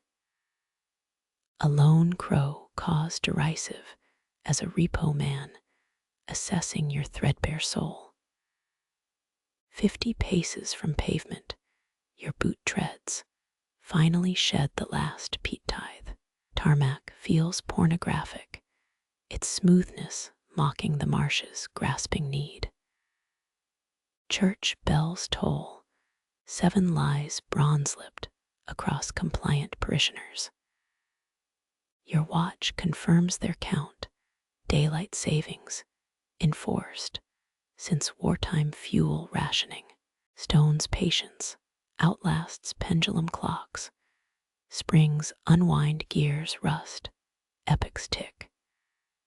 Your phone vibrates again, texts queued like petitioners at civic offices. Ignore them, dawn's indulgences expire faster than eclipse glasses. That scar remains, faint ridge mapping where mystery pierced the mundane. Sunlight warms your neck kindlier than fog's clammy audit. A jogger passes, earbuds sealing her against landscapes, whispering older reckonings. You nod, fellow traveler in daylight's debtor prison. Blackthorn guards other gates, now dawn's spreadsheets, forgetting your nocturnal withdrawals. Concrete absolves. Why bargain with stones when cement answers all complaints? The scar silences, a comma in your flesh's run-on sentence. Grasshoppers ignite their engines, dry chirps billable by the minute. Your pace quickens, commuter reflexes overriding menhir hypnosis. A signpost looms, white arms pointing toward bus stops and cardiology clinics. 12 cars queue at the crossroads, engines grumbling poison hymns.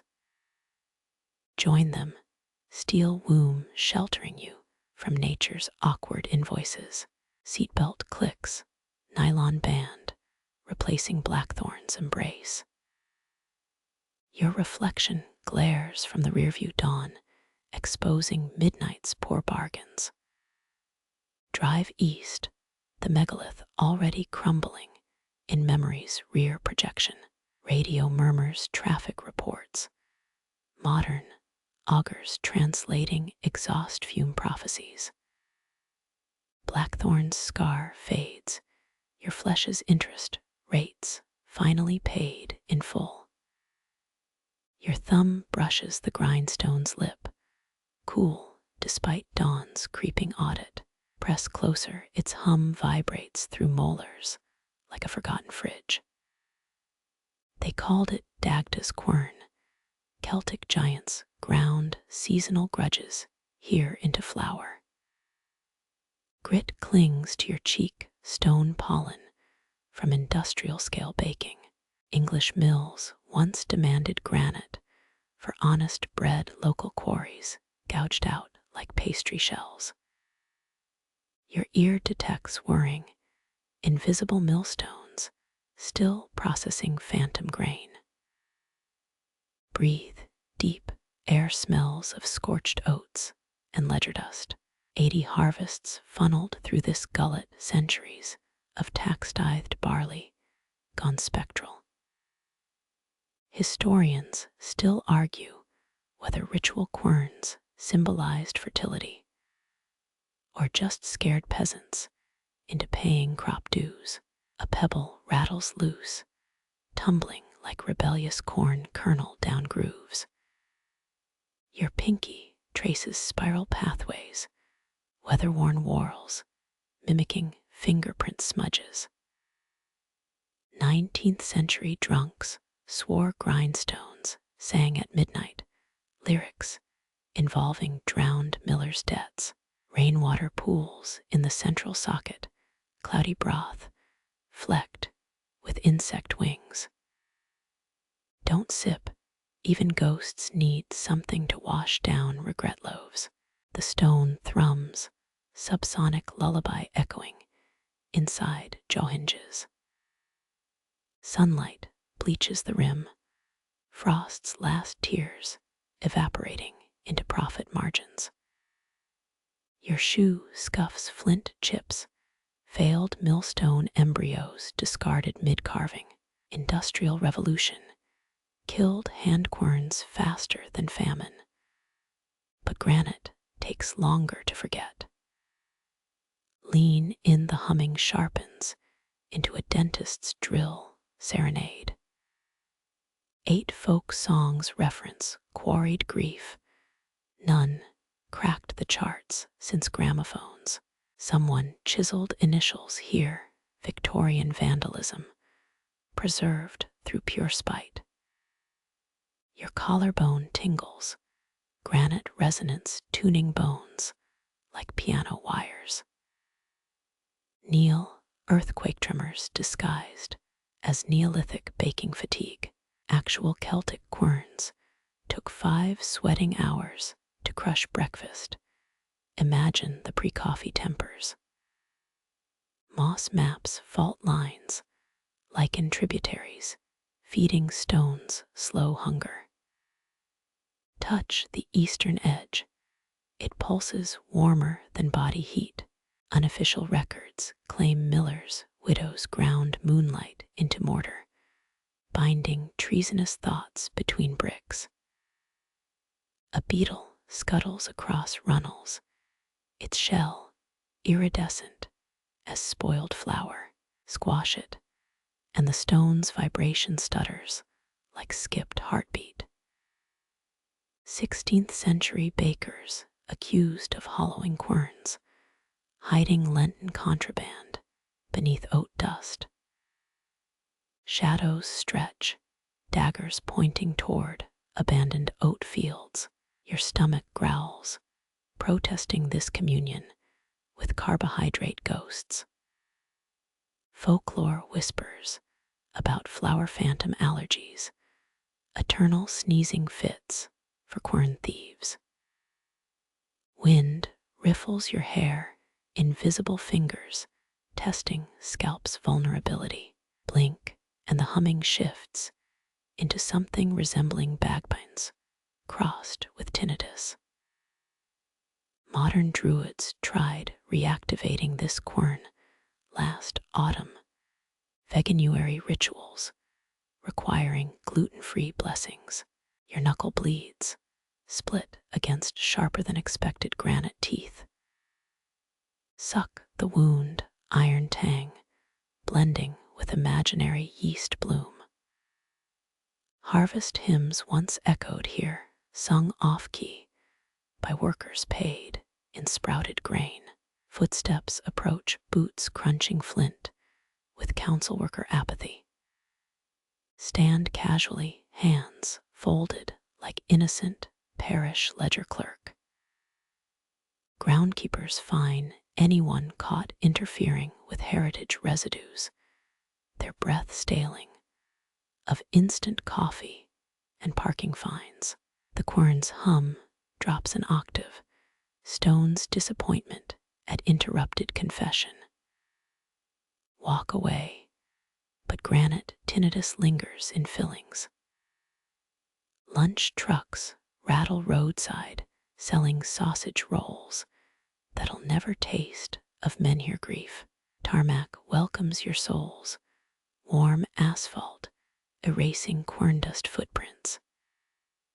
Turn back once, the grindstone shrinks into picturesque rock picnic table. Postcards lie, they'll photograph. It's sunlit, never show the whispering after dark. Your phone buzzes, LinkedIn updates clashing with residual stone murmurs. Silence it, millennia deserve 15 more seconds of your distracted grace. A tourist coach wheezes past, selfie sticks thrust like armaments from windows. Brass plaques glint, misquoting druidry for glamping weekenders. Your thumb finds the blood speck, coagulated tribute to dead milling culture. Historians still argue whether quern grooves held ritual meaning or just trapped wayward fingernails. Concrete spreads, carpeting old wheat loops beneath Vivex quick-fit tires, breathe deep exhaust fumes, overriding flower ghost lamentations. The grindstones hum fades, radio silence from closed bakery of ages. Blackbirds peck McMuffin, wrappers their beaks shiny with silicone grease. Your shadow shortens, noon approaching its peak indifference. Granite won't miss you, it measures absence in glacial melt increments. Traffic lights chime green permitting, escape from nutritional archaeology. Cross now, quern's hunger, locked behind heritage railings. Behind you, a single oat husk spirals down into storm drain oblivion. Chalk paste cakes your fingers, the basin's rim crusted white as bone meal. You scrape thick residue, centuries of powdered pleas hardening like dental plaster. 5th century Britons mined chalk for Roman roads. Yet here it clots as ritual mortar. Chalky soup swirls below, gray slurry bubbling with marsh gas indigestion. This basin drinks sacrifices, village tithes poured to keep bog monsters drowsy. Local legends claim chalk water cures warts if applied during crow's first morning cough. Rain dribbles down the menhir, chalk swallowing each drop like parched gossip. Your palm smooths the paste, grit lodging under nails like fake snow.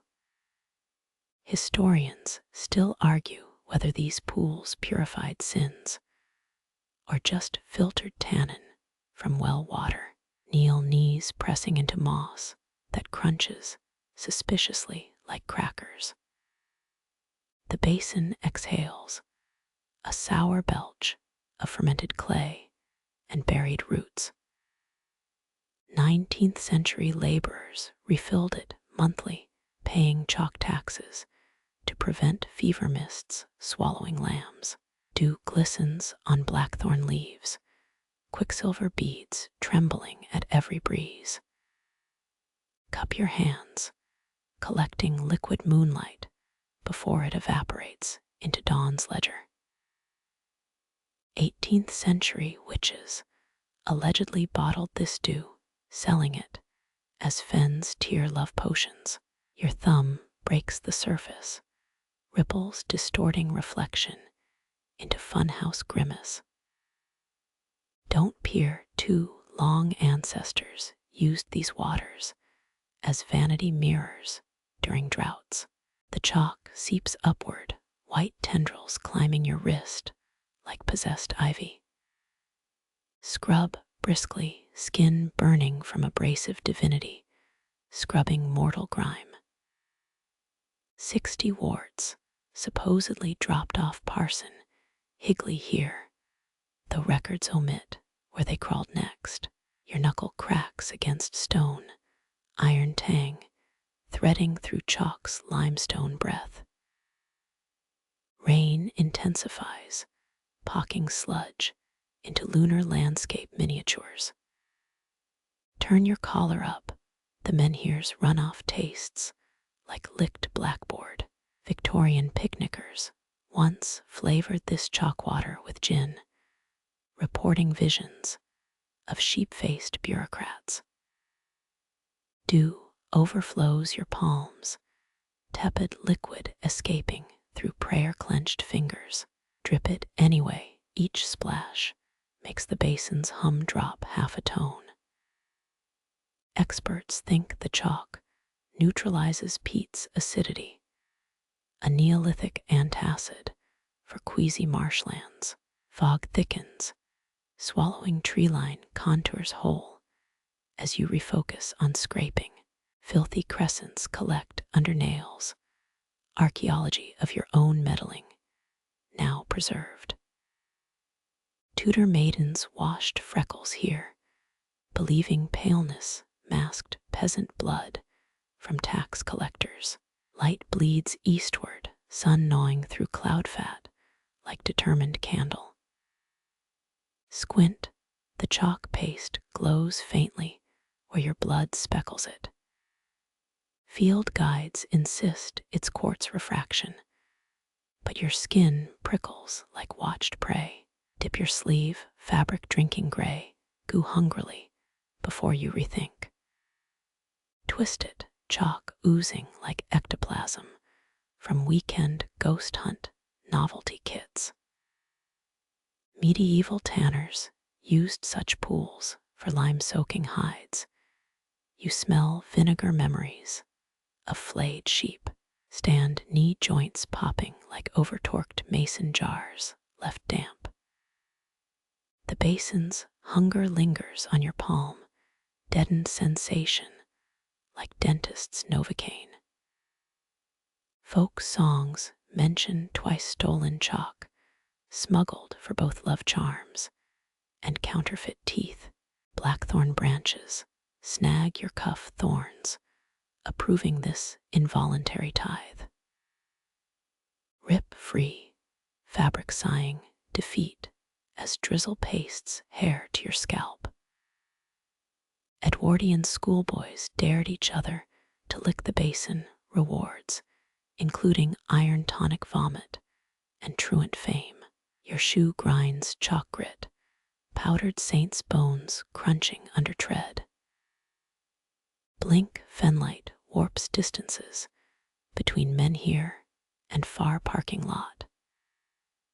Industrial harvesters scrape newer chalk, now deodorizing landfills and painting soccer field purity. Mist retreats unfurling paths back toward ode-scented landfills and safety. Walk, but leave chalk dust footprints as receipt for whatever watched. Menhir's appetite quiets behind you, temporarily sated on drizzle and trespasser sweat. A single thorn still clings, trophy from blackthorn's razor embrace. Pluck it free, pinprick, welling ruby bright against graying dawn. Behind the basin resumes digesting currencies that no longer exist. Fog unstitches itself, rib by vaporous rib, revealing a path worn smooth by desperate feet. Druid processions once hauled corpses here. Celtic burial rites demanded saltwater graves beyond tidal grasps. Your boot finds the groove, mud centuries, deep cushioning each labored step. That chill isn't mist, it's September air clamping damp, shirt sleeves to your spine. You nearly overlook the drag marks, parallel furrows worn elbow deep through peat. Historians still argue whether druids used sledges or just rotting hemp ropes to transport their dead. Experts think both, judging by bluestone abrasions on oak banks' unearthed bones. Notice how fog recoils, smoke ghosts retreating from cough syrup poured in coffee. The path gleams unnaturally, limestone grit mixed with pulverized seashells for night walks. Tudor smugglers later stole this hack. Their bootleg brandy trails glowed under moonlight like cheat codes. My asthma thickens, swamp breath, fermented from 600 autumns of leaf rot. Tug your collar over nose. The stench carries undertones of kelp and lye-soaked wool. 19th century doctors misdiagnosed this stink as night air poisoning, prescribing lavender sachets instead of tetanus shots. Your heel slips, catch yourself against a birch, oozing resin like candle wax. Squint, the tree's bark shows knife scars forming crude constellations. Local legends claim vagrant astronomers marked celestial events here, alignments ignored by Stonehenge's posh gatekeepers. Lichen glows ahead, neon green patches smeared across boulders like glowstick vomit. Don't touch. This variety reportedly blinded 3 Victorian fern collectors seeking bioluminescent decor. Their diaries described fairy ejaculate before ink splattered into madness. Stop. Breathe. The path steepens, your lungs scraping ribcage walls like overzealous scrub brushes. 5 generations ago, Enfield's chaplain collapsed here mid-exorcism. His heart burst from pagan air pressure. Church records listed as ambushed by gout. Moonlight bleaches stones flanking the trail, quartz veins twisting like frozen lightning. Run fingers over one, its surface unnervingly warm despite midnight's chill. Geologists found similar thermic anomalies near Cornish tin mines, blaming underground fungi colonies digesting arsenic. Ahead, the fog writhes, birthing shapes resembling cowled figures midsway. Blink hard, they dissolve into shrubbery, warped by your own dehydration. A travel blogger once swore he saw druid revenants here, his live stream cut out after chanting. Wi-Fi passwords grant passage. Kneel, fingernails clawing mud from the path's deepest rut. Feel that. Iron fragments peppering soil, rusted flakes from coffin nails spat out by grudging earth. 21st century scans detected ferrous deposits matching Anglesey mine or proof of corpse hauling logistics. Wind howls through gorse, the pitch mimicking children shrieking spoiler alerts. Cover ears. The sound triggers primal panic deeper than subway brakes screeching. 80s horror films overused this effect, hence your Pavlovian urge to flee mediocre cinema.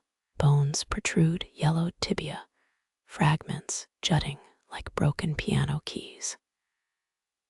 Nudge one with boot tip. It crumbles into grit sweet as stolen icing sugar.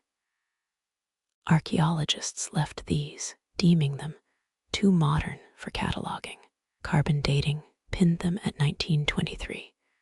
Some unlucky bootlegger caught mid-sprint. Silence drops fog, swallowing even the scuffle of your own souls on grit. Your ears pop, pressure shifting like elevator descent without cables. Antarctic explorers documented similar white voids.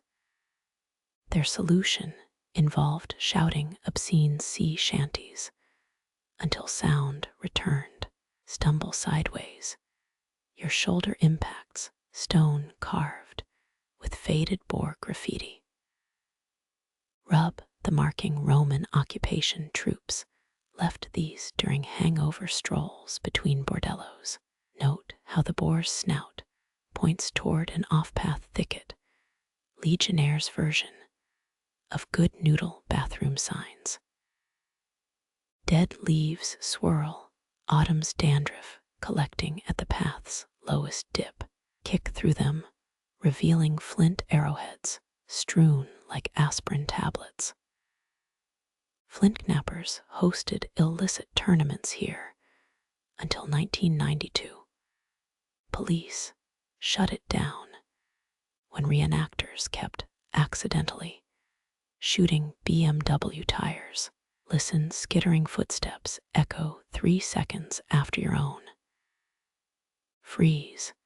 The mimic steps halt identically. It's just path acoustics, warped by fog, though the 1976 Boy Scout manual lists this spot for ghost tracking merit badges. Sunrise threatens, pink-orange stains seeping through fog's eastern seams. Hurry, druid paths dissolve at first light like vampire social media profiles. Your watch confirms it's barely 3 a.m. Dawn's theatrics courtesy of a Lucasade factory's security lights. The air tastes metallic now, tongue furring up like licking old batteries. Spit your saliva glows faintly green before fog snuffs the luminance. Cold War radium dumping explains some sites, but Greenpeace cleared this zone in '87, probably.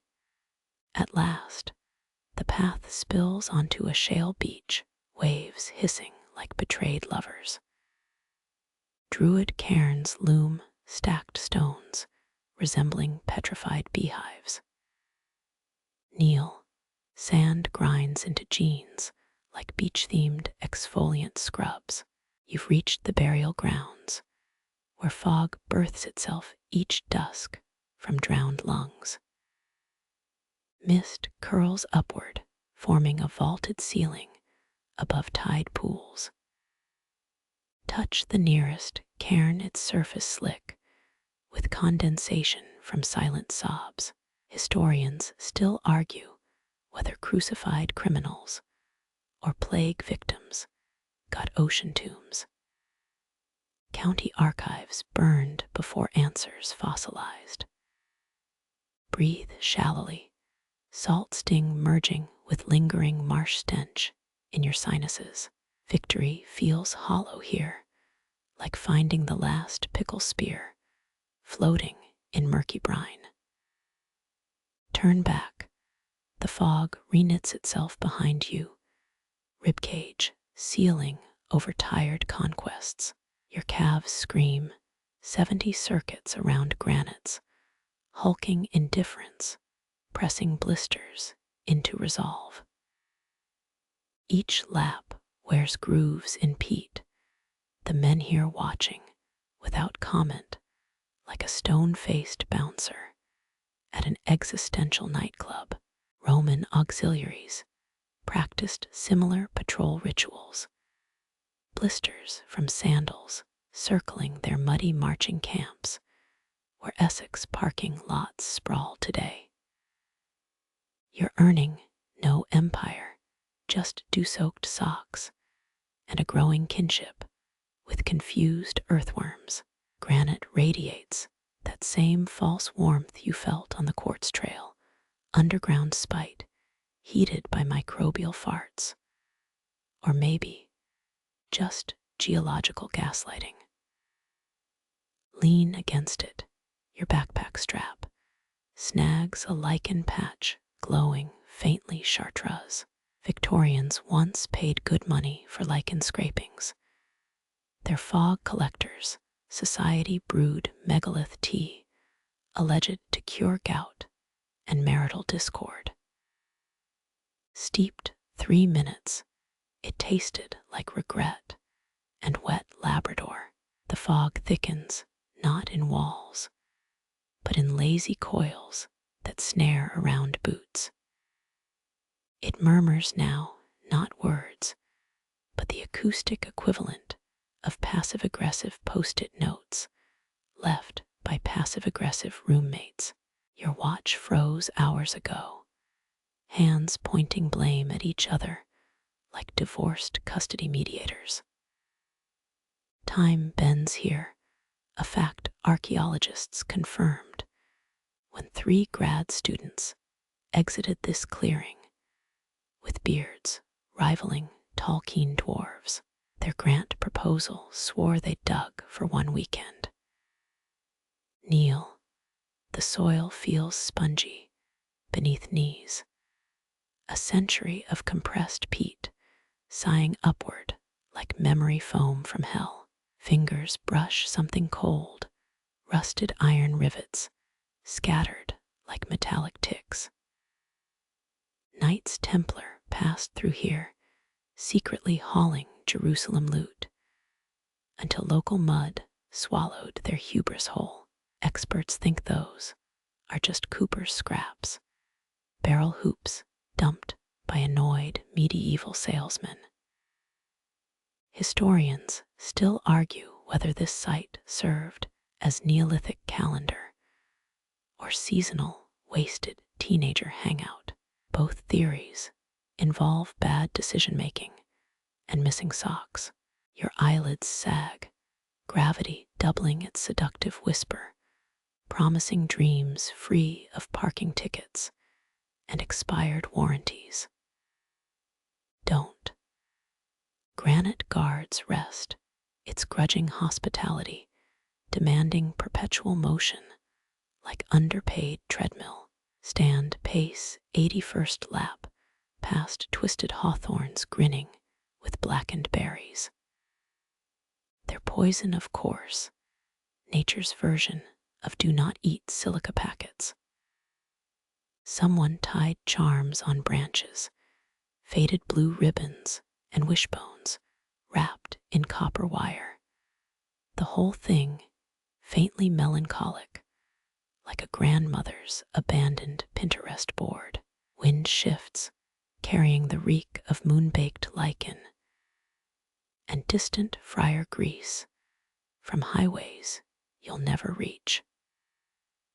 A pheasant explodes from ferns, wing beats loud as apologetic golf applause, leaving you trembling like over-caffeinated chihuahua. Adrenaline tastes like battery acid and disappointment. That'll haunt you longer than cool druid ghosts ever could. The menhir looms closer this round, its shadow stretching across your path like a toll gate operated by disinterested bureaucrats. Touch the stone again, its surface gritty with crystalline boogers and the smug permanence of unkillable things. Earth tilts, or maybe your inner ear finally surrenders, forcing you to sit on a root bulging like varicose veins. Your pulse drums a rhythm older than Spotify algorithms, sinister lullaby crooned in mammalian DNA.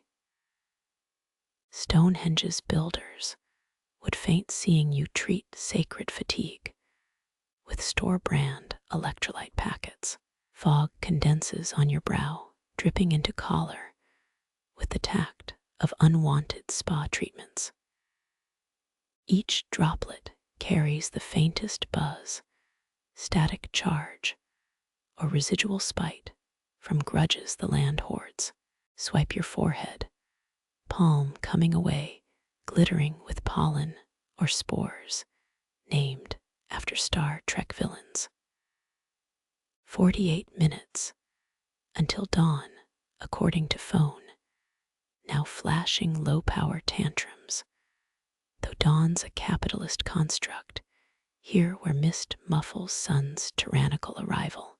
Lie back, seeing stars smothered under fog's gray comforter. It resembles your college dorm ceiling, water-stained constellations, inventing tragedies to avoid studying. The megalith sighs, vibrations humming through soil into your spine, a sound felt not heard. 19th century mediums claimed stone circles emitted ahs, a psychic gas fueling visions and questionable investment choices. Skeptics blamed fermented peat vapors. Same difference, really. Your breath steadies, sinking with granite's slow exhalations, each pause stretching longer than internet apology videos. Something skitters through dead bracken hedgepig, or panic attack incarnate, but you're too drained to flinch. Even fear takes lunch breaks here, union regulations etched into menhir's base. In Proto-Ojibwe, you'll find no answers, just blisters, and the growing certainty your life needs subtitles. Fog curls tighter, serpentine wisps hissing arguments over who forgot rent again. Let them bicker, your presence already fading from Pete's short-term memory.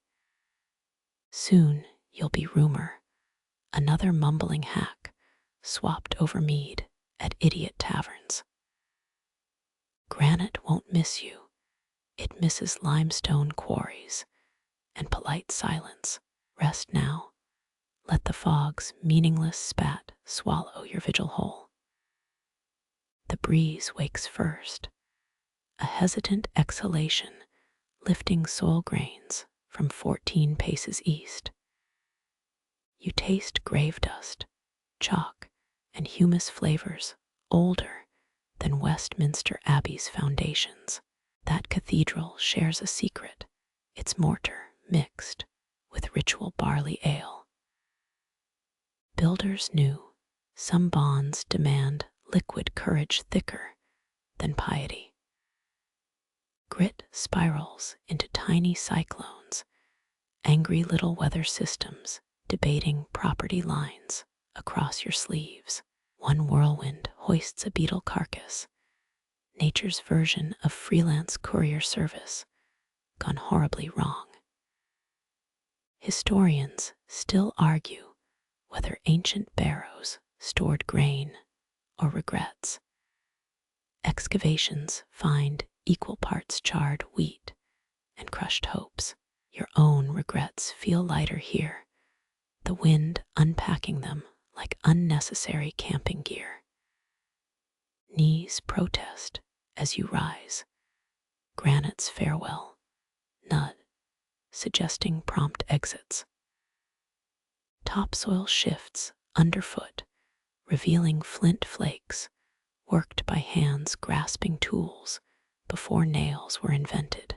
Someone here once shaped a blade's edge with terrifying focus, obsidian-sharp precision aimed at splitting hair ribs or neighborly disputes. Survival's stag party never RSVPs politely. The barrow's outline emerges through thinning fog, an earthen blister hiding its contents like your aunt's questionable fruitcake. Archaeologists found similar mounds clasping urns filled with cremated toddlers, their bones mixed with raven feathers, and 96 cultivated barley seeds. Grief gardens itself quietly. You blink, the breeze suddenly crowded with murmurs not your own. 19th century mediums called these loam drafts ghost breath, funneled through buried tracheas of unresolved dead. Skeptics blame bad cheese and overlapping bird migration paths. Either way, the barrow exhales, its sigh flavored with fermented root cellar loneliness and disappointment in modern footwear. Mist retreats, unveiling burial shelves carved into the mound's flank. Empty now, unless You count the Earwig Empire staging tiny coups inside vacant niches. A carved stone socket winks up, meant for stolen Roman masonry, or whiskey bottles, depending on century and desperation. Thieves pried it loose during the enclosure acts, their desperation smelling of gin and insecurity. Wind strengthens, tugging your coat like a toddler craving supermarket candy aisles. It's purposeful, this gale, herding you northeast towards uncut hawthorn clusters. Folklore insists certain trees guard barrow entrances, their thorns laced with protective malice toward realtors and earnest anthropology majors. You sidestep, sweat freezing into salt crust on your neck. A molehill erupts, fresh soil spraying across lichen-crusted shale. The little engineer's claws strike something pale, a human knuckle, polished by centuries of patient earthwash. Don't touch it. Some encounters demand paperwork and forensic gloves. Your shadow stretches toward the bone, sunlight conspiring with hungry archaeology department budgets. Grass bends in waves, each ripple cresting like drowned hair submerged in liquid peat. Bronze Age barber surgeons likely tended corpses here, their flint razors prepping stubbled chins for underworld job interviews. Contemporary recreations prove nothing, unless you count university funding cuts as divine punishment for hubris. A caddisfly larva glides past, its pebble shell vibrating with the barrow's subsonic grumbling. These insects once sealed Saxon battlefield wounds, their silk glands tapped for makeshift sutures when thread inventories ran low. Battlefield innovation smells equal parts desperation and crushed mint leaves. Gravity weakens, or so it seems when walking away from granite's stubborn ballast. Your footprints fade faster now, peat swallowing evidence like bored jurors, ignoring key testimony. Soon you'll be rumor, footnote scrawled in some grad student's margins, beside coffee stains and existential doubt. The path narrows, clay squeezing your boots with the clinginess of supermarket sushi. Iron Age workers hauled wagon loads of chalk, here 50-odd donkeys dying mid-slope with froth-caked lips. Their bones still prop up flower beds in nearby bed and breakfast gardens, dark compost gleaming through peony roots. Sunlight bleaches the barrow's apex, revealing a quartz vein pulsing weak opalescent defiance toward modernity. You squint, light refracting into sundog prisms that briefcase-carrying druids once interpreted as divine grocery lists. Buy turnips, sacrifice, no one named Kevin, basic Neolithic stuff, really. Breath hitches, air thinning, as if the hill itself objects to your lung occupancy rate.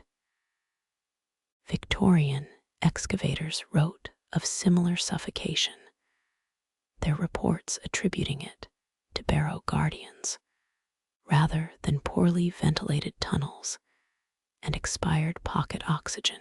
OSHA hadn't invented itself, yet too busy watching steam engines explode.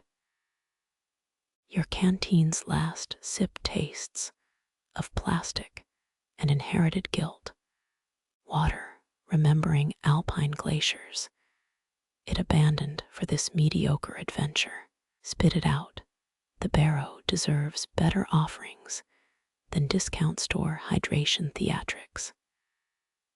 3 magpies cartwheel overhead, feathers ink black against cirrus scribbles. They're jailbirds, nesting in dead oaks where gallows once creaked under county justice. Wind rifles through your pockets, auditing lint and forgotten cough drops with customs officer efficiency. No contraband today, unless regret counts as taxable import. The barrow's entrance yawns suddenly, a stone-framed throat exhaling air that stings like freezer-burned nostalgia. You hesitate, thresholds invented to mock indecisive primates. Roman soldiers supposedly napped inside these chambers, their snores echoing off walls mapped with phallic carvings and half-accounted tax revenue. Legion humor involved heavy drinking and regrettable tattoos. Not much changes, really. Fingers brush the doorstone, its surface pitted by 9 centuries of hailstones and souvenir hunters' chisels. Warmth radiates upward, geothermal kindness, or composting warriors releasing flatulent victory vapors. Light dies properly now, sun surrendering to cloud banks heaped like unwashed stadium blankets. The first raindrop hits your nose, skies bulls, declaring open season on unprepared hikers. Barrows make poor umbrellas, their architects prioritizing eternity over practical meteorology. Your retreat feels automatic legs reversing through sedge grass, with muscle memory stolen from panicked ancestors. Only the magpies witness you go, their chuckles muffled by rainfall's static curtain. Behind the barrow seals itself, loam drafts dissolving into twilight's throat. Rain soaks your collar as twilight gulps down the last color. Your boots squelch toward that lone menhir jutting like a rotten tooth. Its shadow stretches northeast, a black spar propping up sagging thunderheads. The sky droops, watercolor clouds bruising purple where they press against granite. You halt, mist leaking from your sleeves like steam from faulty plumbing. Dusk's arrival feels physical, air thickening like congealing gravy. Even fog hesitates now, loitering at the marsh edge, with hands in pockets. The menhir creaks, a sound old as Westminster's foundation stones. Those cathedral buttresses stole megalithic tricks, crushed eggshells mixed into mortar for stubborn resilience. Masons knew some recipes demand more than flour and good intentions. Your own bones echo that grown knees popping symphonies as you crouch. Cold seeps through your laces, each toe debating unionization.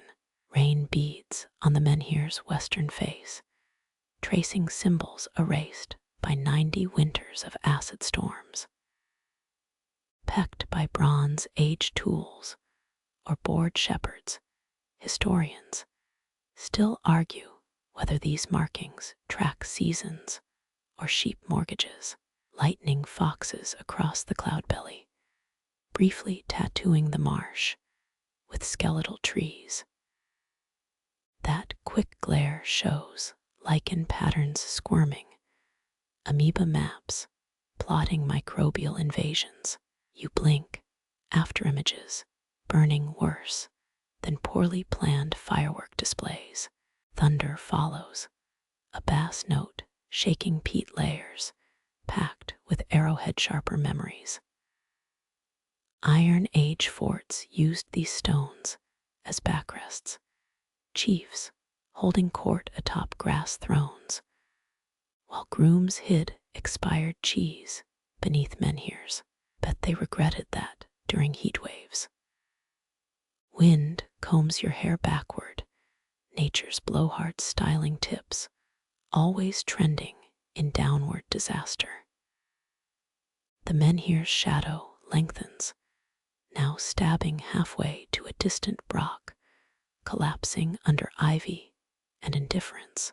One hand touches the stone, frostbite immediacy, shooting through your wrist. Legends claim menhirs store lightning like awkward compliments, waiting for wet fools to complete the circuit. Your fillings hum in solidarity, cheap dentistry, singing backup for atmospheric choirs. Pressure builds, clouds sagging lower like depressed mattresses. Granite groans again, this time with the arthritis crackle of an elder staircase. You half expect the menhir's base to reveal elevator buttons down to chthonic lobbies, up to overpriced Valhalla concierge. Mist weaves around your ankles, more clingy than cat cafe straits, eyeing lonely patrons. Only 5 stars visible now. Ursa Major's snout snuffled under woolbat clouds. Vikings navigated by such stars, their longships stocked with bad tattoos and fermented shark snacks. The menhir's shadow touches an oak stump, triggering a pheasant explosion from ferns. Wings clatter like dropped silverware, the birds cursing you in avian during their emergency ascent. Feathers drift down nature's ticker tape parade for surviving another Tuesday. Rain kicks up its tempo, no longer drizzle, but proper bucket spill downpour. Your jacket sags, zipper betraying you with the enthusiasm of expired Velcro. That megalith offers squat for shelter, its architects ignoring drainage solutions beyond rain eventually stops. Maybe. Another lightning flicker, this time illuminating 3 figures near the brock. They're gone when the dark returns, vapor or villagers, avoiding weather and weirdos. Folk tales warn of petrified sinners dotting moors, their crimes ranging from sheep theft to improper scone recipes. Your nape prickles the menhir, now buzzing like a fridge full of expired yogurt.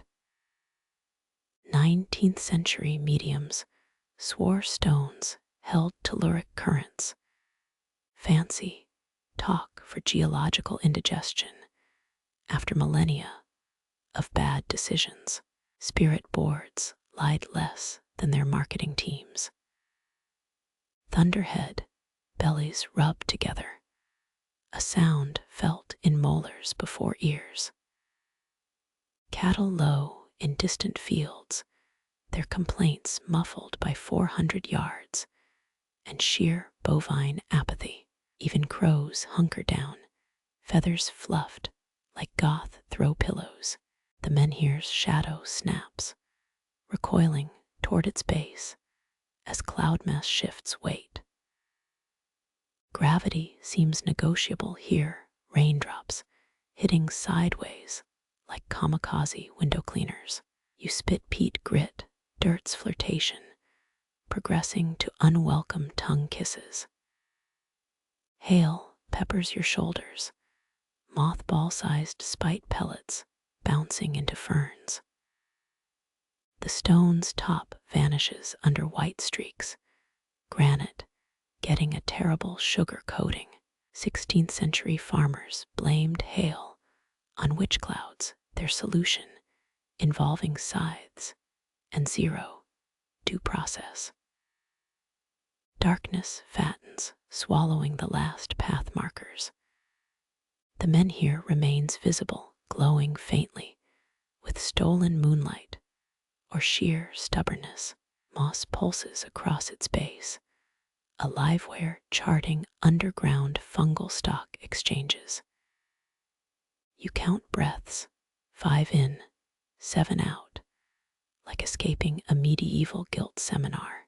Menhir air tastes different, flavored with lightning strike ozone and forgotten lunch meats.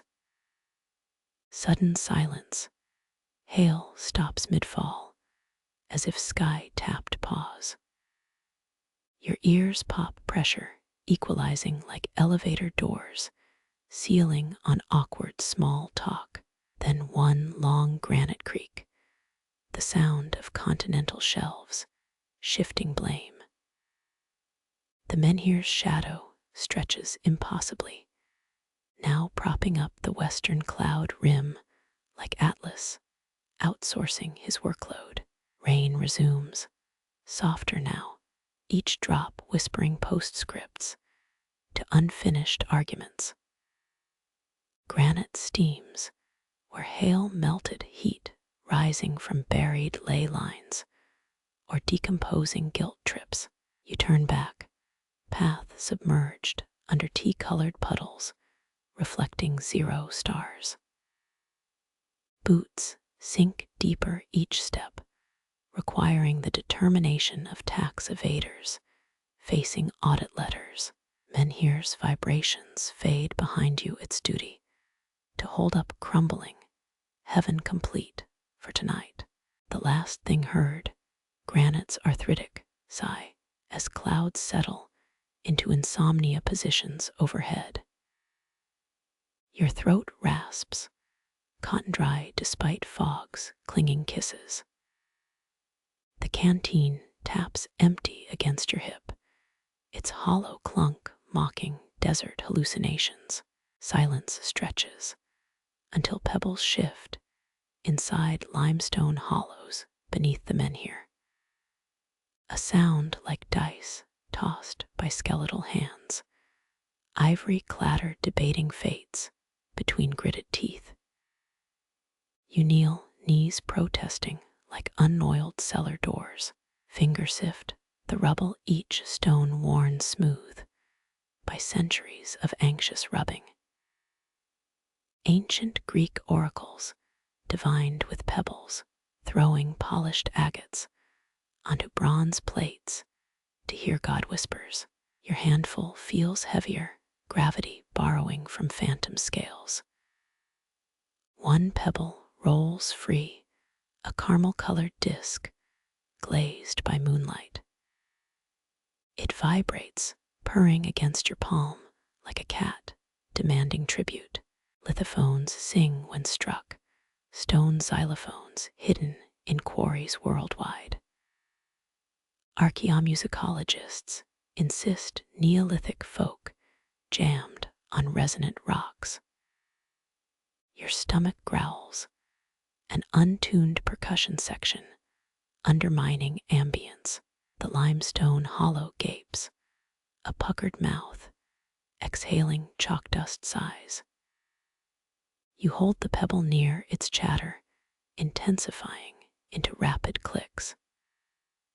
Some claim standing stones swallow prayers, churning pleas into gastric prophecies before vomiting answers.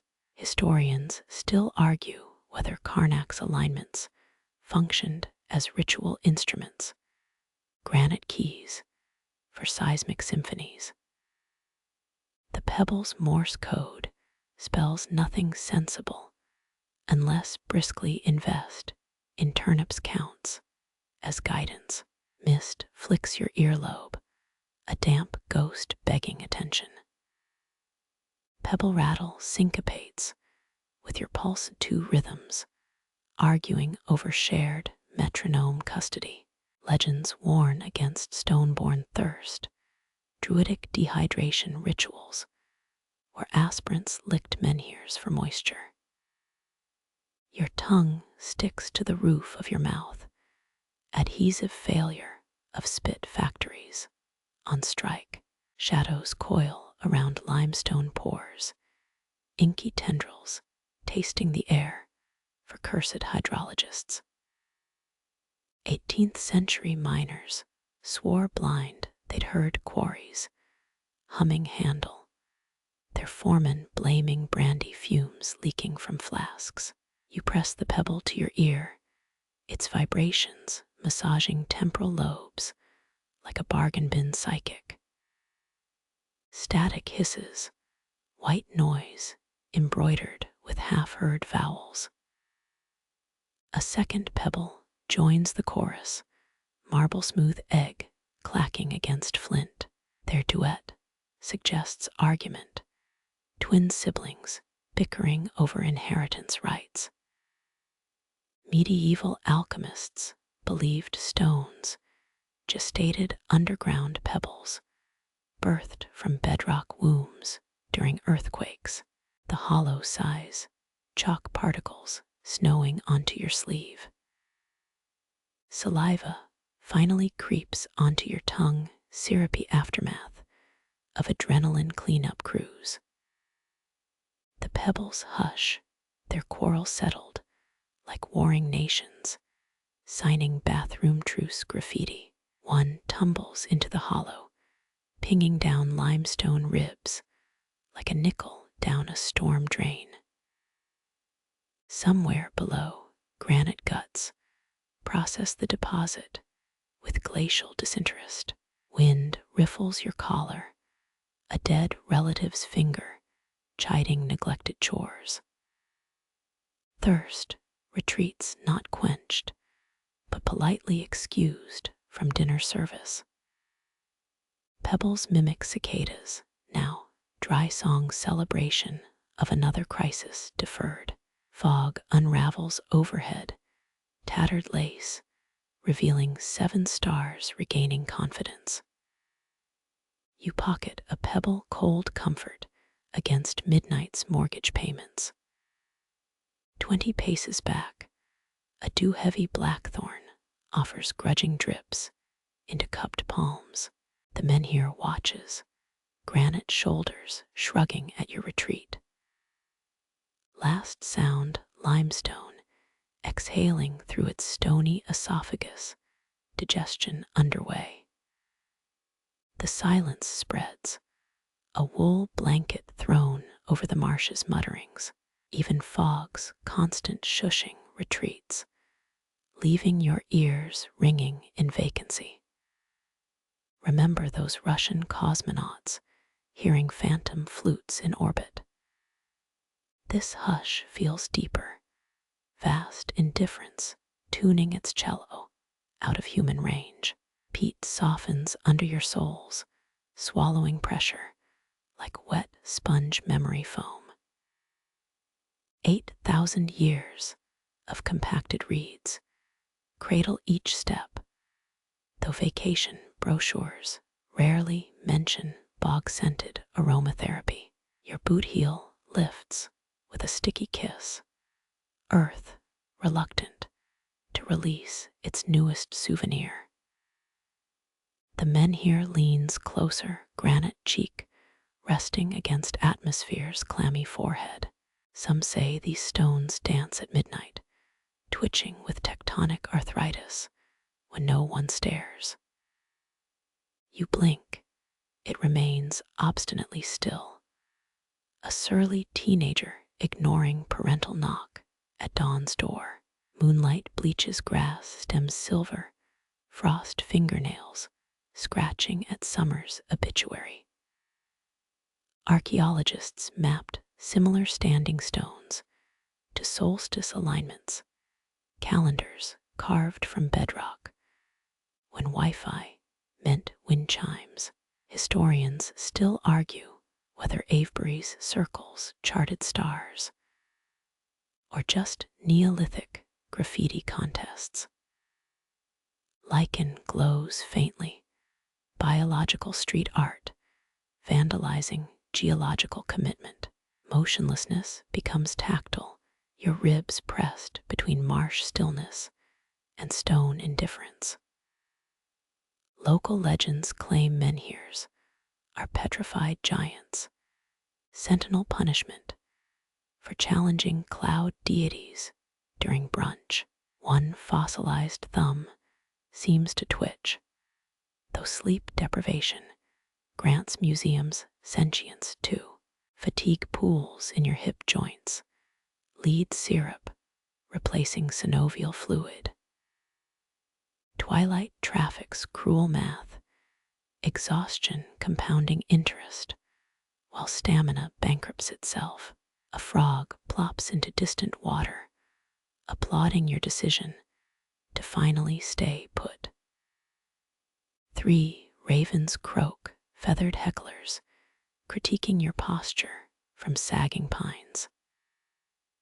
Viking warriors sought their omens, winged consultants predicting battlefield spreadsheet outcomes. These birds just sound bored, debating whether to peck your eyes now or wait for rigor mortis discounts. Wind falters its usual gossip, replaced by meditative emptiness, that peculiar maritime calm after ninth. Wave collapse settles, horizons exhaling through pursed lips. Your jacket rustles like a traitor, cloth betrayer disrupting sacred mute treaties. Sweat cools along your spine, Newtonian betrayal, proving gravity a harsh landlord. Remember Victorian hikers sworn they'd grown roots beside menhirs. You flex chilled toes, half expecting mycelial networks snagging your ankles below turf. Mist thins to spectral lace, revealing bootprints already filling with black water behind you. 97 steps erased by peat's relentless appetite, your entire journey digesting into loam. Stonemasons supposedly buried tools at monolith bases, offering trade secrets to granite deities. Your own offerings, emotional lint from pockets scoured raw. Night kneels beside you, its weight less celestial dome, more cat settling into favorite lap. Stars surrender to cloud migration, tucking luminous resumes into fog drawer unemployment.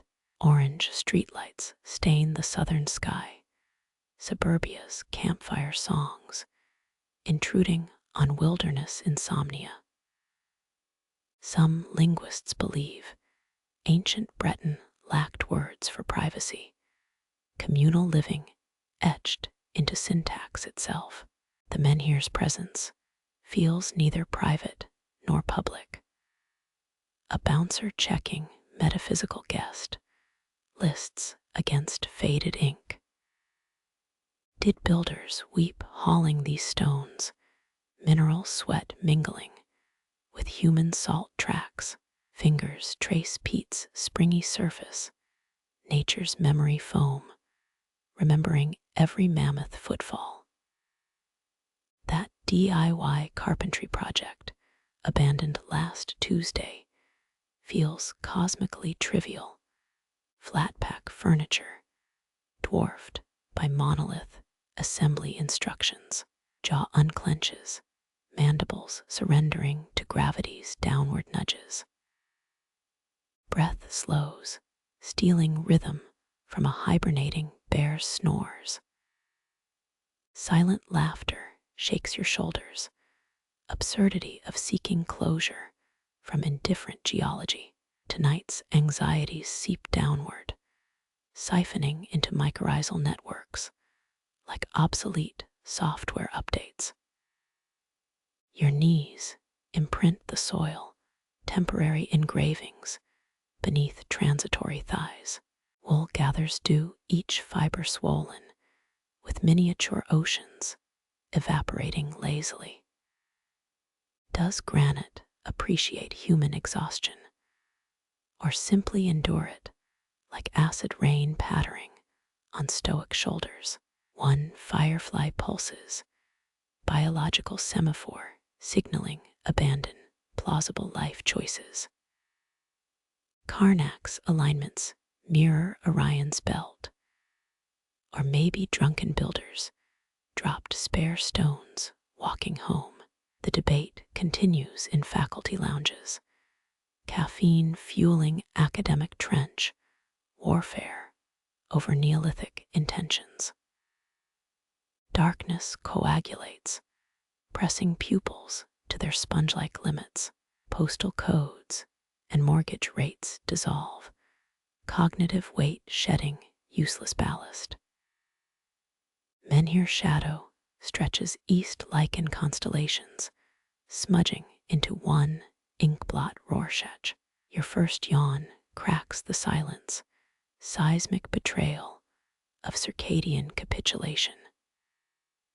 Blunted fingernails pick at grass blades, unconscious farming of unwilling botanical specimens. Road noise fades entirely, as if Earth slid into soundproofed sidebar dimension. Could druids nap leaning on menhirs, snores syncing with lithic vibrations? You slump sideways, a surrendered chess piece toppling towards checkmate. Granite radiates stored sunlight, gentle warmth, penetrating fleece layers like timid hospitality. Eyelids lower, cellular blinds drawn against fluorescent starshine. Sleep sidles closer, uninvited guest clutching lumpy pillows, stuffed with unanswered emails. Marsh gases bubble slow fermentation belches, scenting sweet oblivion. Boot prints vanish entirely, now damp peat stitching over trespasser wounds. The last conscious thought floats, featherlight wondering if pre-owned stone fatigue feels this forgiving. Cool earth beneath you now, peat's breath rising through wool layers. Your spine molds to the land's curve, an imprint even due respects. Eyes rest heavy as granite's stored warmth seeps upwards, ancient sunbeams released nightlong as apology for stoic indifference. 3 shallow breaths, then 1 deeper sip of air. Fog nestles into your collar's folds, damp nurse checking a patient's temperature. Distant pines sway without sound, black lace against charcoal wool sky. Sleep arrives not as thief, but librarian, sorting scattered thoughts into archival dust. Jaw slackens, tongue retreating from enamel's keep. Let archaeologists debate standing stones tomorrow. Tonight granite simply holds your weight without complaint. Moss cushions your temple, kingdom of spores, offering velvet asylum. Even ravens hush their critique, wings tucked beneath feather quilt rumors. That unfinished project, those unanswered messages, peat swallows them whole, composting urgency into loam. Heartbeats slow to match bogs seepage, steady pulse of water through primordial sponge. Fingers unclench, palms open to receive nothing, expect nothing. Lichen's faint glow blurs your retinas, gladly surrendering focus. Wind resumes, but as lullaby now. Strand of hair dances across lips, tickling away final coherence.